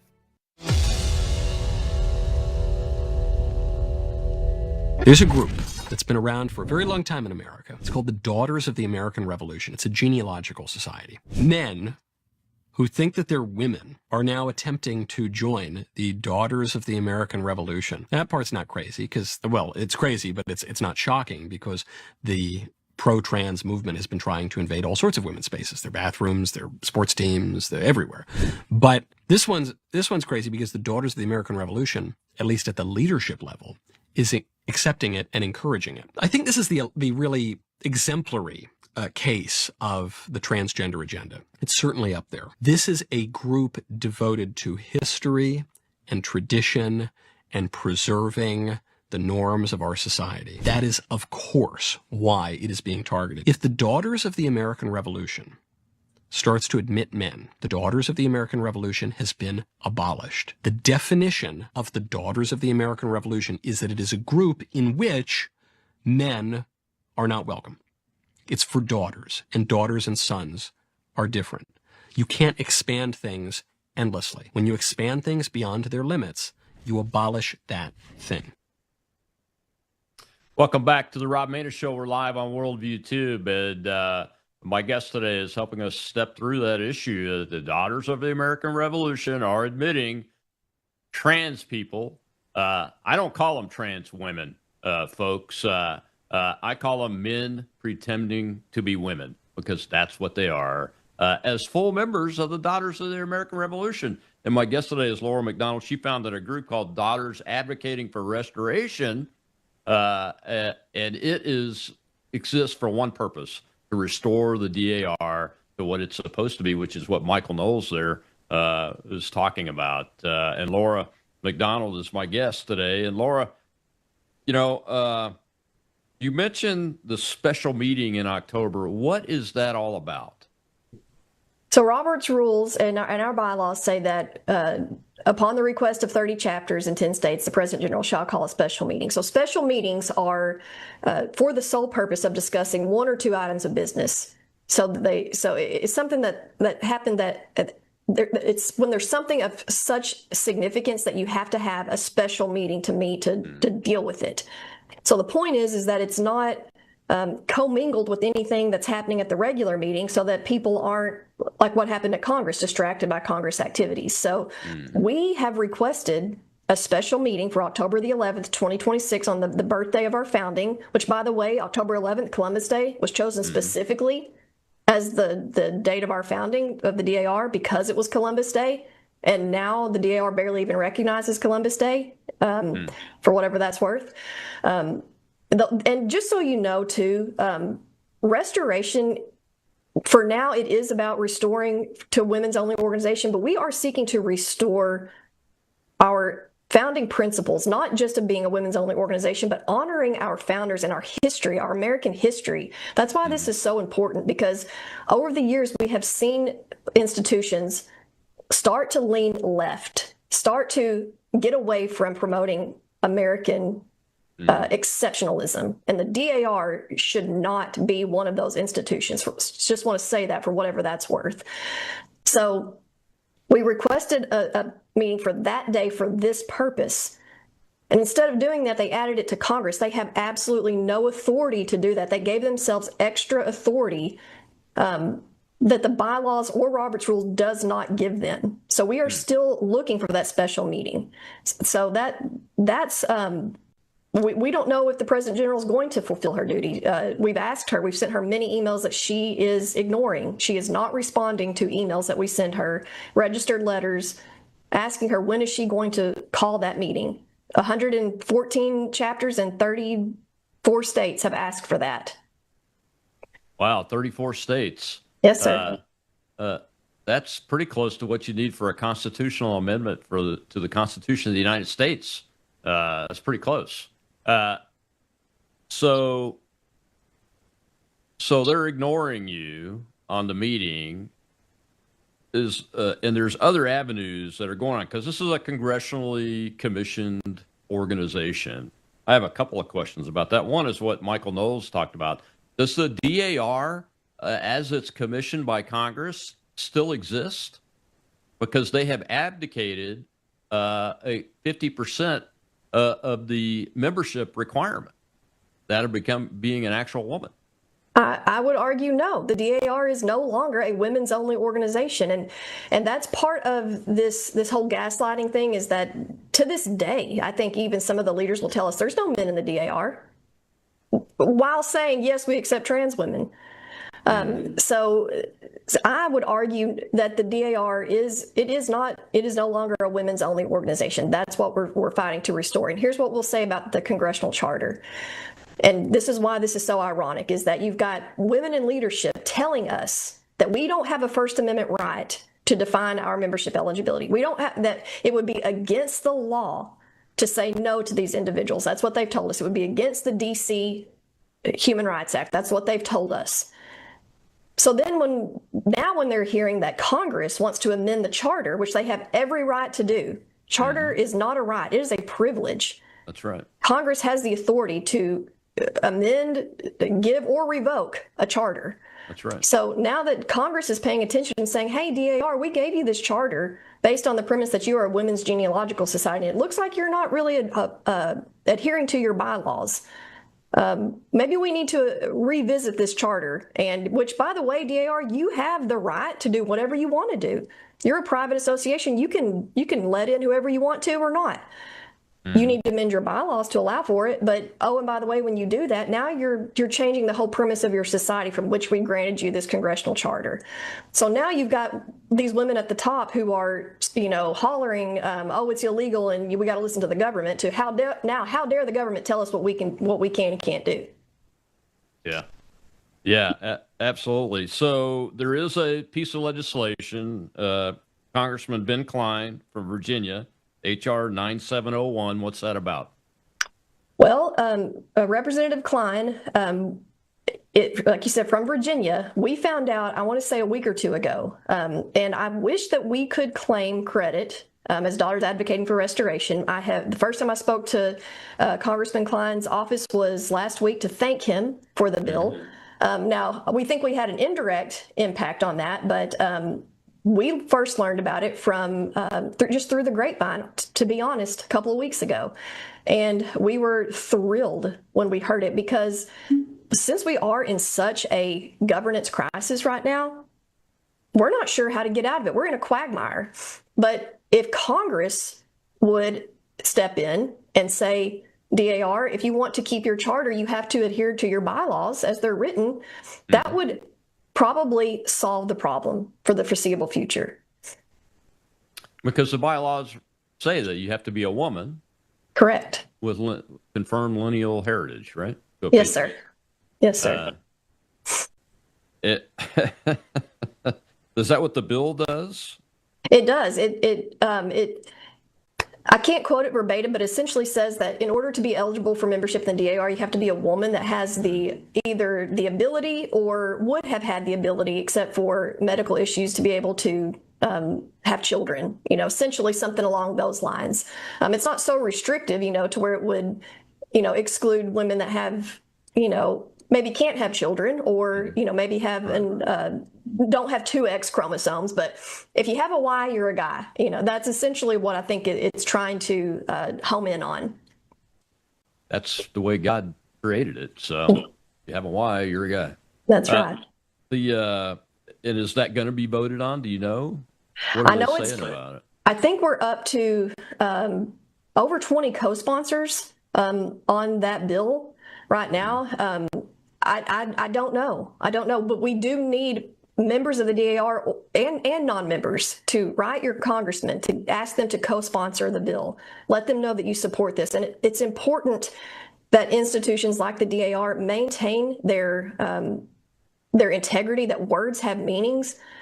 Otherwise, what are we doing here? We're daughters in name only? And what does that mean? In the long term, it's a deterioration of our cultural norms, and of course, most importantly, it is it's getting away from God's order and natural law.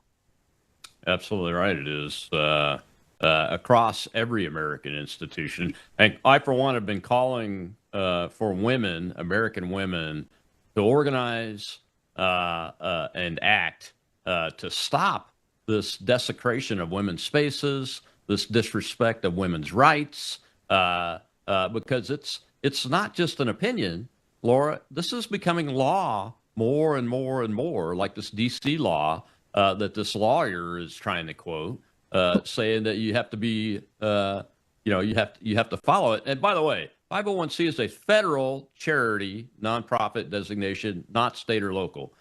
So I'd be interested to see them try to take a nonprofit status from a federal, a congressionally chartered organization. There's no local law involved in that, from what I understand. And I'm not a lawyer either, but I'm smart enough to read and have a little bit of common sense, and that's what we need. I got about 30 seconds left. Tell folks where they can donate to you guys and how you can help, because the DAR has 3,000 plus chapters in this country, and every one of them ought to be raising the roof to their congressman. That's right. That's right. Well, we have a website, daughtersadvocatingrestoration.org. If you Google us, you'll find us. We have a Facebook group that's growing by the hundreds every day. We have a Give, Send, Go account that you can find through our Facebook page and our website. And again, monies raised right now are going to educate members about their rights under parliamentary procedure and trying to gather as many legal opinions as we can to so that members understand our rights as a private member association. Absolutely. Well, Laura McDonald, folks, founder of the Daughters Advocating for Restoration and a member of the Daughters of the American Revolution herself. Go support them and support this effort. We've got to clean our institutions out. This is Marxism, and it's a disrespect of the law that women have fought so hard to get put in place in this country, and it's disrespecting their actual freedom, everything they've ever fought for and sacrificed for, and everything we've ever sacrificed for is in this effort. Go fight for it. I'm Rob Maness. I will see you tomorrow on Whistleblower Wednesday. We'll have Brian Trasher of the United Cajun Navy, who helped in the search and recovery of Nolan Wells, the young man that died off of Horn Island here on July 4th on the Gulf of America coast in Mississippi. I'll see you then.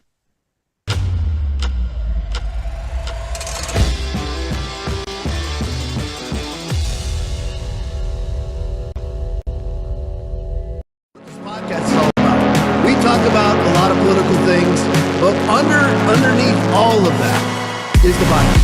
I am unapologetically 100% in favor of it, is the Bible. Jesus is the Word. There is no delineation. If the Bible says it, that's what Jesus is, and that's what Jesus believes. That's what this podcast is actually about, is to actually alert people to what is coming and what is our responsibility in the midst of it.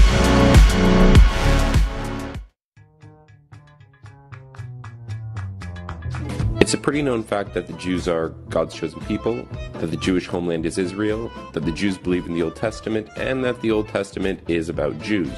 However, almost none of these facts are true. Nowhere in the Bible does it call the Jews God's chosen people. Modern-day Israel isn't really the homeland of the Jews.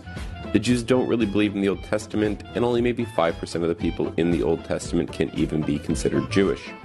So now that you've branded me an anti-Semite, we can begin. So, the expression anti-Semite literally means against Shem, or his descendants. However, being anti-Jewish isn't the same as being anti-Semitic. So, let me explain. The Semites are the descendants of a man named Shem, who would father some of the world's most renowned empires and dynasties, such as the Assyrian and Babylonian empires, and even the Persians can call themselves Semites. So, why is it when you say something against the Jews, you are considered anti-Semitic? Because just like stealing your religion, your homes, your money, and businesses, some Jews also love stealing names, inheritance, and land. So Shem is the son of Noah, the guy who built the ark when Mesopotamia flooded. The Sumerian kingdom would be destroyed by the flood, and the Semites would descend from the Caucasian mountains and establish the Akkadian Empire. Shem would have children, and one of his descendants would be named Eber. He would be the father of the Hebrew people, and the Semites would be called by his name. Eber's line would eventually give birth to a man named Abram or a Jew named Abraham, except Abraham has never been a Jew, nor will he ever be a Jew, and to call Abraham one is just plain ignorant, so let's go through it. So, according to the Bible, Abraham was a Hebrew and not a Jew, who God promised would be the father of many nations. Not one single Jewish nation, but many nations, and that through him all the families of the world would be blessed. Abraham would pass this blessing on to his younger son Isaac and not his eldest son Ishmael. Isaac would have twin sons named Esau and Jacob. Again, the Abrahamic blessing would be passed down to the younger brother Jacob, who would then be renamed to Israel. Israel would then have 12 sons. His sons would each become their own tribes and eventually become their own nations. One of his sons would be named Judah, who would be the father of the Jewish people, and all Jews are related to him. Even though all Jews are Israelites, majority of Israelites are not Jews. Obviously, Israel would have to pass the Abrahamic blessing to Judah in order for them to be the chosen people. Israel would want his favorite son Joseph to inherit the Abrahamic blessing. However, Judah, the father of the Jews, would be jealous and conspire with his brothers to have Joseph killed. In the end, Judah sold Joseph into slavery for silver, much like Judah sold Jesus to the Jews. So the Bible portrays Judah as a jealous villain and Joseph as the chosen son. While in slavery, Joseph would rise to become the prime minister of Egypt and father two sons named Ephraim and Manasseh. In the end, Israel would adopt Joseph's sons and pass the Abrahamic blessing on to them, making them the chosen people and dividing Joseph into 2 tribes, making 13 tribes of Israel. As for the father of the Jews, his 2 eldest sons would die and Judah would end up bowing down to Joseph. So, now that you understand that the Jews were never intended to bless the world, nor were they ever considered the chosen people, we can move on to our second point. So, is the Jewish homeland Israel? And the answer is yes and not at all. Israel was originally called the land of Canaan, named after Noah's grandson, Canaan. The land of Canaan was conquered by the Israelites after they left Egypt with Moses, found in the book of Exodus. The Bible says God commanded the Israelites to punish the Canaanites for their sexual immorality, which led to child sacrifice, which would eventually lead to cannibalism. The word cannibal actually comes from the words Canaan and the god Baal. Baal was the god of Canaan, and the priests were known for eating the children after they were sacrificed to him, hence why we call them cannibals. So now that you understand what kind of people were living in Canaan, try not to feel so bad when you read that God ordered us to exterminate them. The borders of the Jewish homeland were established by Joshua, who was one of the descendants of Joseph and not from Judah. So if we were to restore the Jews to their original land, according to the Bible, the Jewish homeland would look less like this and more like that. So, like the story of Joseph and Judah, their children likewise wouldn't get along either. After becoming nations, there would be a civil war. The Jews would rule the southern kingdom of Judea, while Joseph's sons would rule the northern kingdom, keeping the name Israel. They would have different religions, believe in different gods, and while Judah stayed in Judea, Joseph would ally himself with the Phoenicians and establish colonies and trade posts all over the Mediterranean. The kingdom of Israel would be corrupted by foreign ideologies, and like the Canaanites would fall into materialism, sexual immorality, and child sacrifice, which would lead to them being conquered by the Assyrian Empire.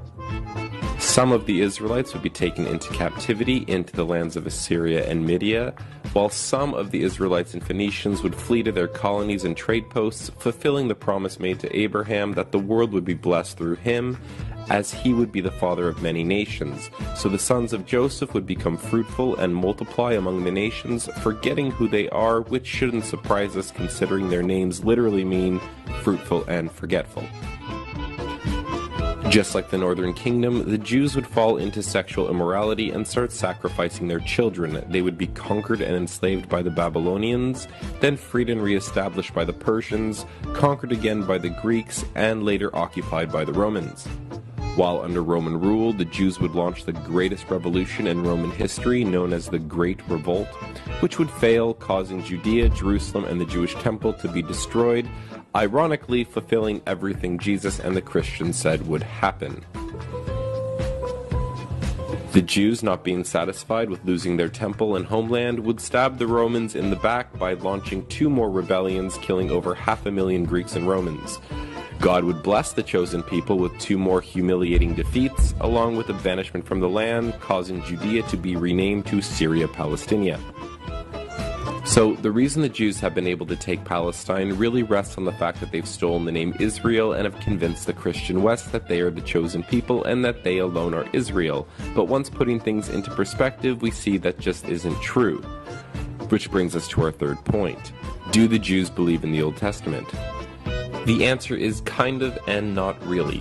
While waving around the Old Testament as if they believe in it, the Jews actually have secondary books that they consider just as important, the main book being called the Talmud. To explain the Talmud, we have to understand some basic Jewish Roman history, going back to Emperor Claudius, who, like Emperor Tiberius, tried to ban the Jews from Rome after branding them aggressive troublemakers. Sadly, Emperor Claudius didn't understand how to play the Game of Thrones and ended up mysteriously being killed. His successor, Emperor Nero, would lift the Jewish ban, which shouldn't surprise us considering the Talmud says he was a Jewish convert. Nero and his Jews would engage in some of the most barbaric acts known to man. Just to give you an idea of how crazy this pro-Jewish Roman emperor was, Nero burned down Rome and blamed it on the Christians, causing them to be tortured and killed in the worst ways imaginable. He murdered his entire family, then kicked his pregnant wife and unborn child to death, and then castrated a young boy named Sporus and forced him to dress like the wife who he had just murdered. With the coming of Jesus, the Jews would divide into two main groups, those who believed that Jesus is the Messiah, while the other group of Jews rejected this claim, believing that their Messiah would come wielding a sword to destroy the Romans and set up a Jewish empire, which is what led the Jews to revolt against Rome in the first place. That, and they just didn't want to pay taxes. After their failed rebellions, the Jews would retreat to Babylon, creating the religion we know today as Judaism, making Christianity older by about 200 years. The Jews would argue and say that the Talmud is the oral law that was passed down orally without any mistakes since the time of Moses, before finally being written down between 200 and 400 years after Jesus. This would place the Jews in first place above the Muslims for the longest, most successful game of broken telephone ever played. The Talmud speaks of its love for Christians by calling the mother of Jesus a whore and calling Jesus a bastard sorcerer who is in hell boiling in human shit. Which brings us to our last point. Is the Old Testament about Jews? The answer is no, not really. Because the Jews have stolen the name Israel, you would never guess that the majority of the people in the Bible are not Jewish. The Apostle Paul, for instance, even though everyone calls him a Jew, Paul quickly separates himself from the Jews and says, "I am an Israelite of the tribe of Benjamin." The Bible also says that God sent Paul to preach among the Israelites, and funny enough, Paul's ministry wasn't in Judea, but he was sent to preach to the Galatians in Asia Minor, the Greeks in Greece, and the Romans in Rome. The Bible is constantly separating the kingdom of Israel from the kingdom of Judah, as it is constantly separating Joseph from Judah. The entire Jewish deception and hijacking of the Bible depends on them stealing the terms Semites, Hebrews, and Israelites. For example, Moses, the man who wrote the first 5 books, known as the Torah, did not come from the tribe of Judah, nor was he part of the kingdom of Judea, yet somehow he is a Jew. The reality here is the majority of the people in the Old Testament are not Jewish. The Bible is a book that tells the history of many nations and peoples, like the Semites, Hebrews, Israelites, Egyptians, Phoenicians, Babylonians, Assyrians, Armenians, Persian, Greeks, Romans, and many others. It's not only about Jews.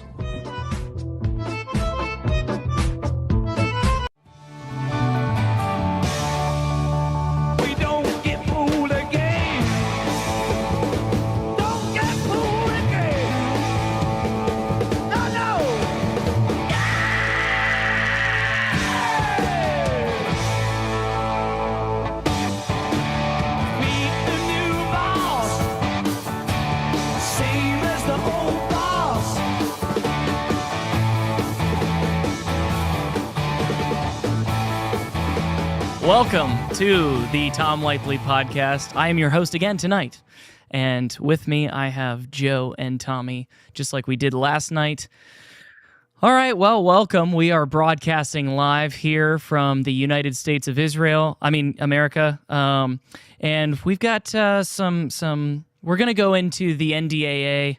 We're going to go into a little quick thing about Iran that we've got to update. But before we get into that, we're going to get into a topic that really bothers Tommy. It bothers me as well, and it bothers Joe as well. But I think it bothers Tommy more than any of us. So essentially what's happening is Tristan and Andrew Tate are being extradited to the UK. They are split citizens, right, Tommy? They're American and British citizens? Andrew Tate was born in Washington, D.C., so he was born in our capital. Yeah, okay. So they're basically dual citizens, and the UK is trying to extradite them over a video. And now, us defending this is not defending everything. So get that straight. I'm not saying they're angels. No. Nobody's saying that they're angels or good people. But they're essentially taking a video that was leaked somehow of Andrew Tate having sex with a 16-year-old in Romania, which in Romania, the legal age of consent is 15 or 16. Yes. There's multiple other countries in Europe, by the way, including like Germany and France, that their age of consent is like between 14 and 16. So although don't agree with that, and we find that to be predatory or disgusting or whatever. Our age is 18. In other countries, that's not the case. In the UK, the case is that you have to be 18. It wasn't always that, but it is now. So they're taking that video and they're saying we need to extradite Andrew Tate to the UK to face charges of essentially statutory rape because he was having sex with a 16-year-old girl, even though he was doing that in a country that it's legal in. Did I get all that correct, Tommy? I believe so, and this is just like the story that's there. You know, Right. like I don't really, buy any real media source. I'm sure if this, I mean, I probably read this from like the New York Post. Yeah. But even if it was Fox News, I mean, who really knows? And the point is, if you can apply the law from other nations that have kangaroo court, basically, which is Yeah. Great Britain, I mean, they put people in jail for social media posts. So if I commit a crime in Venezuela that they consider a crime, what can they now just scoop me up from Yeah. Venezuela? And take me Apparently to the Britain? answer is yes. Yeah. Apparently and the Marco answer is yes. Rubio hates Andrew Tate. This is like a known thing. Yep. He's not going to interfere. Trump also doesn't like Andrew Tate. So what do we do? Just basically throw away our political enemies? Like, are we just going to like let them get taken away? Like, if I don't follow the Quran, can Afghanistan like military like scoop me up? Like, is this Apparently what we're that's the gonna- new thing. So yeah. It's just it's sad. No, it's 'cause a, you it's know a he's slippery gonna go slope. to prison. No, you and know? it's a slippery slope. It's like what we were talking about last night with the flock cameras. Okay, if there was people who were 100% righteous, which there aren't any, but if there were, and we were talking about flock cameras just being for safety, that's one thing. But that doesn't exist. When the wrong people get in power, then they use that against you, even if, again, maybe it could be used for good reasons, but it's not being used for good reasons. That's the same thing with this. It's like, how many times do we have to see this kind of stuff happen before we go, okay, there's like a problem here? Yeah, and this There's is a like the problem. world government kind of theory, which is you don't live in a sovereign country. Yeah, no. Another country can just come and scoop you up. Like, this Yep. should be disturbing to everybody because if you're a dual citizen or maybe you're not well liked politically, well, maybe you break a law that's not a law here, but a law somewhere else in Russia, and Russia comes and scoops you up because Yeah. it's politically expedient for you to be scooped up. You know what I mean? Well, and So- another thing too is I just saw in the chat that Agravain said that a UK citizen was arrested for shooting guns while on vacation in Florida. I was just going to bring that up. Okay, so if that I'm not saying that Agravain is wrong. I just didn't. I haven't heard of that, but I would believe it. I mean, again, you have the UK that's trying to sue and basically extradite Elon Musk because of X, and there being hate speech on it. Okay, listen, if you want to be China and you want to have your own closed-off internet and stuff, then you don't get to participate on X. Sorry. It's the same thing with Australia and all these other countries. You can't arrest our citizens for doing whatever the heck we want because we have freedom. Like, sorry. And in Andrew Tate's and Tristan Tate's case, and I don't even know, why would they arrest Tristan?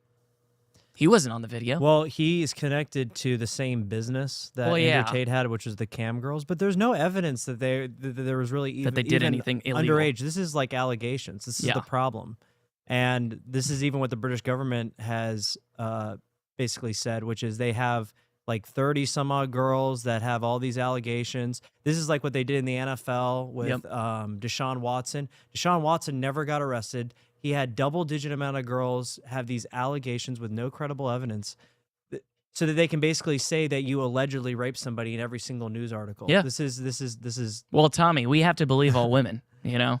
Don't you remember Me Too? This is the post-Me Too world that we live in now. Yeah. No, it really is. Well, and this is also why, like, young men aren't dating. Yeah, there's no point. And this is why the porn epidemic is way worse too, because men won't risk dating a girl based upon the fear. I mean, you even see it on Tinder all the time where 16-year-old girls go on Tinder and they trick men who are in their early 20s or also 18 or 19, and they get charged for like sexual assault. This is the reason why Gen Z is now not having sex. It's Yeah. a known thing. Yep. So congratulations. Yeah. We're going to be, You've created a whole new world. It's great. But anyways, so that's our first opening thing. And then I have to update everyone on something that we talked about last night. So we were talking about how we've spent $37.5 billion already in the war in Iran. That's not a war, but it is a war. And Hegseth was requesting like another $40 billion, essentially. Well, that's been updated today.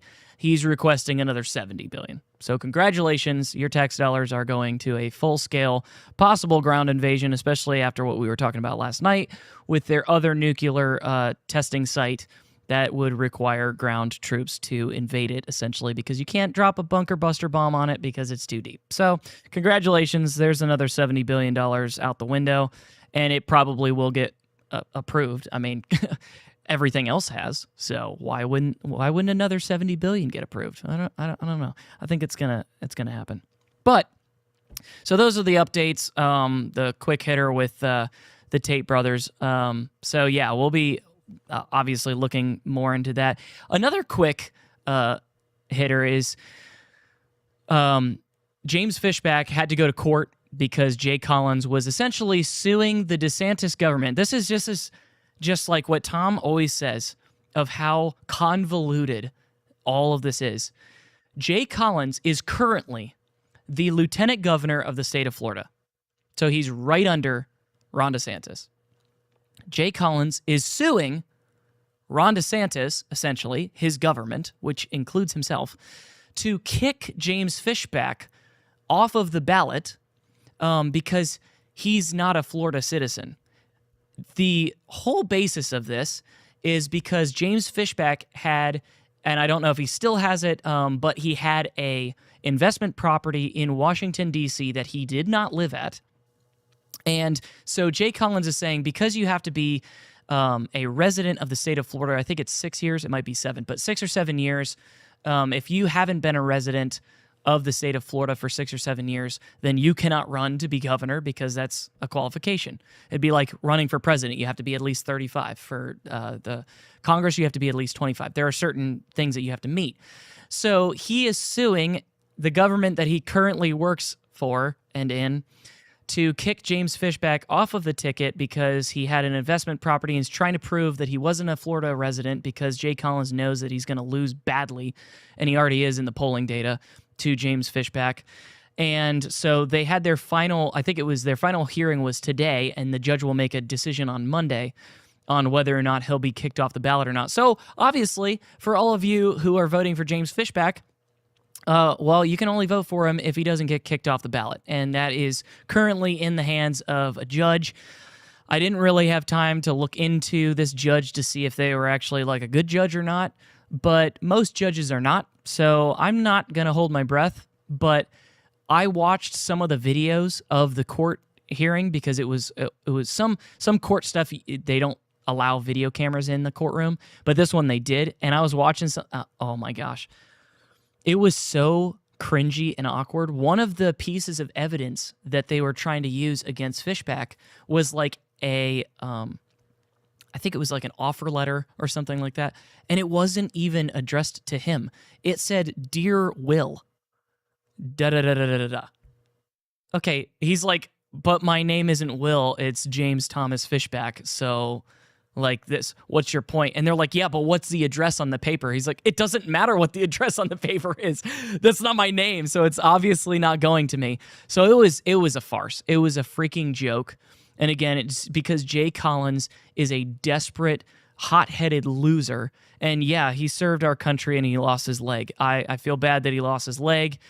But just because you serve our country doesn't make you like this angelic being that we can now trust with everything. I mean, like, you know what I mean, guys? Like, it's like people try to use their military service because there's plenty of Democrats that served as well. I mean, before Tulsi Gabbard essentially switched to the Republican Party, okay, she was a Democrat who served in the military as well. Like, there's plenty of Democrats who've served in the military. It doesn't mean that I'm going to vote for them because they served. That doesn't make any sense. Yeah. You know what I mean? It's weird that Jay is doing, well, he's doing this obviously for less competition on the ballot. Yes. So that he has greater chance. But does he really think that if he wins this and kicks James Fishback off the ballot, that all the James Fishback voters are just going to be like, oh, well, okay, we'll vote for you instead? Absolutely like, not. They're going to be mad. I personally think, and if you guys didn't watch it, you can go watch it. It's on the PBD podcast Patrick Bet-David hosted a debate because Byron Donalds refused to debate anybody because he was saying, oh, well, they're in single digits, so I don't have to debate them. It's a joke. Like, I'm winning, clearly. It's just me against the Democrat. And so Patrick Bet-David hosted a debate between Jay Collins, James Fishback, Paul Renner. Yeah, it was those three, yeah. Just making sure I wasn't missing anybody. But and if you watch the debate, like, it was so cringy because every single time that James Fishback caught Jay Collins in a bunch of bullcrap, Jay, all he would do is he would respond. Did you guys watch it at all? No. I watched part of it. You watched part of it? He just kept saying over and over, man, you're killing me. You're killing me.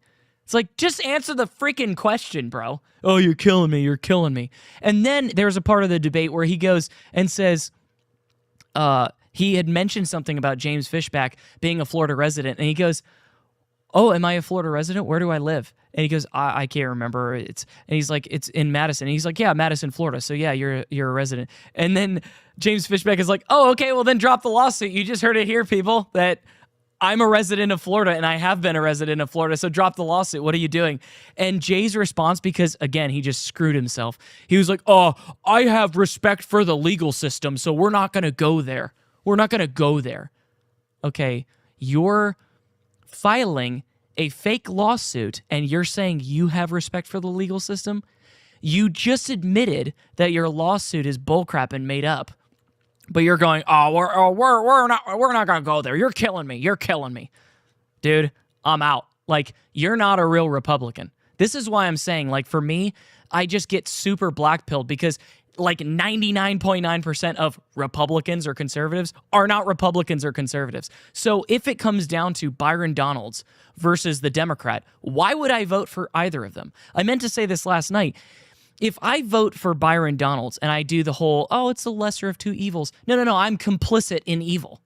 I am complicit in a system that says this guy is Republican, even though he's clearly not, and this guy's a Democrat who's clearly a Democrat. They're both Democrats. And if I vote for either one of them, then I'm voting for a Democrat.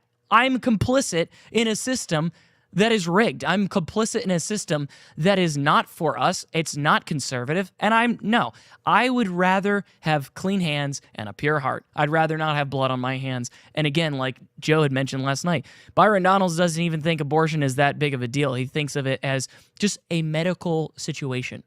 Okay, he'll come out and say, that, abortion is not good and I believe in the right to life and all this stuff. But when it comes down to it, though, he has to say that because he's a Republican. But when it comes down to his personal beliefs, he's probably had girlfriends who have had abortions.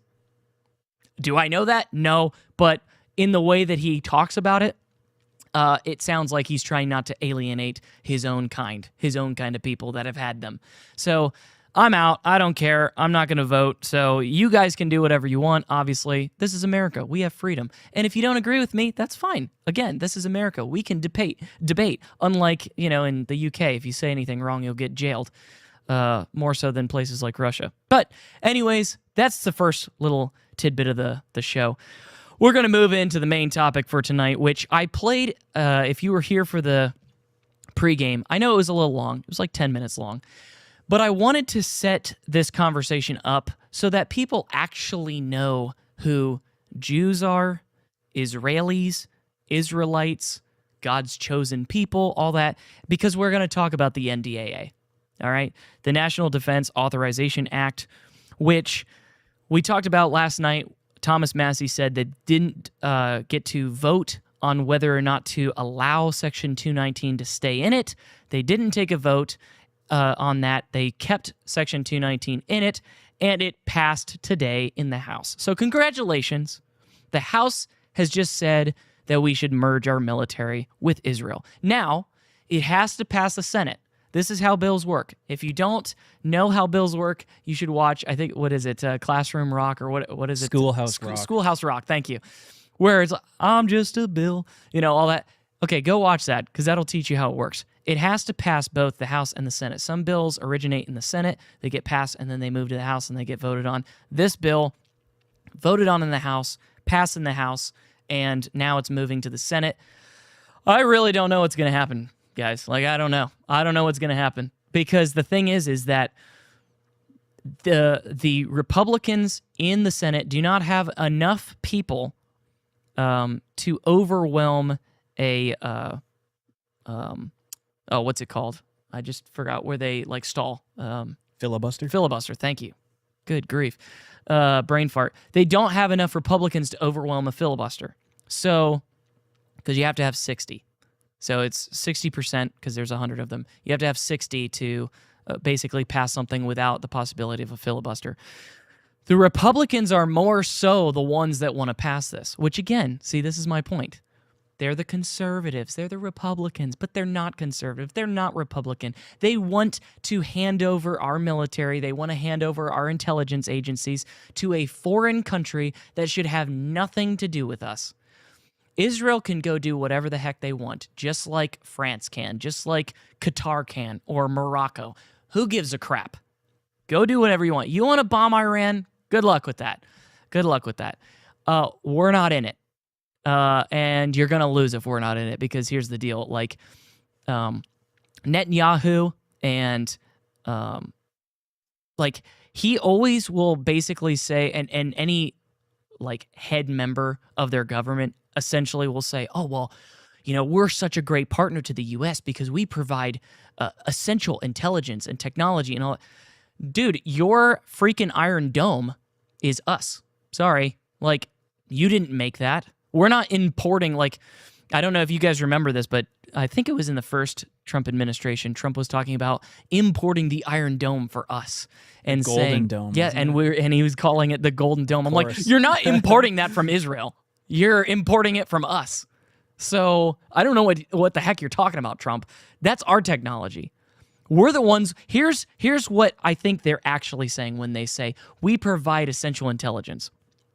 I think what they're saying is we have people like Epstein that will gather intelligence on your own government, and we will strong arm you and hamstring you into doing whatever we tell you to do because we have intelligence on you. I think that's really what they're actually saying. Not we're providing intelligence on ISIS or Al-Qaeda or, you know, Iran or whatever. No, we have plenty of good intelligence. We can deal with it on our own. Again, we're the most powerful country in the entire world. I think we're fine. I don't think that we need tiny little Israel, who literally wouldn't exist if it wasn't for us, to donate their technology and weapons. Yeah, if this bill was involving any other country other than Israel, I would not be worried about it passing.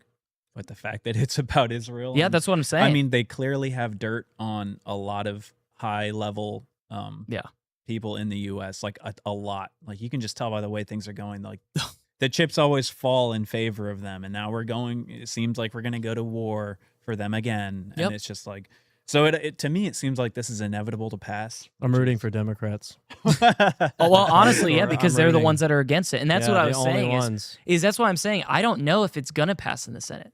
Like, I really don't, because there were some Republicans in the House that voted against it, obviously, because they don't want the merger between the United States and Israel. And it's always weird to me, like, what we brought up last night is that they moved it forward to a vote without voting on whether or not to keep Section 219. Why would you not? Why not discuss it? Yeah, that's shady. That's very shady. Yeah, we're not even going to discuss the foreign interference part. We're going to keep that. That's on the table no matter what. You either get the full package or none, but you're not going to be able to remove the little bits that are... That's how I know it's going to pass, is the fact that they did that. It was like, okay, so they've already decided. Well, it might not, though, because the thing is Trump owns the Republican Party. Nobody, I mean, you basically can't win if you don't get an endorsement from him. Yeah. But that's not the same with the Democrats. And the Democrats, I think, they don't even have to have... Does it go 50-50 with this vote? I forgot how it works. So here's the... Or is it 60-40? Well, no, it can pass with a 51-50, tiebreaker being the vice president. Yeah. So if it hits 50-50, it's going to pass, because you know that J.D. Vance is going to vote in favor for it because Donald Trump wants this to pass. Of course. So, yeah, of course. So we don't want it to be 50-50 because it's going to be 51-50. We're going to lose that. The thing is, though, is you have like what's that guy's name in Pennsylvania, the guy that wears the sweatshirt, Feinstein? Or whatever. Oh, yeah. Oh, my gosh. Yes. He's able to lead like coalitions though. Same thing. Yeah, same thing with, I know this is the House, obviously, so don't, but same thing with like the Rashida Tlaibs and AOC and Ayanna Pressley and stuff, because they're so anti-Israel, because they're pro-Palestine, that they wouldn't vote for it because it includes the Israel You have part. to hope that these like rare moments where you have to almost like lean on like the enemy, that they're able to coalition some sort of, I don't know, some allies that are Republican that maybe don't take AIPAC money, which is very few, but I'm sure there's a couple. There are a few, yeah. And they strongly align with every single Democrat that exists in the Senate, because that's about the only thing that's going to be able to stop them, because most of the Democrats, too, or not most, but some of the Democrats even get paid by Israel. So a lot, actually. So you got to hope that you can create a strong enough alliance between... You know, well, Democrats and Republicans. And this is the thing that like people, Fetterman, thank you guys. Thank you. Yeah. This is the thing that like a lot of people don't get about just how nasty and swampy politics is sometimes you do have to work with the enemy if the real enemy is like the members of your own family, the members of your own party, right? So it's the reason why you see people like Thomas Massie vote with Democrats against the NDAA. Because then people will, what people try to do is they try to oversimplify and they'll call us Democrats or something. I'm like, you're just retarded, man. Like, you don't actually know how the world works.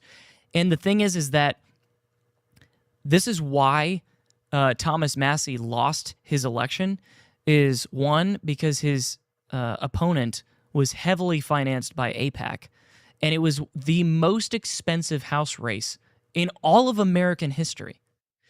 And all the attacks were essentially saying, oh, well, Thomas Massie is actually just he's a Democrat that's a fake Republican. He's a rhino because he votes with Democrats. Okay, well, let's go look at the freaking bills that he voted with Democrats on. Well, here's one, the NDAA. Okay, I would be voting with Democrats too. Doesn't make me a Democrat.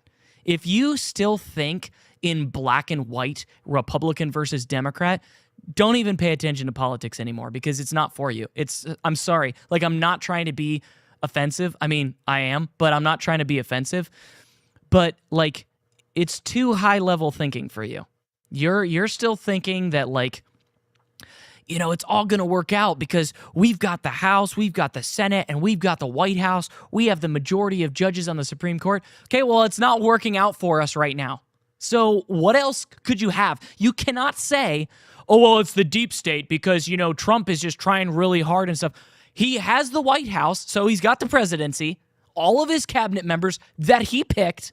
So when you go and attack people like Joe Kent, Trump picked Joe Kent, okay? You try to attack Tulsi Gabbard, Trump picked Tulsi Gabbard. Oh, the Republican conservative there, because they can't be Republican, but conservative Supreme Court justices like Amy Coney Barrett, who votes against us, Trump picked her. Like, what are you saying? Like, this is your guy. If you're so all in on Trump that you're like, oh, it's 5G chess.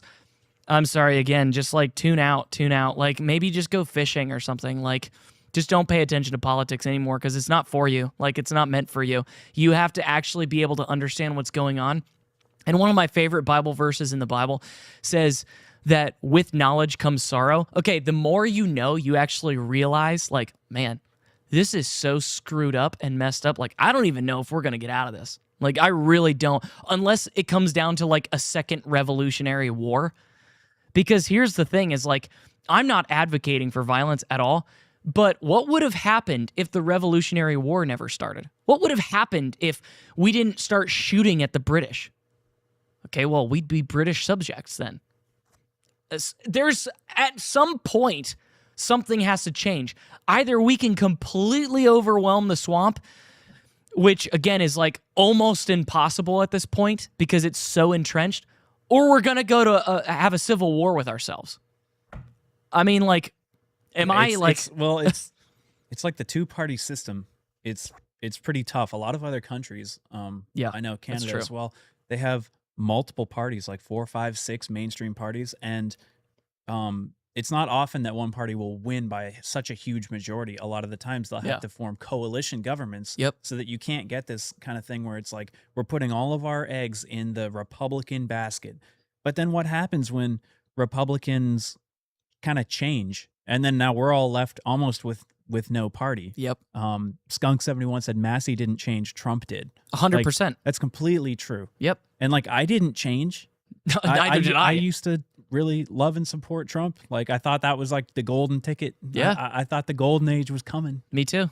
No, we fell for it again, unfortunately. It's sad. It's sad. It's like Lisa Kinzer says God can do it. That's true. And here's something that I wanted to actually bring up last night is like, you can either have war or you can have spiritual warfare. And the problem is one of the reasons why I read the verses that I did in the beginning of the podcast last night was because your country will be run by righteous people if the people are righteous. If they're unrighteous people, then you will have unrighteousness running your country. When the Israelites, again, not the Jews, the Israelites were asking God for a king, which is basically idolatry, because at that moment in time, God was their king, and God appointed judges to basically rule the nation as like a Supreme Court, essentially. That's the book of Judges. But they wanted a king because every other country had a king. So they're like, God, give us a king, give us a king. Okay, well, then he's like, all right, fine. Here's your king. It's Saul. And Saul was an evil king. So, like, if you're unrighteous, then expect unrighteousness. If people start to pray and they repent and they turn back to God, and this country actually has a true revival, not the revivals that you see on TV where people are losing it and whatever, and it's all like, fuego for, a week, and then it just goes back to normal, because that's most of the time what revivals are. And people get inspired by revival, and then they go home and it's just, it's over now. It's fizzled out because the excitement is gone. I'm talking a real revival where people actually start reading their Bible and praying without ceasing, worshiping in spirit and in truth, those kind of things. That will turn this country around. But the problem, unfortunately, is that is not something that people want to do. People want to have their king. They want Saul to be their king. They want Moses to lead them out of bondage. They want a person that they can look to. It's not a person except for the person of Jesus. That's it. If you try to go any other place, good luck with it. It's not going to work. And that's why I'm saying, like, without God and this country turning itself around and chasing after God fully, we're screwed. We're screwed.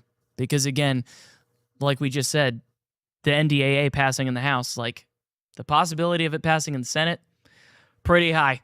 Pretty high. Yeah, it's a high probability that it's going to pass. It might not, but if you read like Revelations, yeah, the Christians who are being like hunted down and slaughtered, like they obviously don't have a political party that is representing them. So it's clearly. I feel like some of this stuff is inevitable. Not saying that I think we're in like, the final week or something. No. But it's like, it feels like. But we have to be the restraining to hold it back. And the thing is at some point though, it's no longer restraining. Right. So it's over. And I'm not trying to be like a Debbie Downer here. I'm not saying, again, I have a 1.5-year-old. Like, I'm not being like, oh, it's over, guys. Cash your chips in. Like, it's over. Shut it all down. Like, we're ready for the end. No, I don't want it West to be. West Virginia is calling us, Tommy. We got to go. You just said his secret. You can't say that. I meant North Carolina. Yeah, if we die, though, we achieve the higher calling, at least. That's true, because you'll at least be a martyr. To die is gain. Yeah. To die is gain. Yeah, to live as Christ, to die is gain. That's the thing, is you have to, choose this day whom you're going to serve. Like, are you going to serve the Republican Party and literally a bunch of cucks that will vote whatever way politically and monetarily benefits them? Or are you going to vote according to the Bible? And if there's a candidate who does not align with the Bible, even if he or her, even if they are like the lesser of two evils, you're not going to vote, because you're literally endorsing something that is anti-Christ. That's why I'm saying I can't. Again, if you can and you're not convicted by that, then all power to you, but I can't do it. I can't vote for somebody who is literally anti-Christ, and somebody like Byron Donalds, who is trying to usher in data centers, flock cameras, all this stuff. They are trying to usher in the one world system, the one world government, the new world order, and basically make it to where, like Tommy had mentioned, our country is not a sovereign nation anymore. It is a state in the globalist system. Yeah, we're like a pseudo state. Yeah, We look 100%. like it, but we're really not. 100%. It's like pseudoscience. It's the reason why, like, I always have thought to myself, like, why does the G7 exist? Or the G8, or NATO, or the UN? Why does it have to? Why can't you just go, we're the United States of America, and we're going to do whatever the heck we want in our country, because this is our land. We fought for it. We bled and died for it. This is our country. It's our minerals. It's our oil. It's our air and water. Everything is ours. We can do whatever we want. And if we want to work with a different country like Canada or Mexico, since they're our closest neighbors, then we can one-on-one go to them and say, hey, would you like to partner? We'll trade you our oil and you trade us your tequila, whatever. Or in Canada, your maple syrup or your wood. Your hockey sticks. Your hockey sticks, exactly. Okay, that should be the only way that happens, is like bilateral agreements or unilateral agreements, not this huge system where the UN Charter now says that we all have to participate in the World Health Organization's new mandates on if we have another pandemic, all countries that are a part of the UN now have to do XYZ. Screw that.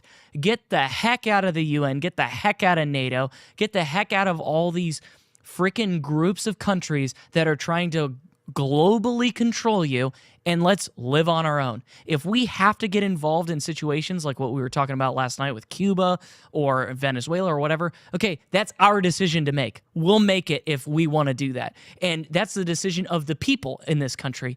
You vote, I vote, we should be able to choose. Unfortunately, that's not the case. Unfortunately, even with the War Powers Act, which is ridiculous, by the way, and unconstitutional, that came in the 70s, even with the War Powers Act, the president should not be able to declare war. He can do military action for like 90 days. Okay, well, we're well over 90 days in Iran, and the Congress hasn't declared war. Okay, so Trump is breaking the Constitution. Like, I don't know. It like pisses me off how stupid this can be and how we're just like, yeah, it's fine. System seems to be working. Vote for Byron Donalds in November. It's going to work out great. Well, I think what's important to remember is like Byron Donalds is like kind of like the breaking point. That's the reason why we talk about him all the time. Mhm. It's like in Texas how you have that Democrat Talrico. Yeah. He's like the breaking point in their world too, because Talrico actually portrays himself as a Christian and actually knows the Bible. He does. He grew up in the church, which yeah. is like the classic like antichrist move, you know, and that's what's 100%. actually going to deceive even the elect. It's the same thing with Byron Donalds. I mean, there's churches that have hosted Byron Donalds. It is like the end. Like if he's deceiving even the elect, and he is bringing upon like basically the Peter Thiel surveillance state, as well as a person like Talrico would. These are the most dangerous kinds of people, because if you have somebody like, you know, an open-ended Democrat that everybody knows is bad, everybody would vote against it.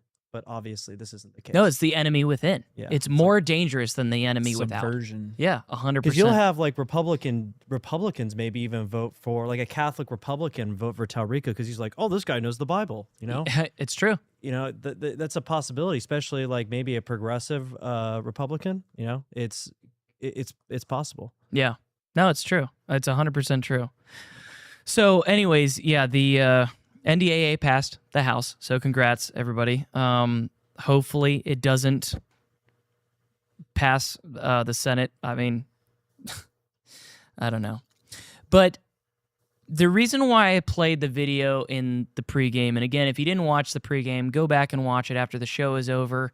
You have DVR on Rumble and YouTube, so you can actually go back and watch it now, and then you'll catch up to this later. But either way, it's the explanation of Jews, Israelites, Israelis, Gentiles, all these different terminology. It's important to know what we're talking about, because the problem is that when you simplify, and let's say you're, you know, actually a quote-unquote anti-Semitic, and you just hate Jewish people.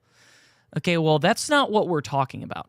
We're talking about Israel, the nation-state of Israel, which anybody who is a citizen of Israel is an Israeli. That does not make them an Israelite. That makes them an Israeli. Okay? So that's the first term. Israelite, like you saw in the video, is one of the 12 tribes is the tribe of Judah. Those are the Jews. The other 11, and then eventually an extra one was added, 12, so it's a total of 13. The other 12 are Israelites, but not Jews. Okay, the religion of Judaism is we now call those people Jews, but it doesn't actually mean that they're from the tribe of Judah. See where it gets all weird and funky is you have Jews that are not Jews, but claim to be. Which brings me into this is more of a Bible podcast for you tonight. I mean, it is obviously about politics, but I just had to explain this because I hear people talk about it all the time and they just say like, oh, the Jews are God's chosen people. Absolutely incorrect. The Israelites were God's chosen people, one of the tribes being the tribe of Judah. And Israel denied Christ and was cut off. So they're no longer the chosen people. Those who are under the blood of the Lamb are God's chosen people. So back to what I was saying, though, is those who practice the religion of Judaism that call themselves Jews, Revelation chapter 2, verse 9, and Revelation chapter 3, verse 9, talk about these people. I know your works, tribulation, and poverty, but you are rich. And I know the blasphemy of those who say they are Jews and are not, but are a synagogue of Satan. That's 2:9. 3:9 says, indeed, I will make those of the synagogue of Satan who say they are Jews and are not, but lie. Indeed, I will make them come and worship before your feet and to know that I have loved you. Okay, so you have these people that are anti-Christ. The Jewish religion, Judaism, is an anti-Christ religion just as much as Islam is an anti-Christ religion. Interestingly enough, Islam, although also demonic and from Satan, actually sees Jesus as a prophet. They at least recognize him as a prophet. They don't see him as the Son of God. They refer to him, if you ever Google it, if you're ever bored, he's referred to as Isa, I-S-S-A, or Issa. That's Yeshua or Jesus. And they at least will say that he's a prophet. Jews don't even say that. Again, they say that he's burning in hell in boiling excrement, which is feces. It's poop. So, again, I'm not backing Islam at all. They're all going to burn and go to hell, just like the Jews are. But at least the Muslims are even like, okay, we'll throw you a bone. He was like a prophet, you know? But, yeah, so then Galatians 3:16, which has been mentioned on this podcast by Tom before, talks about those who refer to Genesis chapter 12 saying that, oh, well, if you bless Israel, you'll be blessed, and if you curse Israel, you'll be cursed. Again, not Israel, talking about Abraham. Israel wasn't even mentioned yet because that's his grandson. Abraham, Isaac, Jacob. Jacob is then renamed to Israel. So we're not even talking about Israel. He didn't even have Isaac yet because he was still named Abram. Okay? Now to Abraham and his seed were the promises made. The promises of God were made to Abraham and his seed. And seed, by the way, is a capital S.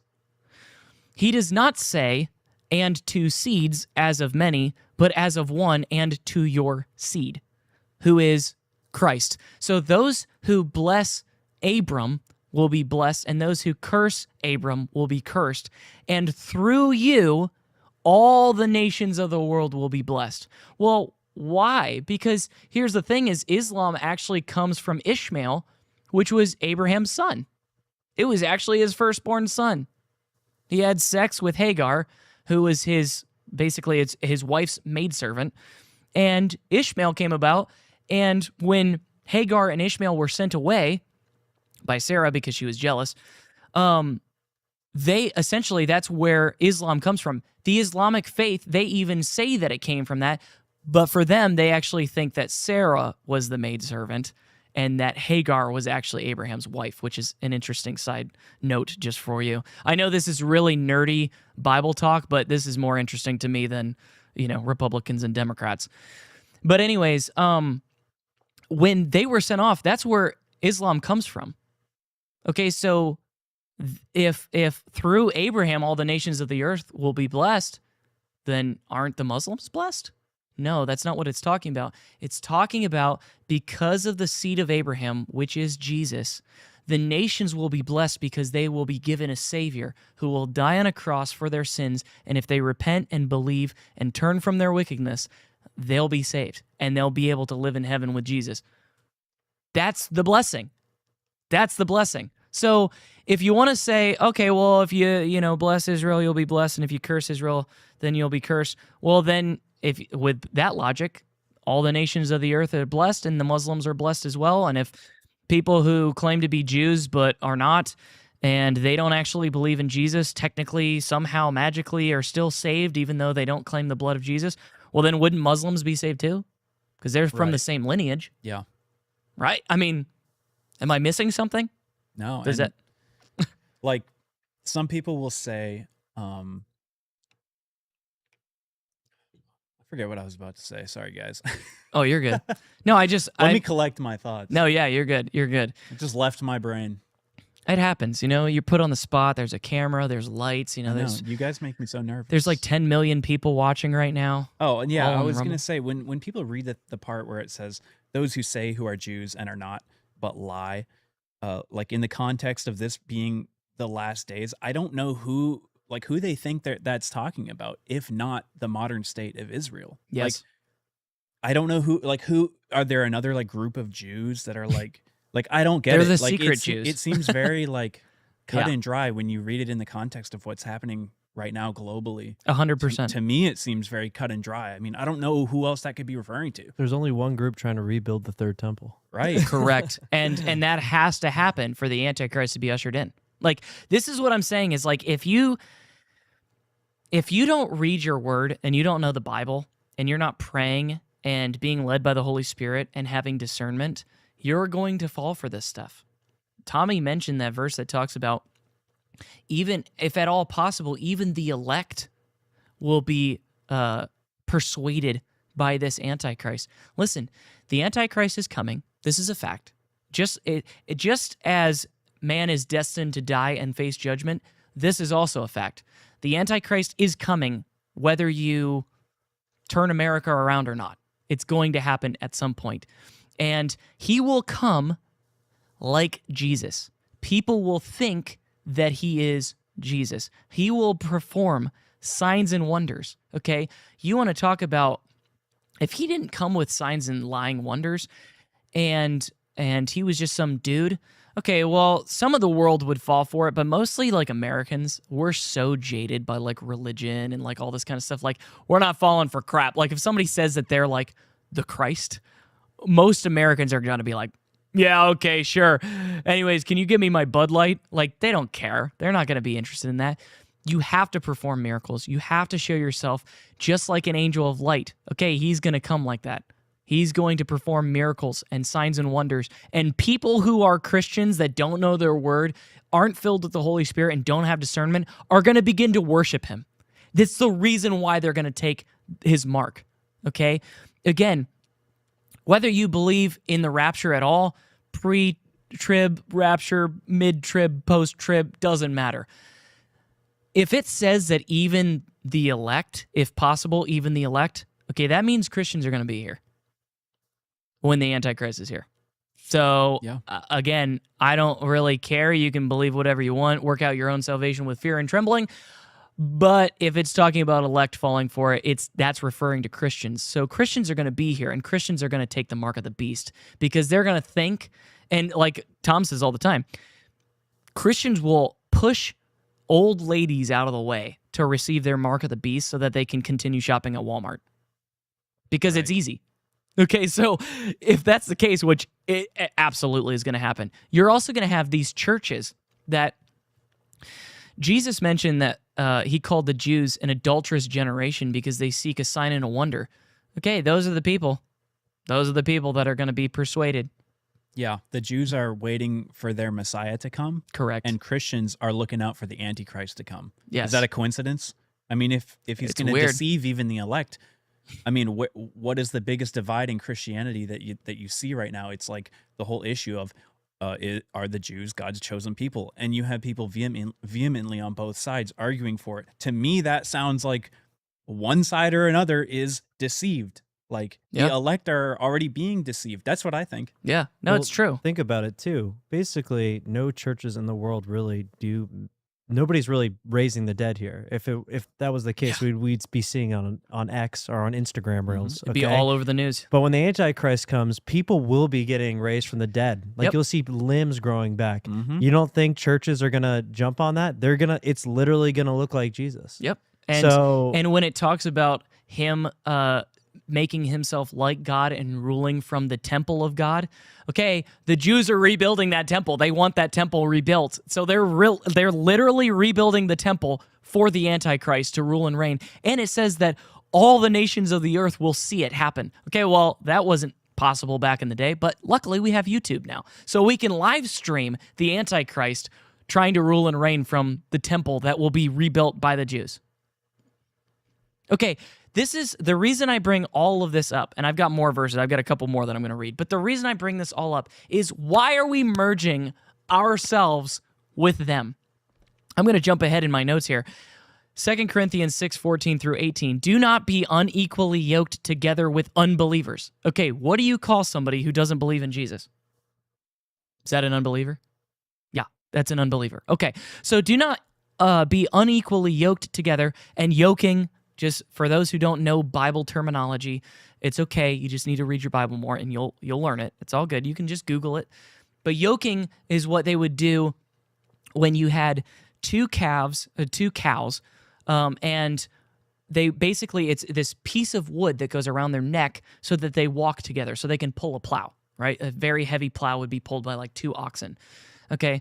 And a lot of times the way that they would train a younger calf, a younger oxen, is they would unequally yoke it with a larger oxen so that it would learn how to pull the plow, and it would know like where to go. The older ox would actually be able to like navigate, and the younger one would learn.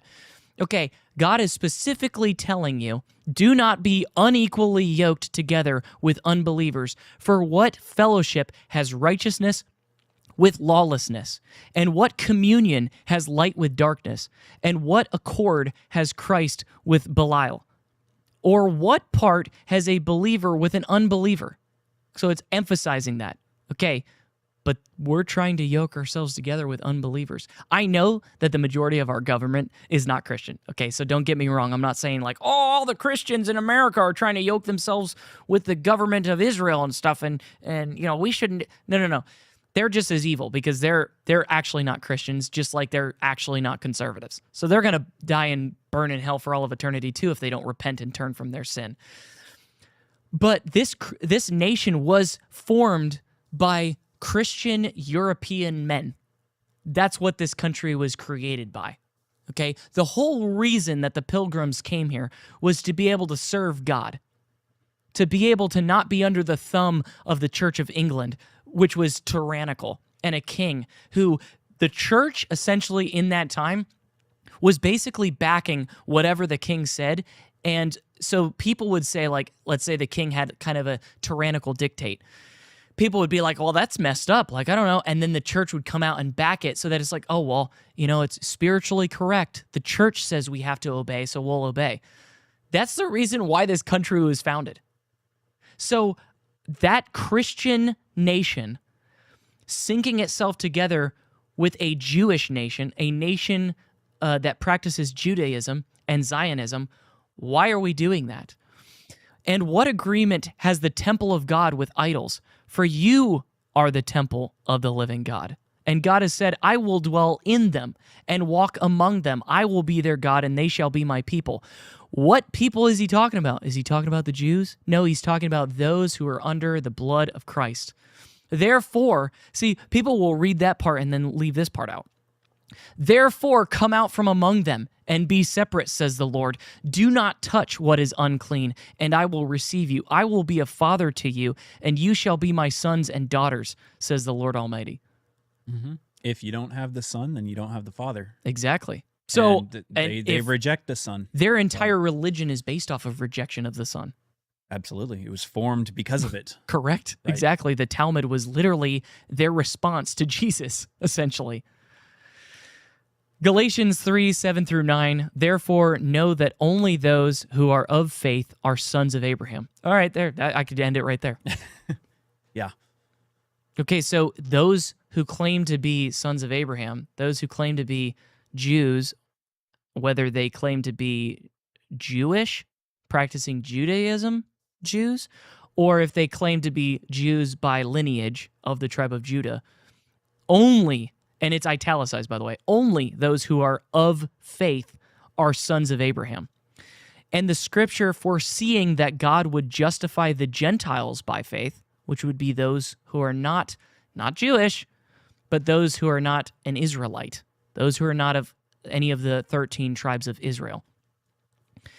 Foreseeing that God would justify the Gentiles by faith, preached the gospel to Abraham beforehand, saying, in you all the nations shall be blessed. So even those who are of faith are blessed with believing Abraham, which is what I've already said, is if you think that it's just Jews, then why does it say that all the nations of the earth will be blessed? Well, it's talking about those, every single person now can be brought in.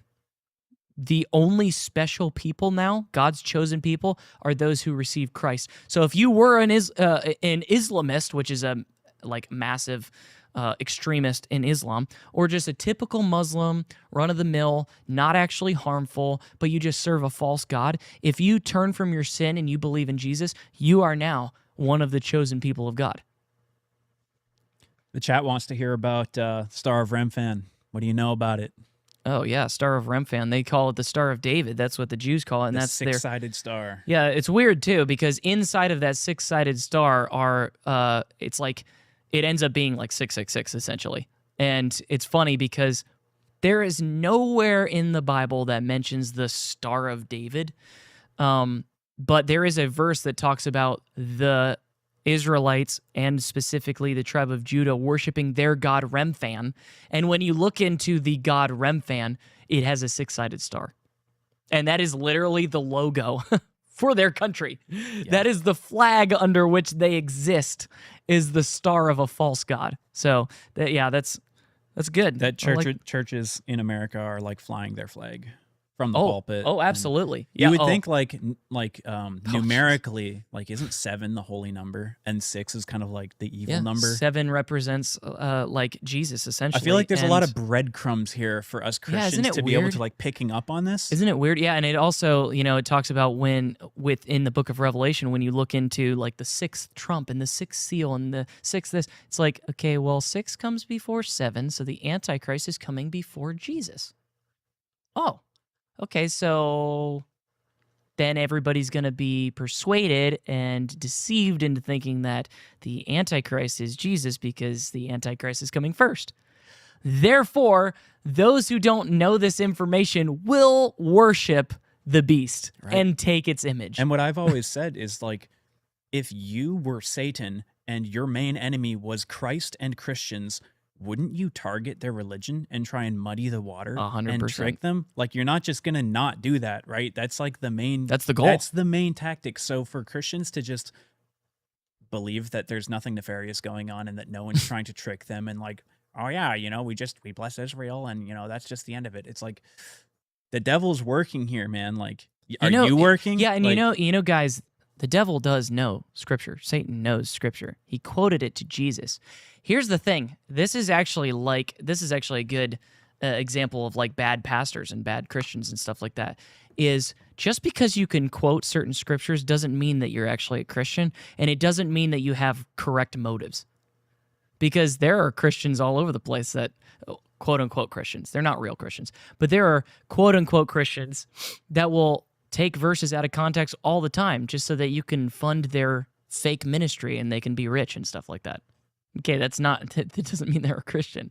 Okay, Satan literally tried to tempt Jesus. He didn't tempt him because temptation only comes from your own evil desires, of which Jesus had none.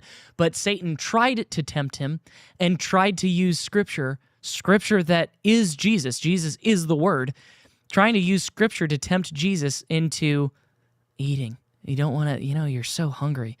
You could literally turn those rocks into bread. He's fasting for 40 days in the wilderness, and the devil is trying to have him, just cast yourself off this mountain. Angels will come. They'll guard you. They won't let you dash your heel. You won't be injured. And look at all this. Look at all the kingdoms of the world. They're mine. I'll give it to you if you just bow down and worship me. Okay. I'm not trying to give him too much credit here, because he is stupid, and if you again read the Bible, he loses. So if you serve the Antichrist and Satan, you're serving on the losing team. What team lost the FIFA World Cup? That would be Was Argentina. it Argentina? Very sad. Yeah, I know. Tommy was rooting for Argentina. Sorry for this analogy, Well, technically, Tommy. Messi did kiss the wall, so. Oh, okay.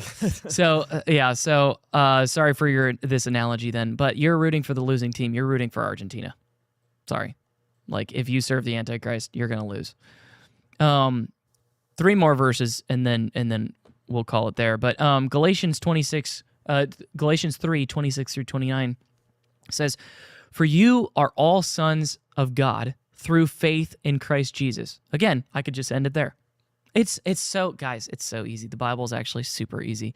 If you watch pastors who just kind of like cherry pick things and stuff like that, and you're kind of like, I'm just confused, I don't really know, just go take the verses that they use and go read the whole context of Scripture. Just read the whole chapter. Like, chapters are not that long. You'll read a novel, and you know, I read a book that was like, I don't know, like 800 pages or something like that. That's not the Bible. It was actually the Steve Jobs book or whatever, because it was very fascinating. Okay, people will read those kind of books all the time, but they like refuse to read the Bible, and they pretend that it's like hard to understand, or they think that it's hard to understand. It's really not. For you are all sons of God through faith in Christ Jesus. For as many of you as were baptized into Christ have put on Christ. Therefore, there is neither Jew nor Greek. Okay, pause. This translation says Jew. I think in the original it does say Israelite, because again, Jew is just one tribe of Israel. Either way, though, it's the same concept, because Paul is talking to the Galatians and saying there is no difference between a Jew and a Greek or a Gentile if they both believe in Jesus. That's where the lines stop. People talk about race or religion or creed and all this stuff. Okay, all those lines disappear if you're under the blood of the Lamb. If you're a Christian, there is no more Jew. There is no more Greek. There's no black. There's no white. There's no male. There's no female, not in the transgender sense, in terms of respecting one above the other. There is no difference. We are all sons and daughters of God if we believe in Jesus. There is neither Jew nor Greek. There is neither slave nor free. There is neither male nor female. For you are all one in Christ Jesus. And if you are Christ's, then you are Abraham's seed. Okay, but what if I'm not of the original, 12 or 13 tribes? It doesn't matter. You're now of the seed of Abraham and heirs according to the promise. I hope this is clearing stuff up for the 15 people that we have on now. I'm sure that there's probably I've probably a decent bit pissed a bunch of people off. And if I have, sorry, it just is the way that it is. It's the Bible. I don't care. Listen, I care about politics in as much as what I can do to try to come as close to the Bible as possible. But in terms of everything else, I really don't care. I don't want to have property taxes, right? I would like to be able to own my land. Because again, if you own a house and you actually paid for the house and you paid it off, you don't owe the bank anymore. It doesn't really matter because you don't technically own your land because you have to pay property taxes on it. Okay, I'm interested in that kind of stuff because it affects me. I have a house, I have a wife, I have a kid. It does affect me, but it's not my longing. It's not my desire to really dig into let's get into a tax code. Let's rip open the tax code that's 15 binders that are this thick, and let's really dig down and get in there. I mean, I'm pretty nerdy. I read manuals for tech stuff and camera equipment here at the church and stuff like that. But I'm not doing that. I will do that for the Bible, but I'm not doing that for politics because it literally is meaningless without Christ. Romans 11:19 through 24, you will say then branches, and this is talking about just to fold it all in and to seal it all up. When people go, but the Bible talks about Israelites being God's chosen people. Like, what happened? Like, what? This is what happened. Again, they rejected Christ. Romans 11:19 through 24. You will say then, branches were broken off that I might be grafted in. The branches being the Jews or the Israelites that rejected Christ, and those who he's speaking to, Paul is speaking to in Rome, the Romans, which is why it's called the book of Romans. Grafting in is basically when you take a plant and a branch that is not of that plant, you basically scratch off and expose the inner part of that tree, scratch off that branch, and you fuse them together and bind it up. And what ends up happening is that branch becomes a part of that tree now. It meshes together into one plant. That branch was not originally part of that tree being God's chosen people, that branch being the Gentiles. Originally, Jesus didn't come for the Gentiles. He came to try to save the Jews first. But Paul is going out there trying to save Gentiles, and so that's the grafting in. Branches were broken off that I might be grafted in. Well said, Paul says. Because of unbelief, they were broken off. So the original branches were ripped off of the tree because of unbelief in Jesus. And you stand by faith. Do not be haughty, but fear. Do not be prideful, but fear. For if God did not spare the natural branches, the original people he came to die for, the Israelites, his own chosen people, he may not spare you either, you being somebody who is grafted in. Therefore, consider the goodness and severity of God on those who fell, severity. Those who don't believe in Jesus, severity. But towards you who believe, goodness, if you continue in his goodness. Otherwise, well, that's also, if you want to go, I'm not going to, but if you wanted to go into losing your salvation, if you continue in his goodness. Otherwise, if you don't, you will also be cut off. And they also, if they do not continue in unbelief, but if they're saved, will be grafted in, for God is able to graft them in again. For if you were cut out of the olive tree, which is wild by nature, so a different tree, that's like the Gentiles, and were grafted contrary to nature into a cultivated olive tree, which would be the people of God, how much more will these who are natural branches, the Israelites, be grafted into their own olive tree? It's easier for a tree to receive a branch that was already a part of it. Mm-hmm. It's harder for a branch from a different tree to be grafted in, but it's still possible. Yep. Salvation is conditional for everyone. Correct. Even the Israelites. Yes, even the Israelites, even the Jews, and those who call themselves Jews but are not, but lie and are of the synagogue of Satan. So, again, I hope that, I know this is a different type of podcast tonight, and we talked about, obviously, the political ramifications of this, but I had to just tie it back to the Bible because, again, why is this happening? Why are we merging? Why are we doing this? Again, this country was founded on Christianity. This country was founded on serving Christ, and clearly we have fallen from that. But that does not mean that we should bind ourselves together with people who hate Christ, who hate Christians, who their sole purpose is to usher in the Antichrist. And with that, do we have any Rumble rants? We do. Oh, okay, that's cool. 4 of them. Okay, hit it. CA1960 donated $20 for the win. For the win. Thank you, CA1960, for the $20. I appreciate it. Siankzar donated $10. Why Fishback over Renner? This is likely to split the vote and let Donald's win. Either one is better than Donald's. Thanks for your question, Sean.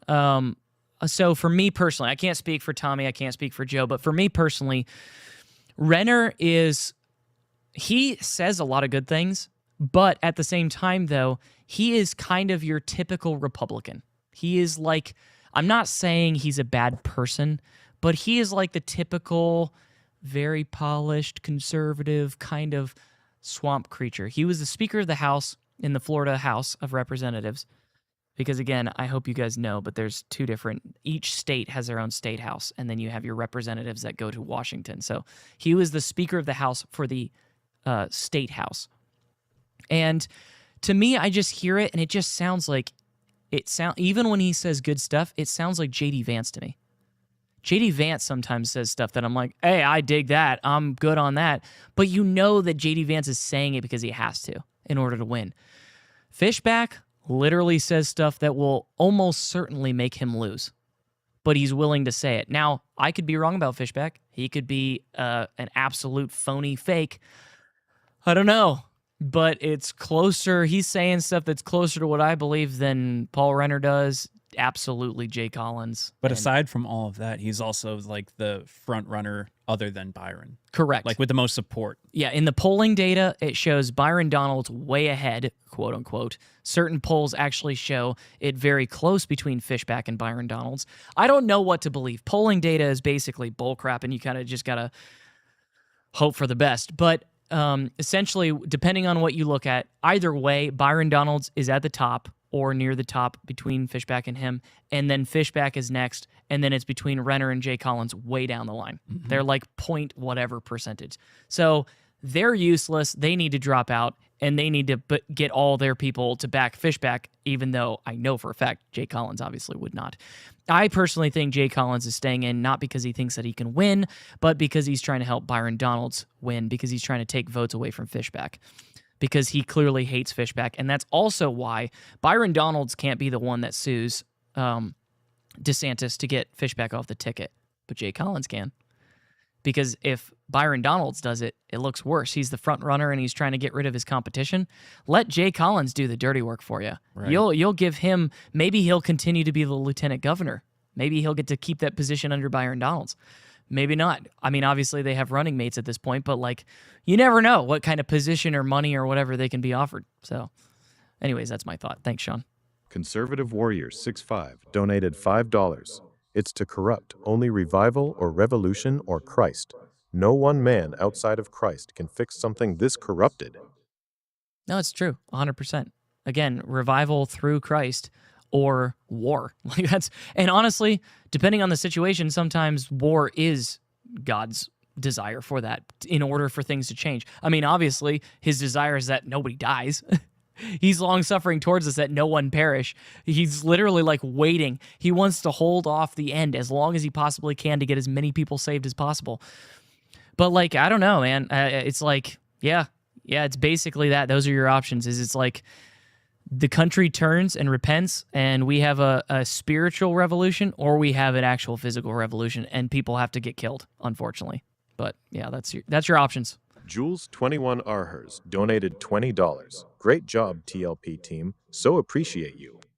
Thank you, Jules. As always, every single podcast, we appreciate it so much. So we appreciate you. Yep, you're the best. Yeah, Kristen Wagner donated $10. Hey. This is my rant. Thank you for your rant, Kristen. I appreciate the $10. Your name and lights. Yep, there it is. Andre K24 donated $10. Great podcast tonight. Thank you, Andre. Really appreciate it. Again, I really appreciate all you guys tuning in. You know, the thing is that like the goal of this podcast is to always bring the political back to the spiritual and to try to get people to not just vote for somebody, not just believe in some type of political party, but to see people get saved and be able to do that and give the answer. The world is looking for answers. People who are unsaved are looking for answers. They'll look for it in politics. They'll look for it in sex or drugs or alcohol or whatever. People are looking for answers. We have those answers. We can answer the questions of political stuff. We can answer the questions for people who are addicted to substances. We can answer the questions for healing, for salvation, for deliverance, from whatever it happens to be. So that's the point of this podcast. So we really appreciate you guys all for watching. Is there anybody else? Yep, one more. Oh. U.S. Abbey Girl donated $10. You guys need your own show. I have thoroughly enjoyed both nights. Thank you, guys.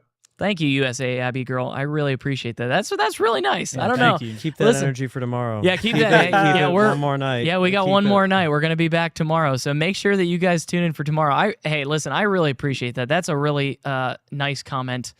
And I don't know if I could do this. This is exhausting. Like I'm not gonna lie to you guys. Like, and we just did band practice right before this. It was like, oh man, band practice and then the podcast. That's why I couldn't remember what I wanted to say. Yeah, his brain is fried. I'm gone. Worked all day. We did band practice and then did this. But no, I really appreciate that. That's very kind. And listen, for me, I always want to whatever it happens to be, always do everything in excellence as unto God, as if he is my direct supervisor. He is my boss. So whether it's leading worship, doing the podcast, whatever, I'm always going to do whatever I can to serve the church, to serve you guys. And so again, I look forward to doing it again tomorrow. Again, I don't know. We're gonna see what kind of news pops up between now and tomorrow night. But I appreciate you guys for tuning in. Thanks for joining us. See you back here tomorrow at 9 o'clock. God bless you. This podcast is all about. We talk about a lot of political things, but underneath all of that is the Bible. I am unapologetically 100% in favor of is the Bible. Jesus is the Word. There is no delineation. If the Bible says it, that's what Jesus is, and that's what Jesus believes. That's what this podcast is actually about, is to actually alert people to what is coming and what is our responsibility in the midst of it.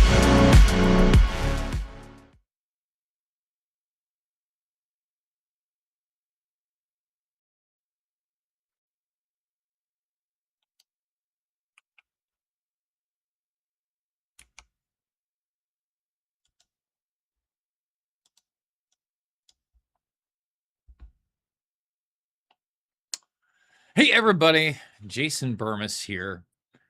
And, you know, as much as I have covered what is going on with Iran, the United States, Israel, Russia, Ukraine, Lebanon, Syria, you name it, I haven't done enough. And the news yesterday that 2 service members have now died. First and foremost, it's way more than 2. You have to wonder why this has become a headline, other than the fact that it seems like it's going to be used to propagate more military aggression in that region and possibly justify, quote unquote, U.S. troops or boots on the ground. Okay, boots are already on the ground. They've been on the ground. Private military groups all up in there. You better believe it. And the only real question is, will this take the shape of a full-scale invasion, which would be absolutely insane and demonstrable? Okay? And before we get going, and we talk about the latest, and I'm going to get into not only the United States and Donnie T and this idea of tactical nuclear, it's not a thing. There's no such thing as tactical nuclear strikes. I'm going to explain that at length. I want to take everybody back to when they said that they were going to do tactical strikes against nuclear facilities. And I was very much against that as well. And as that rhetoric started to make its way around, and you already knew that Trump had not stopped the aggression in the Middle East via Israel and Palestine, certainly not Ukraine and Russia, when he said he was going to get that done before he even got into office. Elect me and I will make sure that's over with before I get into office. Just not even a thing. Alarm bells ringing.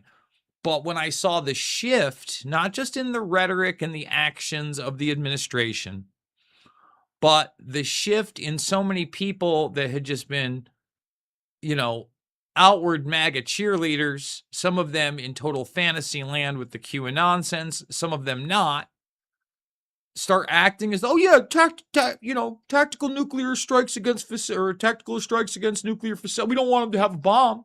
It's just strikes. Nothing's going to happen. Yeah, right.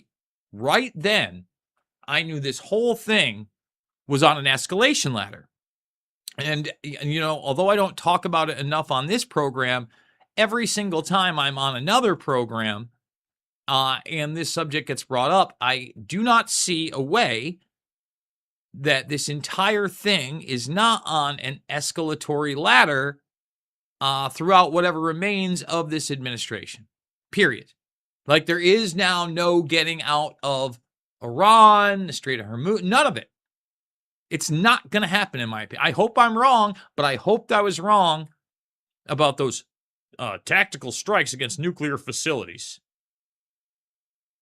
We're not in the 1940s. We're not in the 1960s. We're not in the 70s or 80s. We're certainly not in the 90s or 2000s. Okay? We're in 2026. And what I don't think people grasp for some reason, because the rhetoric has been nuclear weapon, we can't let them have nukes, they can't have nukes, these people can't have nukes. We're talking about a technology that was literally deployed over 80 years ago.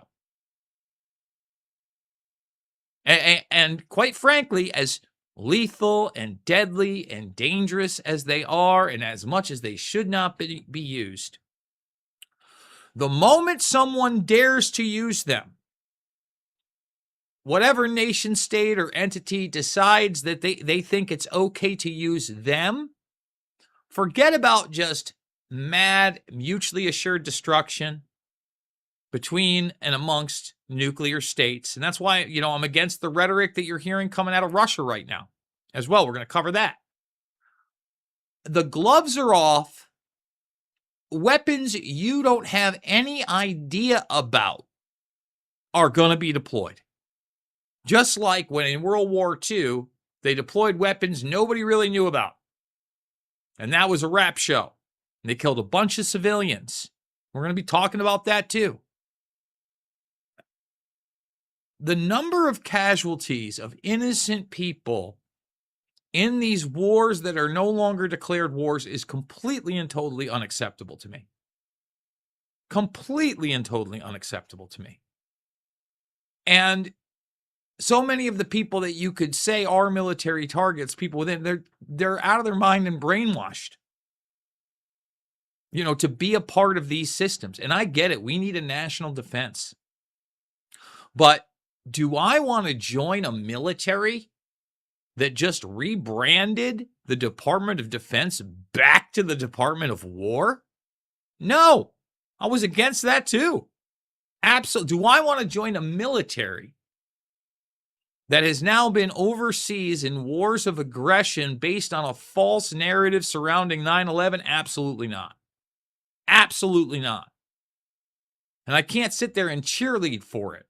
They're protecting our freedoms. Look, protecting our interests, protecting our infrastructure. Yes, we need a military.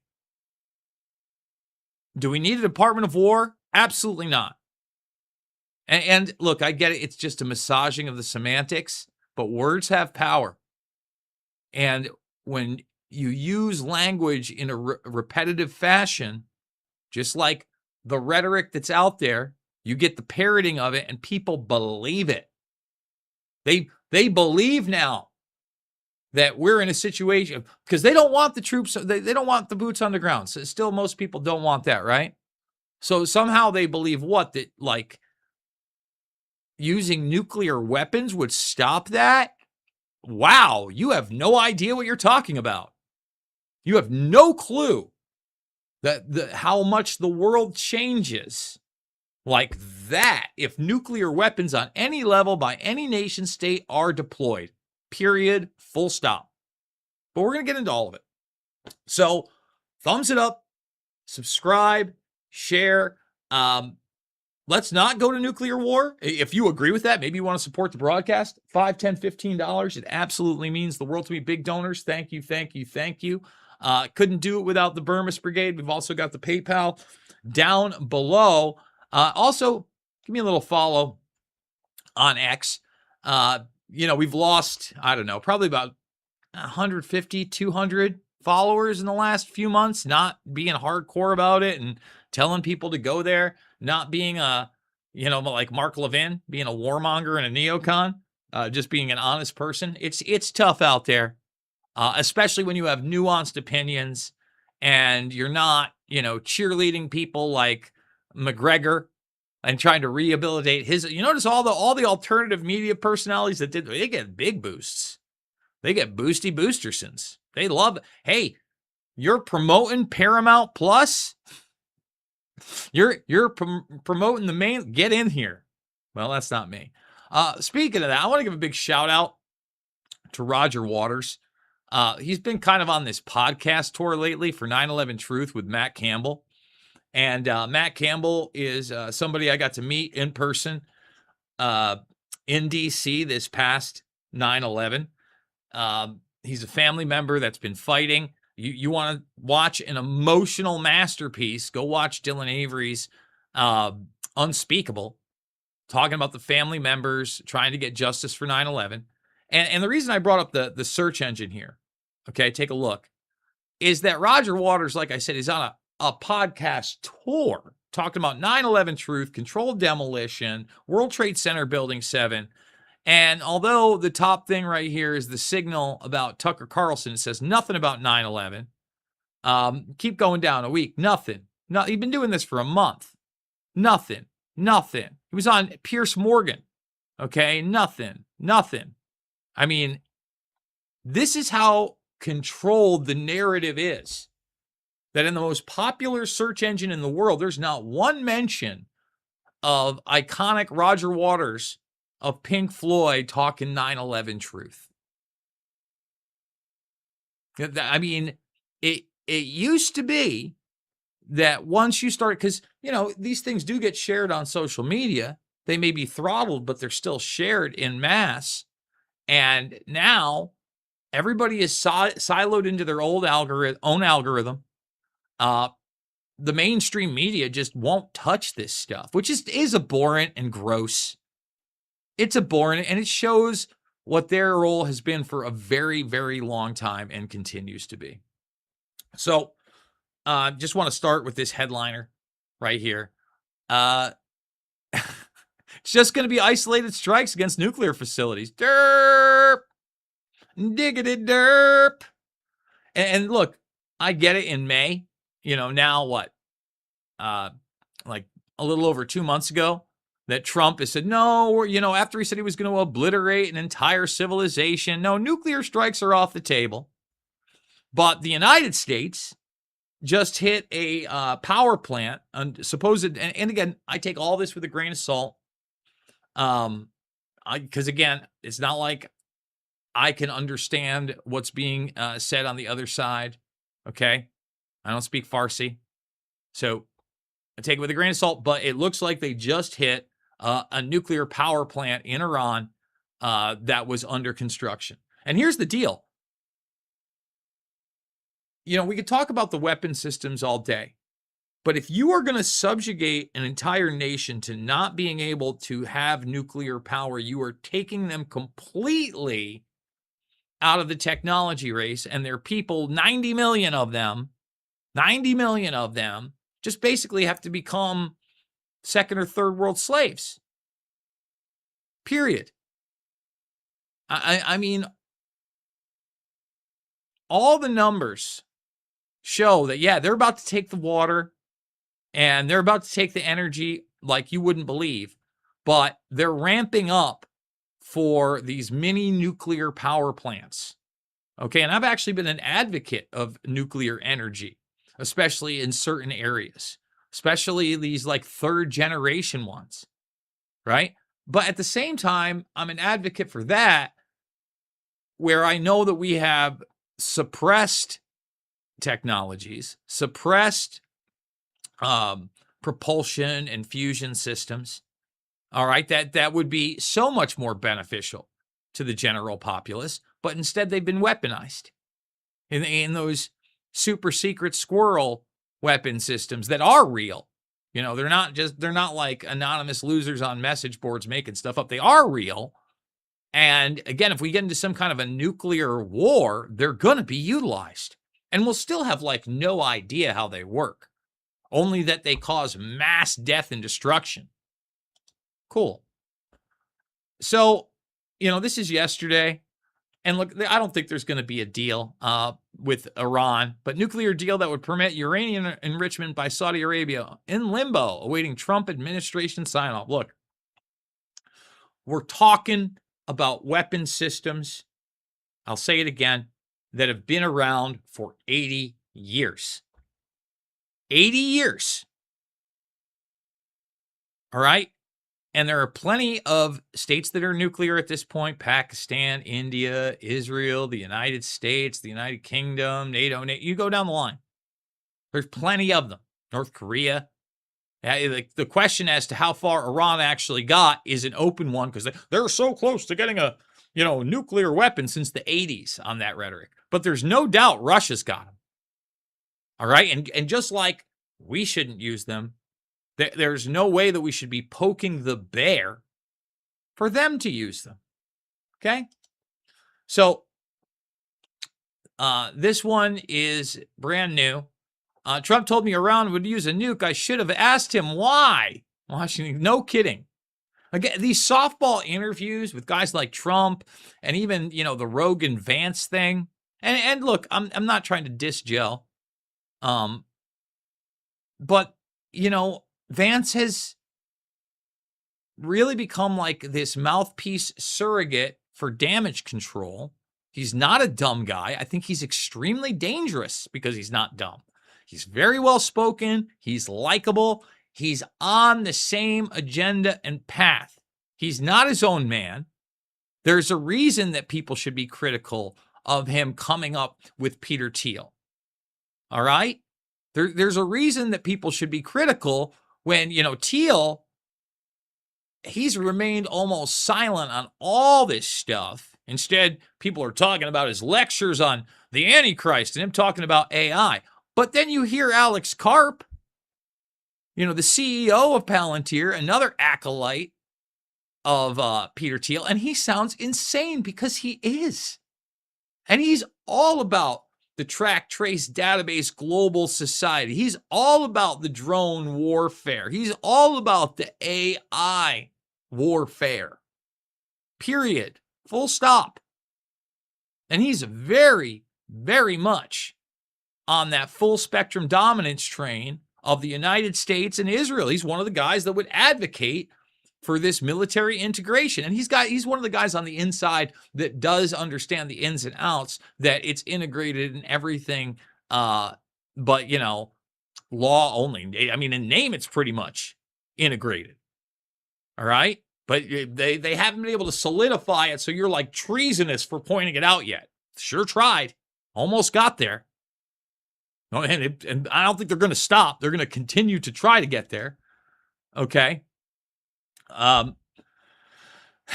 So, once again, hate to see it happen. Trump uses troop deaths to defend nuclear Iran narrative. Yeah, no kidding. Now the question is, whether that narrative moves into the arena of troops on the ground. It sure seems like we're headed in that direction, guys. We're not headed in the peace direction. And not even a little bit at this point. And we're, almost a year and a half into this second term. Which means what? We've got 2+ more years of this. And one of the biggest anti-war guys just got primaried. One of the biggest advocates for truth just got primaried, Thomas Massey. And that guy had, all sorts of face recognition, all sorts of name recognition. They were able to take him out. I mean, that strikes fear into the hearts of so many of these establishment politicians that may have this much of a soul left. Just this much. So I want to talk about Russia for a minute. Bulgaria's prime minister warns of nuclear danger in Ukraine. We may witness a tactical nuclear strike. I mean, whether it's fear-mongering or war-mongering or not, that's already escalated to a very uncomfortable level. People should be extremely alarmed. We're not hearing enough about it. Trump is completely and totally abandoned, it seems like, completely abandoned any type of real peace there. Even when he talks negatively about NATO, it's a fluff piece. It means nothing. So this is bad news brown. And I am glad, all right, we're going to get into the Israeli thing, that we've been able to block that last defense bill, the National Defense Authorization Act, with the Israel integration. But look how close it was, 50 to 46. And there was 4 people that didn't vote, obviously. And you're not even hearing that it is an integration. All right? I mean, you have to go to military.com to see that, people are like, yeah, no, this is treason. No, it's full treason. I agree. Not that we haven't committed it again and again and again against the American people. China warns Russia not to use nuclear arms against Ukraine. Just pointing out again, all the other nuclear nations. And just like hardliners like Mark Levin and others, I mean, the real insane people are calling for this. Urge Putin to consider tactile nuclear strike amid chaos. No. Now, I wanted to show this video here. This is Mark Levin, like super cheerleader for the war and everything Israel. And I'm going to play another clip that's even more mind-blowing after this. But just watch him. He continues to look down. He's got papers down at the desk. I don't know if you're going to be able to see if it's blocked out. He's literally reading off a script to tell you that Iran has already gotten nukes pointed at the U.S. We got to do something. They'd slaughter 1 million of their own people if it meant retaining power. That's not a government of a country. Those are terrorists that control a country. It is a police state that's slaughtering its own people to stay in power so it can slaughter us. It believes, as the 7th century primitive barbarians believed, that they must destroy civilization. They believe today that they must destroy the West. Most prominently, You see, he keeps looking down. I mean, I get that some people think this guy's intelligent and a great orator, and he's not a dummy. But he's literally reading off a script. United States of See, America. there he is right there. Boom, boom. There, right. Look, he's got if you saw it, you can see him fiddling with the papers. He's reading off a script. Those nuclear ICBMs aren't aimed for Tel Aviv or Jerusalem. They're aimed for New York and Los Angeles and Chicago and everywhere in between and around the United States of America. The enemy. Now, it's so hard to find these clips like that. I've got to find like a Tucker Carlson clip of him playing it. This is, what is this, like 2 days ago? Yeah, this is like 2 days ago. Levin is already telling you that Israel has all sorts of weapons, including nuclear weapons, and that if Iran dares to really strike them, even if they try and they succeed on any level, they'll just blow Iran off the face of the planet. The nation state with 2 million is going to blow the nation state with 90 million people off the face of the earth. And by the way, the nation state here with almost 400 million, we got no say in it. But we won't be able to do jack squat about it. I mean, this is amazing. By the way, shout out to my man Nico House who posted this. I haven't had him on forever. We need to get him on. The president likes to say that but for him, Israel would have been destroyed. First of all, he's been a great, great friend of Israel. Militarily, we have done more with Israel than any president in the past, but the idea that Israel would be destroyed is preposterous. I read somewhere that Israel has weapons of mass destruction. Does anybody think Israel would be blown off the face of the earth by the Iranians as opposed to the other way around if it was necessary? Now, this could change, but isn't it interesting that Iran has hit many, many Arab countries since we have bombed them during the past several days, but they haven't fired a single missile at Israel? What's that all about? Now, they may, don't get me wrong, but they've been warned if they do, they're going to be pulverized. And there's not going to be anything that we can do here to stop Israel from doing what it needs to do, nor should we. All this talk about they need Big Brother or they can't defend themselves is simply false. They're an ally, which means we have an alliance, which means we share military and intelligence information and they share with us. That's the way alliances are supposed to work. But I can assure you, unlike Saudi Arabia and Qatar, that were both involved in 9/11, Israel would never have done that to us. And then he invokes 9/11. Well, let me tell you something. As somebody that's looking into 9/11, you could talk about the Saudi Arabian money, okay? No one wants to talk about the Pakistani money, by the way, which is real. All right? And no one wants to talk about the fact that the Pakistanis, the United States, British intelligence, all working with like the Bin Laden network and the Mujahideen, the whole thing back in the Dizzy. And where did they supposedly find Bin Laden? Pakistan. Where was he getting dialysis the night before the attacks? Pakistan. All right? And then you look at the Israeli network in the United States prior to 9/11, and it's not just this, everybody wants to talk about just the dancing Israelis and the one van. There was a network of vans. There was a network of moving companies throughout the East Coast. Okay? And it wasn't just the moving companies that were part of this spy network prior to 9/11, conducting espionage against the United States, penetrating government buildings, both known and unknown. Just about every facility you could imagine. Yes, the art students were a part of it. And they were honey trapping with that. It wasn't just men, it was women. And then on top of that, you had them in mall kiosks, as well running surveillance operations and God knows what else. And the other thing is that, all these nation states, not just Israel, but the United States, they love dealing drugs. They love dealing drugs. And one of the ways that the Drug Enforcement Agency started to become aware of this Israeli spy network prior to 9/11, and they were far from the only units finding this stuff, was an ecstasy ring. So Levin can sit up there on his high horse and, Israel will never, ever, ever, ever, ever.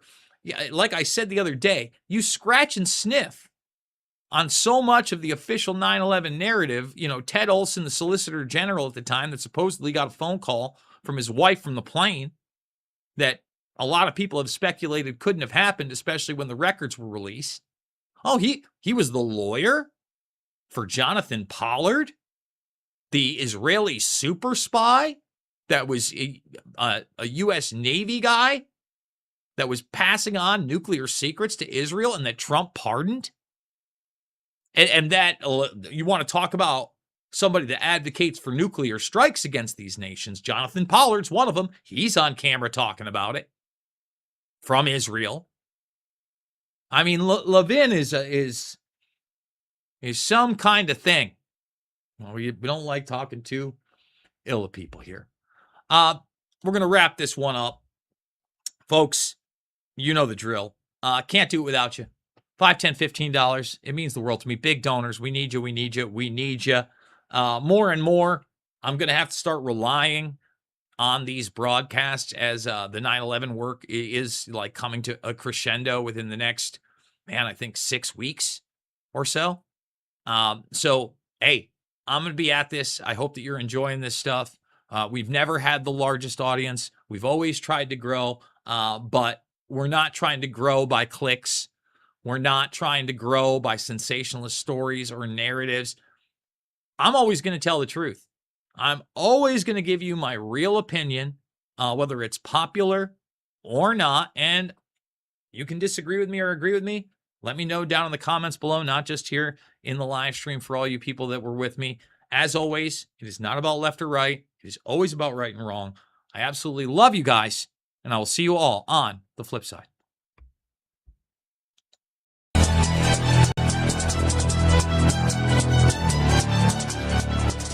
Justified in questions.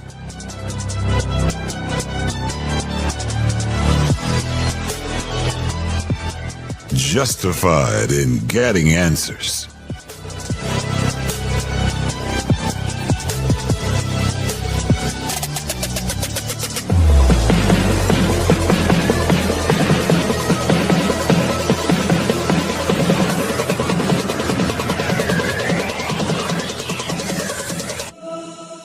Matt Palumbo and Booker Scott are justified. This is the PB&J Podcast.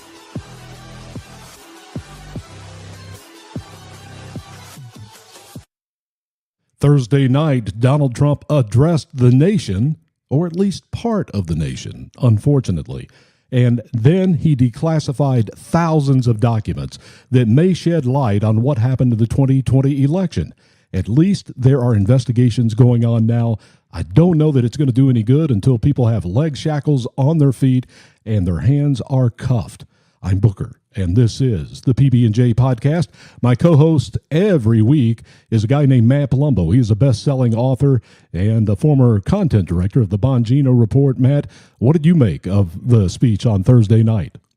Well, I unfortunately don't think the speech itself is going to change really any minds on either side, in that if you think there's mass voter fraud, what Trump was telling you is just confirmation of more of the same. If you're in the CNN crowd, you're going to be screaming it's debunked and discredited even before Trump has released a single shred of evidence. And even if the evidence is quite damning, they're just going to claim it's been debunked by fact checkers or experts or whoever they want to quote. So I think that's unfortunate, but if what Trump says is true, there are going to be bombshells coming out soon. So it's one of those things where we'll have to, wait to see it to believe it. Unfortunately, I don't think the other side is going to believe it regardless. But, what would be good, I think what would be useful to have too is, a sort of unified theory of election fraud, in that, is it ballot harvesting? Is it mail-in vote fraud? Is it them turning votes after suspiciously stopping counting them? Was there Venezuelan influence? Is it Chinese influence? There's so many different theories where, maybe it's a little bit of each, but it would be useful to know, like, which is the dominant way fraud is occurring, if it is, and then we can focus on that. One of the things that I think could work against us in the fraud debate or discussion is just blanketly claiming any election loss is fraud. Well, if you end up believing that or become convinced of that, there really is no point in voting as a Republican. And that, I don't want people to be disenfranchising themselves from voting because they think every single election is corrupted. Some of them are, I think most are not, but there is clearly the left clearly has a vested interest in there being no investigation into this at all. I mean, if you think there's no evidence, they'd be saying, no, please go ahead and investigate it. You're not going to find anything. And it was just the other week we heard Alyssa Slotkin make a comment to the effect of, well, if the SAVE Act is passed, Democrats aren't going to win elections anymore. And I'm thinking, well, that's a very interesting thing to say, because we know what the real implication of that is. Now, I think the left is going to spin that and say, oh, no, she meant the SAVE Act will disenfranchise people. That we know what that she really meant. It's going to disenfranchise people who commit voter fraud. So that's sort of my takeaway. I hope there's a lot of good information that comes out, but when I see it, I'll believe it. Going into the speech on Thursday, I was reading articles. You probably did as well. The Associated Press had an article out saying, using the words like unproven allegations, and that's what they do all the time. And they said that's what the speech is going to be about. And yet you have many different layers in this. You have the voter rolls was mentioned. And we're going to get into that conversation here in just a minute, because we have a special guest, Mark Davis, who knows everything about Georgia. There's a lot going on in Georgia right now with the FBI. We're going to get him in here to have a discussion about that.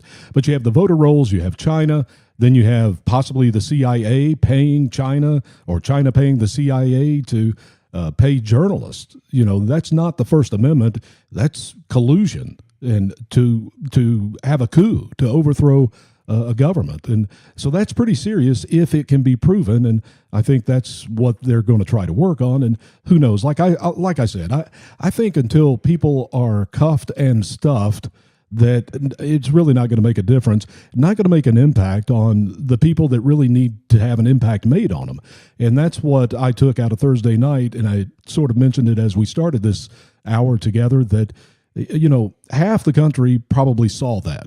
You had ABC, NBC, CBS, who else? MSNBC or MS Now, whatever they are now. CNN, they decided not to do it live. CNN was editing it as they went, determining what was the truth and not, which is part of the reason why we're here to begin with. Let's go to John King of CNN. This is what he said before the speech on Thursday. Reminder to our viewers, we'll be watching tonight's presidential address and listening to what the president says tonight. But we're not going to take it live, as we've been discussing. That's because this president, sadly, has a history of misleading and in some cases simply false statements on what false statements if you are the mainstream media. You know, a history of lying and false statements, which CNN has never been known to do. No, not at all. And then CNN, you know, they did the entire Joe Biden address. And let's go back and show you this one. This is what CNN played for the American people. Donald Trump and the MAGA Republicans represent an extremism that threatens the very foundations of our republic. MAGA Republicans have made their choice. They embrace anger. They thrive on chaos. They live not in the light of truth, but in the shadow of lies. Do you remember that speech, Matt? Oh, I do. Yeah. It was like he was a Nazi. He was speaking to me directly.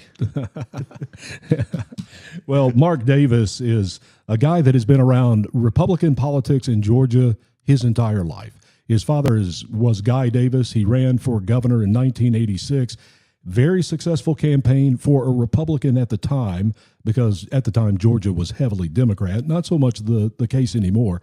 And down there you have a cast of characters around the 2020 election, like Secretary of State Brad Raffensperger. You had Gabriel Sterling, who left the government, went in as a private individual to run that 2020 election. Both of those guys are in the sphere of Mark Davis, our next guest here on the program. Mark writes, contributes for The Federalist. That's where Molly Hemingway is. So you can see some of his work there. He has been involved with election integrity for 23 years. He's been, or 30 years. He's been an expert witness for 23. And he's been in data for, 40 years. It's been his life. So long before the 2020 election, he was concerned with voter rolls in the state of Georgia. We're going to bring him in now for a conversation, and maybe he can shed some light on exactly what's happening in Georgia, because about 6 months ago, we know the FBI went and they raided the Fulton County election warehouse. I haven't heard anything about that, which I thought was sort of odd, because it has been so long and we haven't heard anything about it. And then we now have FBI agents from across the country, over 200 of them, that have been surged into Georgia, and they were given a deadline of July 17th to finish their work. So July 17th is now passed. They are supposed to have finished the work that they were there to do, and I'm not sure what work they were there to do. But Mark Davis is here. Mark, welcome to the program. Great to have you. You've been on the radio show a couple of times, but it's great to see your face. Thank you for coming in. Always good to talk with you. We always have a good chat. Yeah, we do, whether it's on the phone or on one of these shows. Yeah. So let's first start this conversation with your conversation with the Department of Justice, because I think that's a pretty important part of this. This happened last fall, and let's start there with this story. Well, last fall, I finally heard from the Trump DOJ on September 10th, the same day Charlie Kirk was shot. And then I didn't hear anything for several months. And then I got a call on January 15th asking me to come in on the 16th. And they were interviewing a bunch of Georgia folks right around that time period. And then a couple of weeks later, they wound up going into Fulton County. It's been kind of quiet up until recently, when we heard about the surge of 260 agents. And that's something to really think about. I mean, they're pulling agents from all over the country. I imagine they're probably having to pay their travel expenses, their lodging, meals, maybe overtime, what have you. They're pulling them off other important work. So to me, that's a pretty big deal. And of course, it was also a very big deal when we learned from Fulton County themselves that they were the subject of a federal grand jury investigation. And one point I want to make here is, you guys mentioned earlier all these different issues and what's really the focus and all this kind of stuff. Well, every election case I've ever been involved in, what we do is we set up buckets. And when we use the term bucket, it's a group of issues that are similar in nature. And so you might have a bucket over here that's about residency issues. You might have a bucket over here about absentee ballot issues. You might have another bucket of districting issues. And so just because they wanted to look at the roster of employees who touched ballots in the 2020 election, that may just be part of one bucket. We don't really know what they're looking at. I know they heard a lot of information from a lot of people, and I know a lot of those people personally. They're quality people. They know what they're talking about. Each of us that they interviewed had different issues to talk about, different issues to raise. So we don't really know where they're focused. And this deadline of the 17th, I've been hearing that for days myself. And I now have reason to believe that that might have been a construct, at least all or in part, at least, of the media. So their work obviously continues. One thing that I was really impressed with last night is President Trump seemed to stay pretty on script, even with his new teleprompter operator. We heard about that. And, that's kind of impressive for President Trump. You don't ever know what he's going to say when he gets in front of a microphone. But he stayed kind of on script. And from what I'm hearing about the documents that were released, they kind of cover some of the groundwork he covered last night. But I almost feel like he's kind of baiting the press here. One person that I'm following really closely on all of this stuff is John Solomon, because I know he's right in the middle of it. Yeah. And there's a lot more to come. Like, we didn't hear anything about the Georgia issues. That's still to come. And I think there's also more information that's going to be coming out of the administration. But I feel like they may be baiting the media into taking positions that are untenable. And as time goes by, they may drib and drab more information out there that kind of shows them for having the bias that they have. Mark, let's talk about what you specialize in and voter rolls and taking a look at that data and what you found in Georgia for the 2020 election, because I know that you were ready to testify in, was it Trump's case, or what case were you ready to testify in? Versus Raffensperger, and I never got a subpoena from Fannie Willis, but I volunteered to go down there and testify in that one if they needed me. But one of the big issues that I've been raising for years is residency violations. It would be fair to use the word residency fraud. But in election cases, I'm usually very, very hesitant to use that word because it's inflammatory and it's usually not necessary. Just proving the violation occurred is all it takes. And if you use the word fraud, then you're kind of raising your bar that you have to get over, and it's not necessary usually. But yeah, we have a lot of it. And it's an issue that I've quantified from 2020. There were about 35,000 records that I gave President Trump's attorneys that I thought needed to be investigated. In 2022, the number was about 26,000. And in 2024, the number was about 36,000. I only did that analysis. It's a lot of work. I only did that analysis on general elections. I did not do it on presidential preference primaries, state primaries, runoffs, general election runoffs, what have you. So I offered the DOJ and the FBI 97,000 records in total that I think warrant an investigation. That count is low, definitely low, because it does not include the violations from all those other kinds of elections. Neither the GBI nor the FBI or anybody has ever actually investigated that. You hear these claims from the media, oh, all those issues were investigated and they were all debunked. Well, no. If the issues I raised had been actually investigated, it would have been one of the largest criminal investigations, if not the largest, in Georgia history. Why didn't it get investigated? Why do you think that My is? theory is there's no appetite for it. it would cost millions of dollars. It would take years, and it could never be completed. You'd have voters who died or left the country or couldn't be located. You'd never be able to get to the end of it. And that's why I call these systemic irregularities. And when I use that term, I'm using the Georgia Supreme Court's own definition of it from page 15 of Smith versus Long County. And that is issues that cannot be quantified in the same discrete manner as paradigm number one, which is discrete inquiry, but occur in numbers sufficient to place the outcome of an election in doubt. Did you have that in 2020, you think? Trump lost by 11,000 votes.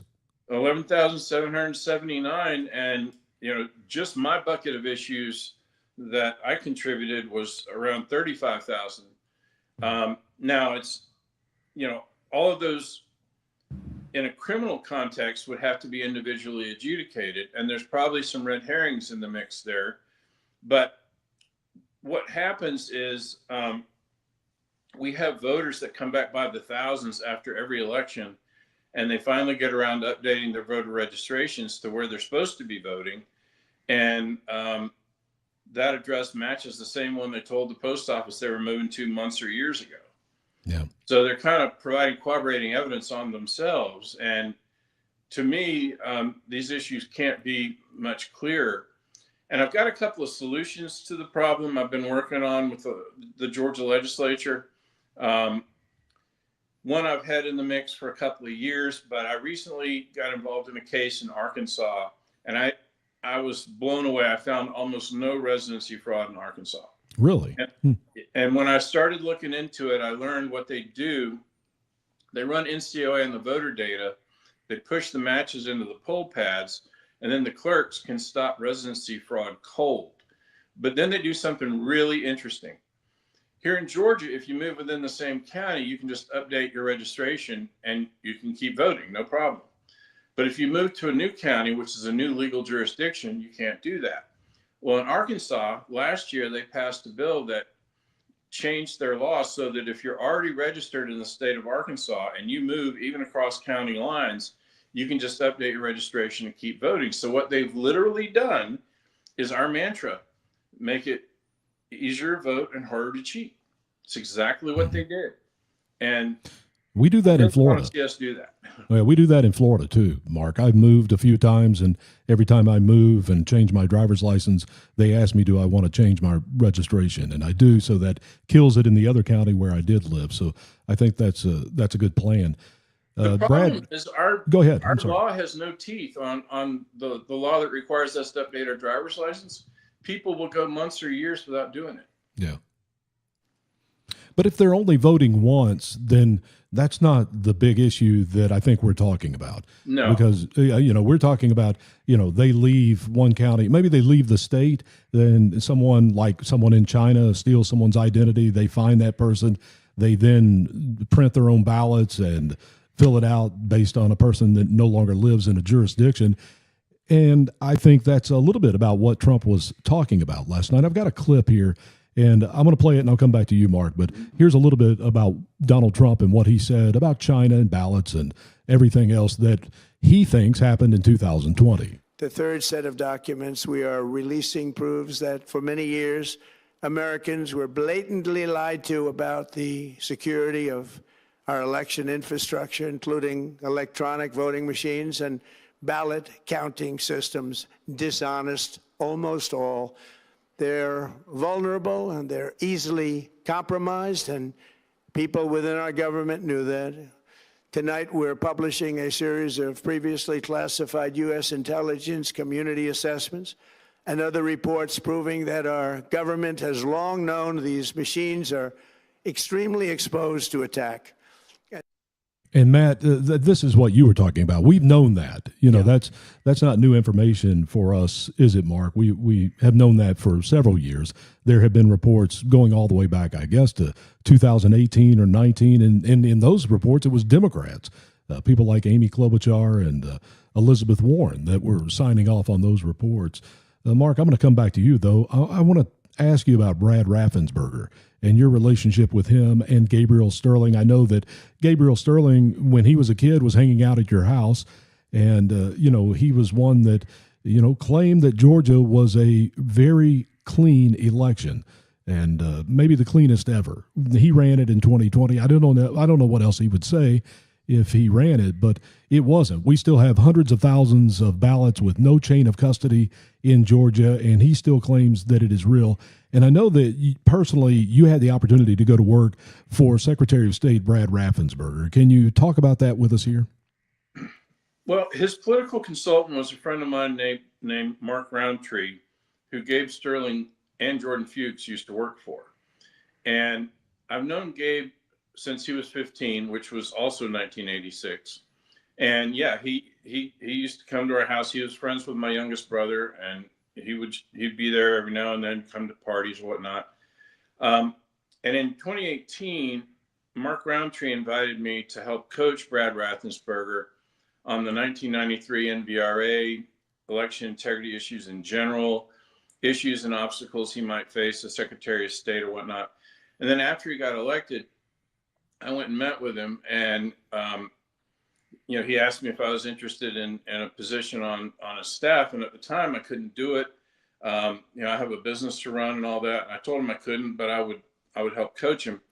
And then the other time we talked about it was in the summer of 2020. I got involved in a little bitty case down in Long County, Georgia, that wound up having major implications. It wound up being a double voting case. It was the first time in my career I'd ever found evidence of double voting.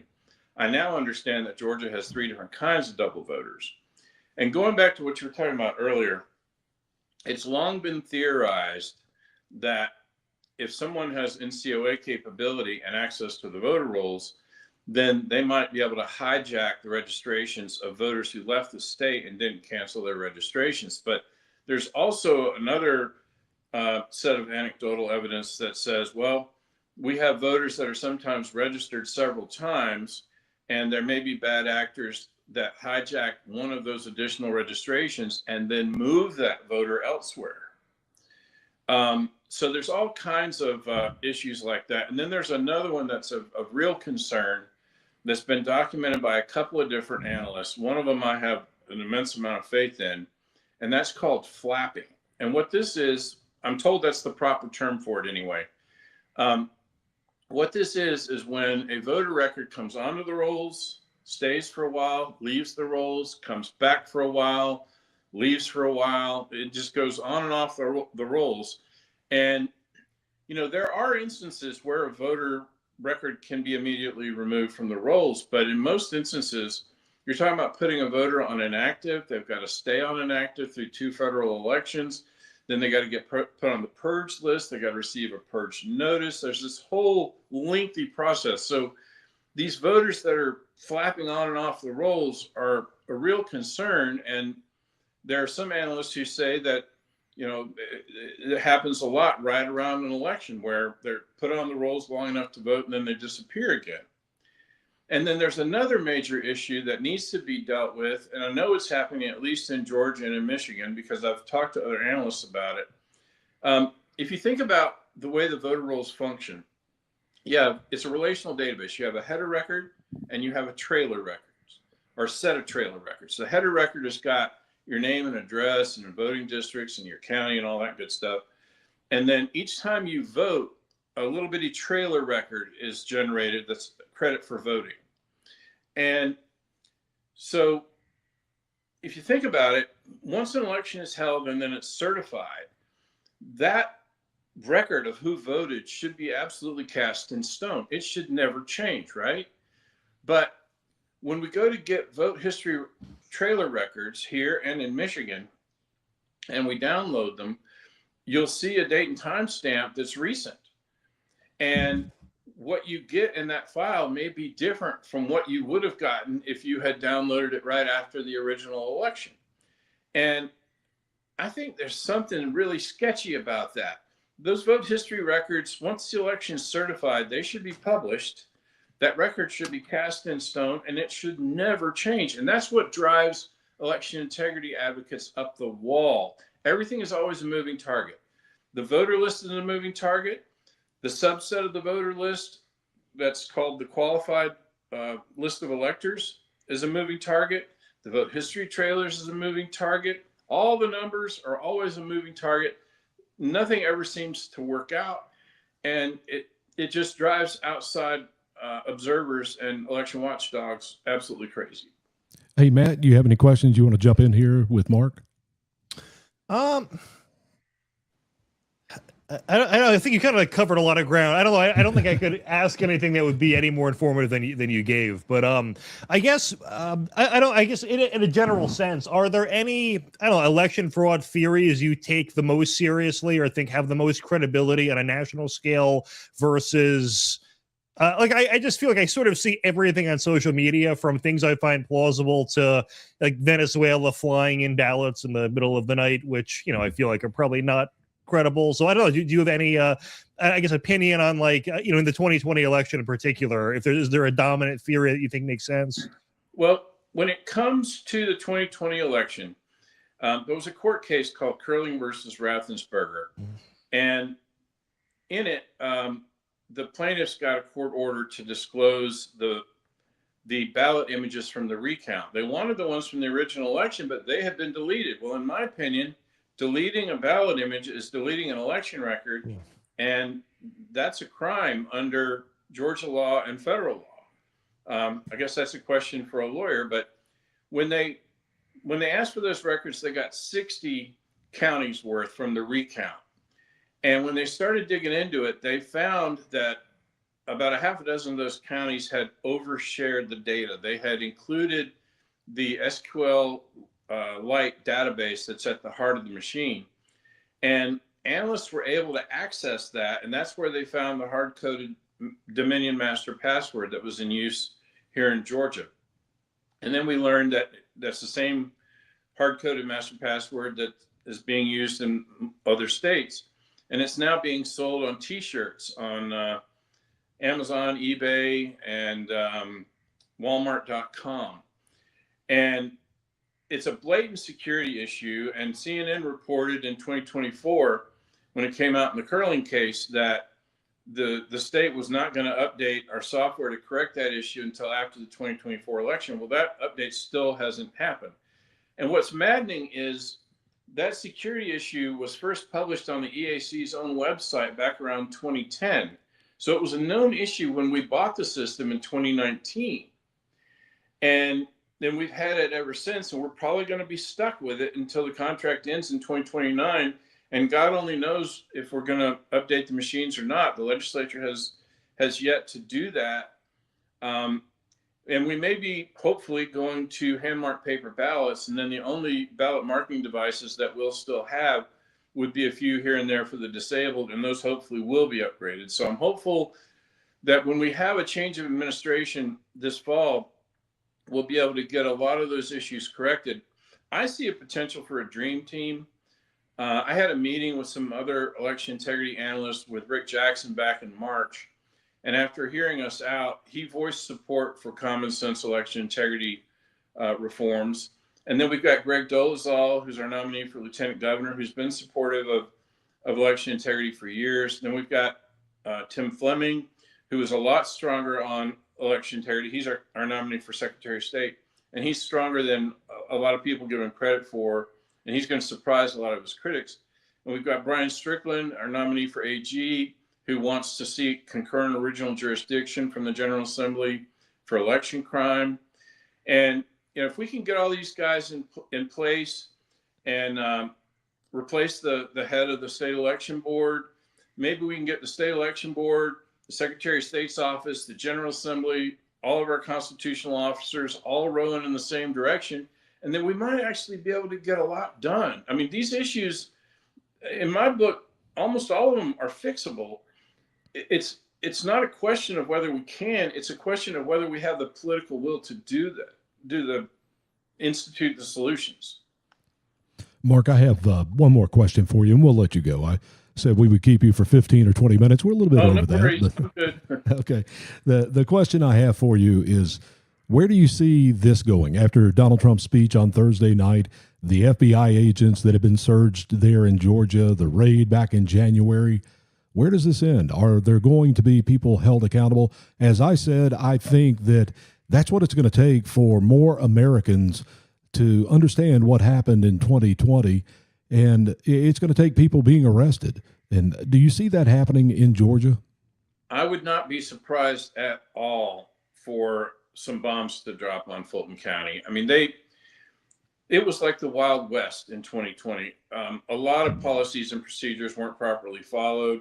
I'm sure you probably heard about the poll tape issue.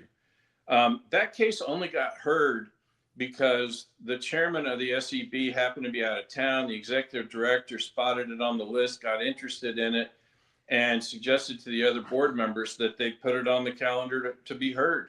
And they did it while the chairman was out of town.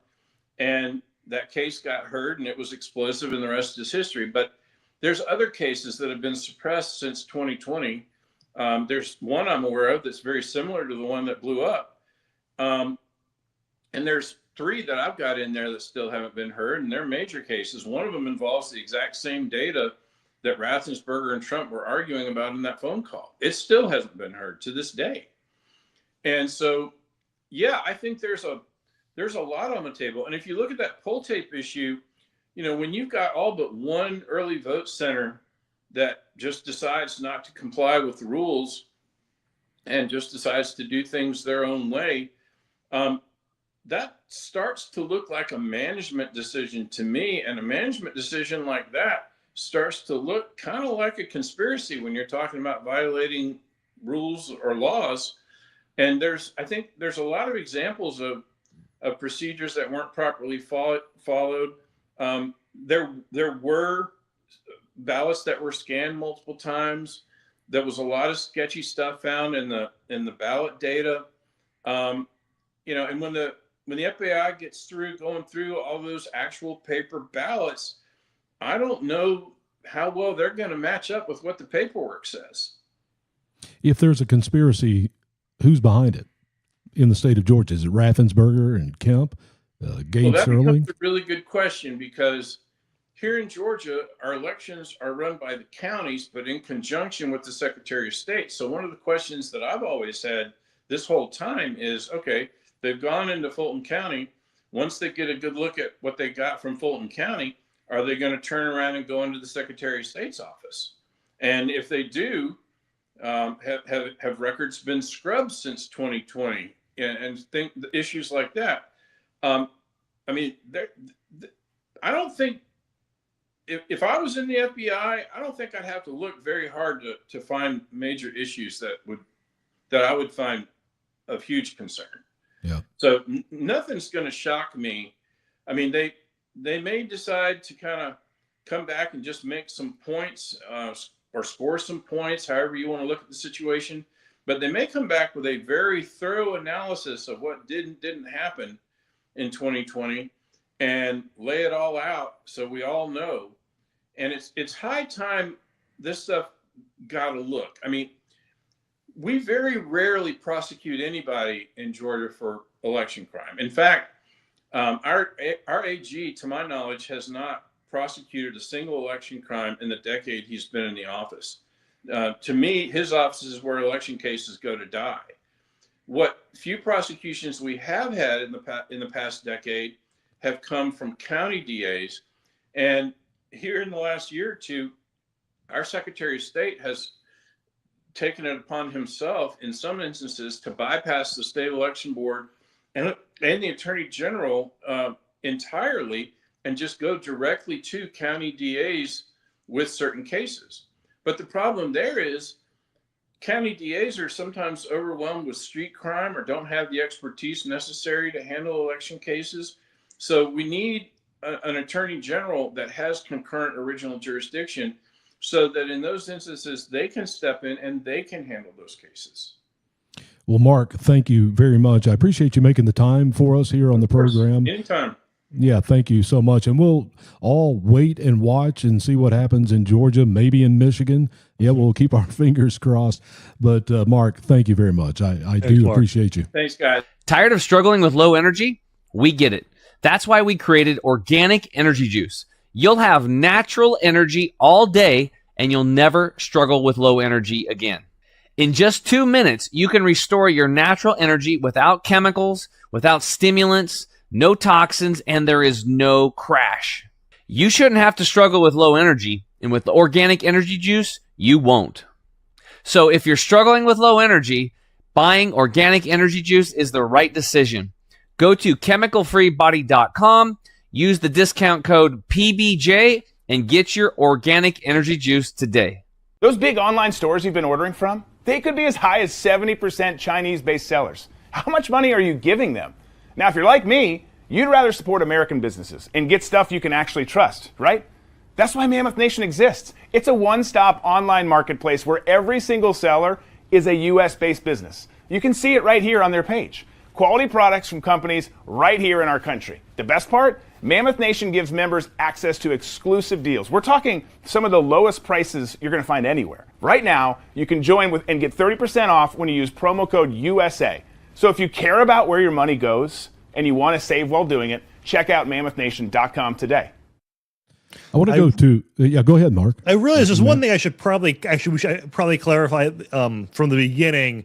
Obviously, I know that Trump had declassified a number of things after his speech. I think I was under the impression that there was also more coming after this, which I had referenced in the intro. Am I wrong about that, or is it? No, was you're it right. just, okay, No, all right. I just wanted to in make fact, sure I wasn't misleading in any way. Did you talk about John Solomon? Was it you or was it No, Mark? that was our very good guest. Okay, Mark, it was Mark. Yep. Yeah, John Solomon has been brought into the White House to deal with all of these things, and he was questioned about that in not an interview, but he was getting out of a car. And I saw this. Did you see that video? Okay, yeah, so, he didn't really give he just said, we're investigating, yeah, he said more to come. More he to said come. the more to come was his answer. Okay. So let's go to this other clip here of Donald Trump from Thursday night, and then we'll kind of leave this alone. I want to go to Maine because there was a debate. It's a lot going on in Maine, man. Somehow it turns out Graham Plattner was the best candidate they could find. Is that not crazy? It's incredible. Yeah. I mean, I would rather have the guy with the Nazi tattoo and the rapist as opposed to these other people. These people are, and keep in mind, it was 600 Democrats that got together and found these people. And where did they find these people from? Wait till you see what we got coming up for you. The Chinese government sought to identify U.S. journalists who had reported negatively on the U.S. president and pay them large sums of money to write more negative articles about him, as many as they could, and they didn't care what they said. The Chinese government wanted U.S. president to lose the next election, and the reason they wanted me to lose is because they knew I was wise to them, charged them billions and billions of dollars worth of tariffs, and built the strongest military anywhere in the world. We have the third set of documents we are. So, Matt, Donald Trump there is talking about China being involved. And that was, did you have a chance to read through those documents? I know when we were talking Thursday night, you hadn't read any of them at that time. I don't know. Have you gone through those documents much, or you're just keeping up with it on social media? I've gone through them in the sort of headline level analysis and of going through them and just kind of seeing what other people have found, but not me personally. Yeah, I thought an interesting part, Matt, was the FBI agent that made the comment in an email thread that I'm running a shadow government. Yeah, you know? It's like they're calling the deep state a conspiracy. Meanwhile, the deep state's emailing people going, "So I am the deep state, by the way." Send. It's incredible. and I'm running a shadow government. And I'm running a shadow government to disenfranchise Americans. But, how many millions got taken off of Twitter because they said that they're running a shadow government for Biden? I know. Yeah, it's millions stuff. of conservatives got thrown off. But you were about to say something. I interrupted you. That's okay. I feel like he was addressed in the past 30 seconds. No, we're good. Okay. All right. We're moving on to Maine. Let's go to Maine. That's going to be a very fun story. Yes, this is incredible. Graham Plattner got kicked out. When was that? 2 weeks ago? Because of the rape allegation. Time just blends together at this point. I know it is. It's hard to believe that we're almost through July, over halfway through. It seems like it was the 4th of July just yesterday. But let's go to the big debate in Maine. I believe they called it pork bellying. By cutting out the pork bellying from all the bills, I'm sure that would save a lot of money as well. But all right, David. is I feel as if I'm watching a Saturday Night Live skit. Yeah. This. Well, But it can't be this is real. SNL, but it's actually funny, but I guess unintentionally. Yeah, that transgender guy. I mean, obviously it's a guy. Ashley, yeah. Which Ashley. can be a boy or a girl name, which takes me to another Saturday Night Live skit, which was Pat, if you remember Pat. No It's one the knew first, to give him credit, it is the first transgender person with a normal name. They'll usually be like Luna or Astra or something just bizarre thing no real woman would ever want to be called, probably. But someone found his Reddit account, and he had identified as a 5'6" woman on the internet before. He's more than 6 feet tall. He had claimed that he has a period and it is excreted through his butt. Like just bizarre, weird, freaky stuff on this guy. And there's plenty more. He is the biggest person on the stage. By a lot, yeah. But he identifies as 5'6". I would say he's more like a middle linebacker for the Chicago Bears than a 5'6" woman that has her period out her rear end. But and this brings me to pronouns, Matt. I suck at pronouns. I'm just not good at them. I don't know how I don't know how you feel about it, but the way I think is, okay, if you look like a guy, then I'm probably going to call you he, him, and all the others. So do better. Yeah. I shouldn't have to question. That's on you, not on me. But let's they purposefully. I mean, I guess he's. I don't even know what to say. Is he putting in an effort? Because it's not working. But there are transgender people that do make it deliberately hard to know which way they're trying to go, and then get mad at you for not knowing. Yeah, I'll call them her and she. Yeah. I don't have a problem with that in the pronouns if they look like what they're trying to be. That's the thing. Here's the thing. Obviously, we're not saying we really believe they're a woman. No. It's just an incentive to put in effort. It's That's like, right. yeah. If I just started calling myself Sarah and I put on lipstick, no, not good enough. You got to commit to the bit, or else we're not pretending. Don't put it on me. Don't put it on me. You do better. Ashley Webb, what qualifications do you have to serve in the U.S. Senate?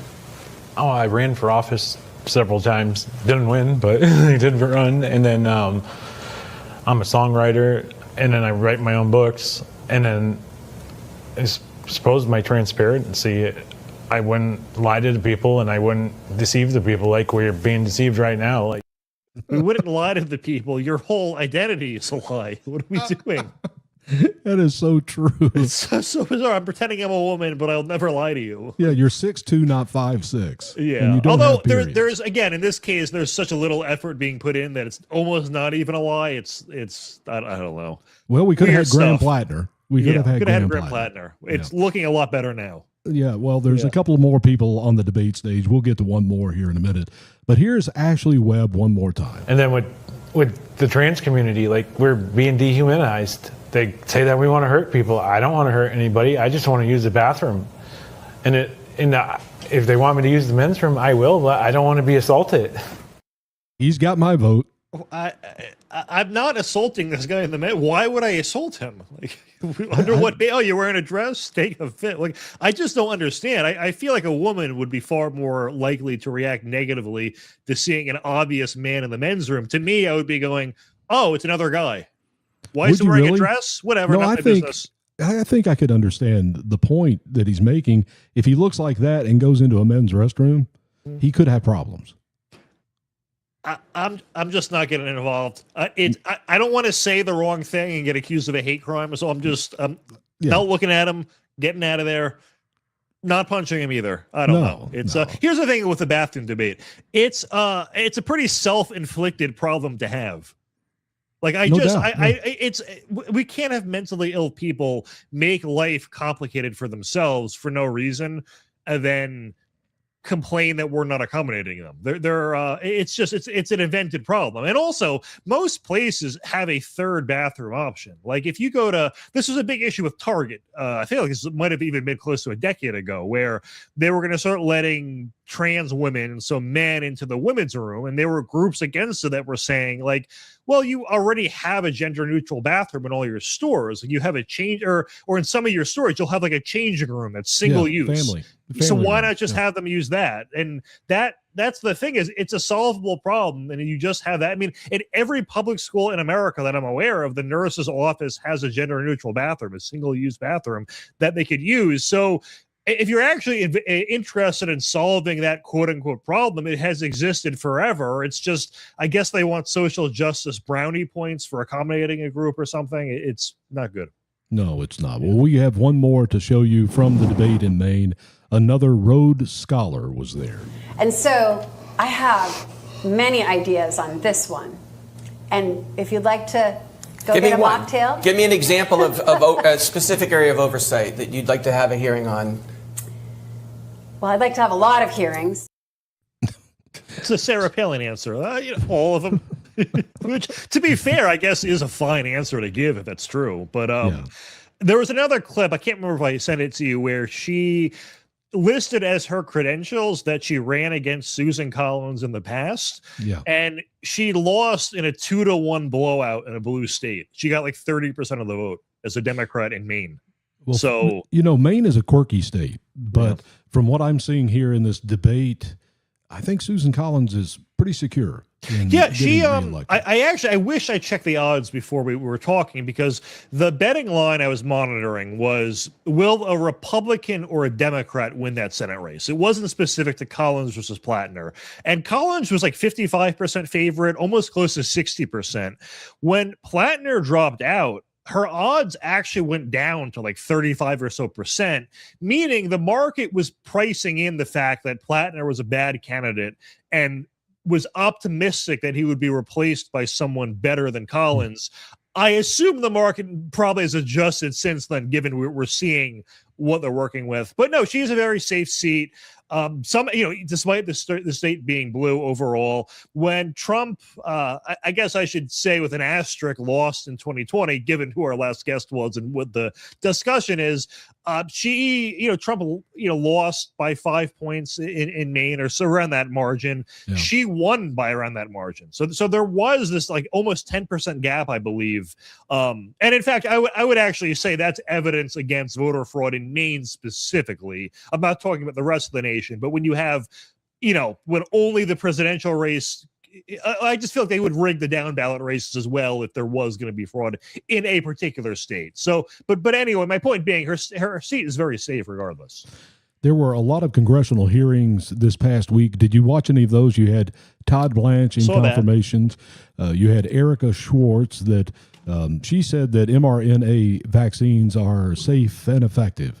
And a lot of people in the MAGA base are not happy with that answer that Donald Trump had appointed her. And let's see, the Supreme Court justices. You had Kagan and you had Amy Coney Barrett that went and testified in a congressional hearing. And Amy Coney Barrett was talking about how scared she was with the rhetoric and the death threats and having to wear a bulletproof vest, and her children and a lot of people I know in the MAGA base and America First, they feel that that has really affected Amy Coney Barrett in the decisions she's made. So I'm glad you brought that up, because I obviously share that concern.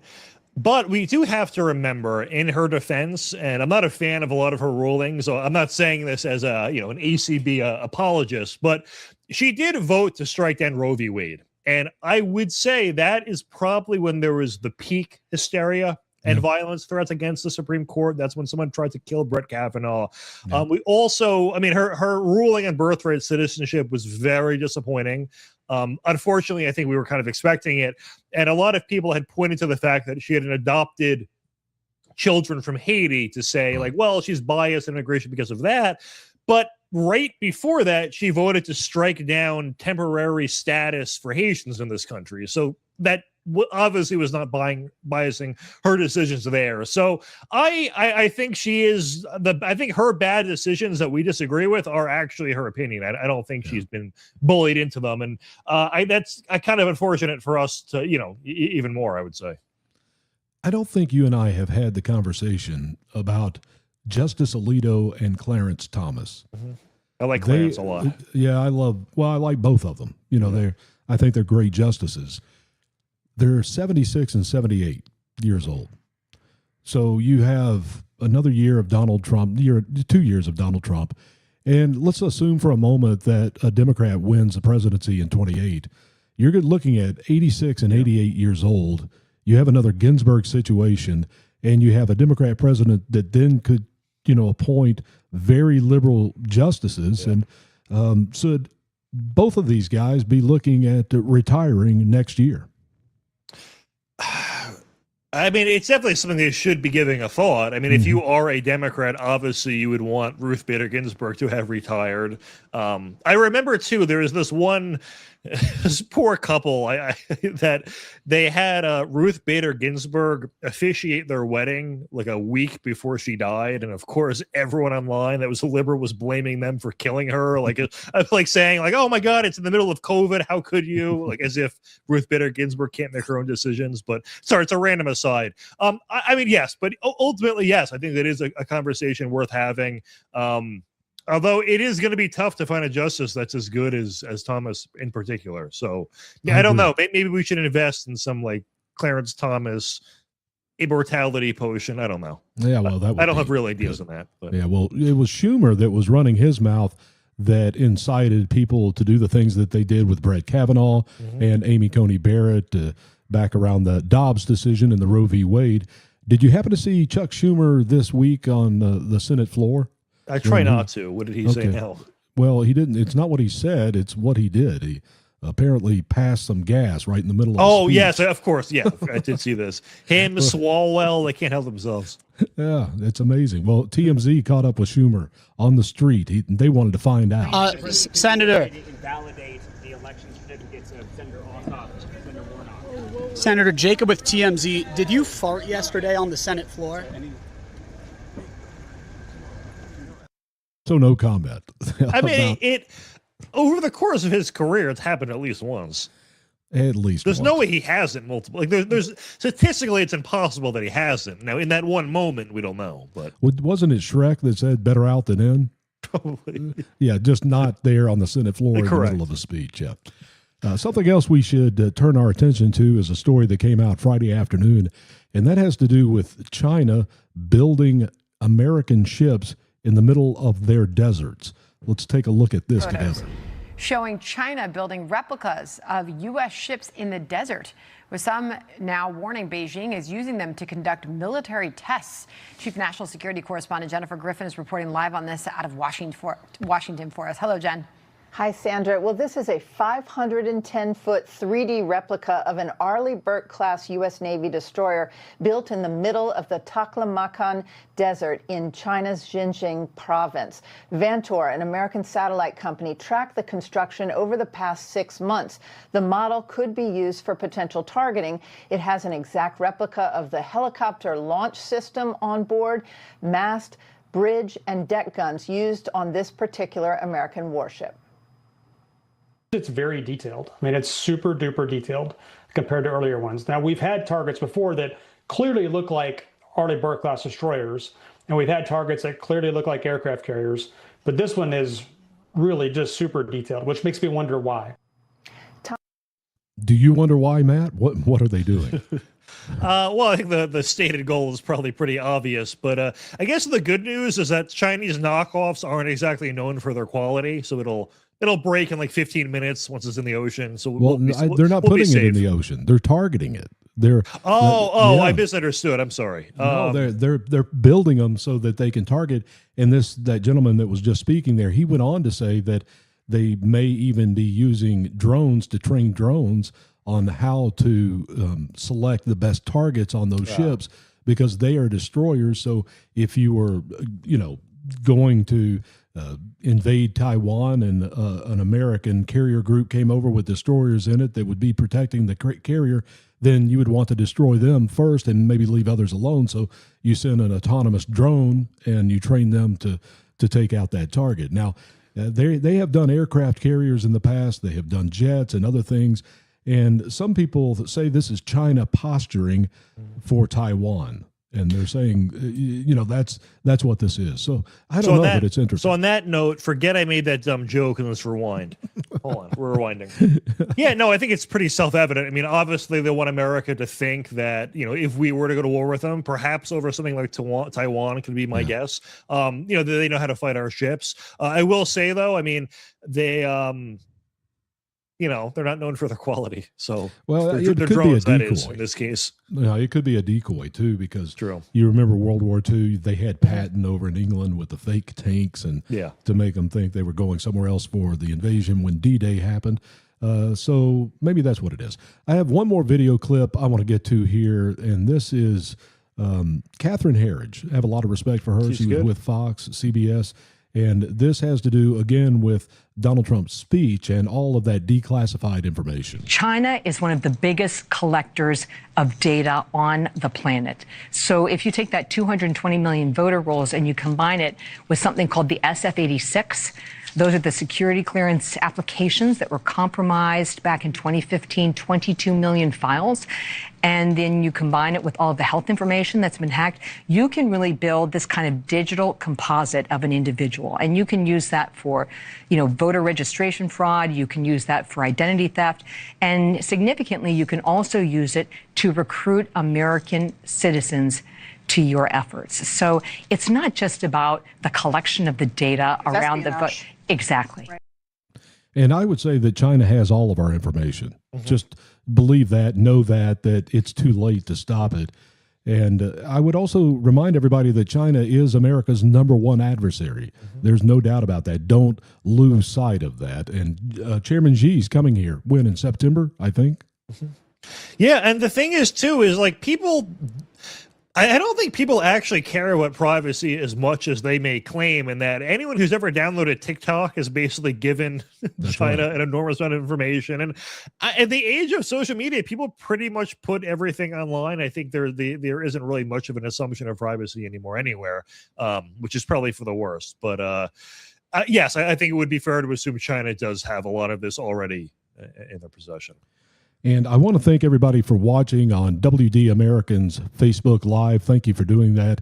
And also on TalkRed on the many different platforms where you can see us there. I appreciate it. You can follow us also on Rumble and YouTube. We're just starting to build that as we build this show. Please follow us, Palumbo, Booker, Justified, PB&J Podcast is where you could do that. Matt, as we look forward to the week upcoming, what do we look for this week? Well, my weekly response to that question is Iran. Which, by the way, I forgot to mention during the show, it does seem like China's energy imports are taking a pretty significant hit from our war in Iran. Well, I think Trump's not calling it a war. Our conflict. Our epic operation in Iran. Epic Fury. Epic Fury. It's the epic one now. Yeah. So I don't know if that was actually like an intended secondary impact, but it is one that is happening.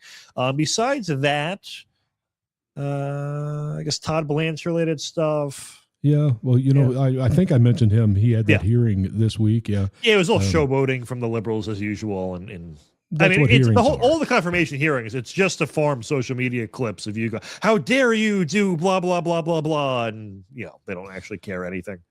Something else that we went through this hour and didn't talk about was Jack Smith, and I really wanted to hit that. Maybe we can real quick before we're finished. But he, the Senate and the House of Representatives, they went nuts this week because they found out that Jack Smith lied under oath in testimony, because not only did he have their phone records, but he had their phone communication. He saw what was said and what was done. So now will he be, brought up on perjury charges? He should be, because he certainly lied. Should be. And I mean, it's. I don't think people like to have their text messages read, so it's more incentive to do so. It will be interesting if there are liberals whose texts he was going through who have to pretend to not care for political reasons. Yeah, there were a few Democrats in that list. Yeah, not all Republicans. So thank you very much for watching us. We are the PB&J Podcast, the sanity sandwich in a chaotic world. Matt, have a great week. You too. Thank you. You have been watching a no-budget production, the PB&J Podcast.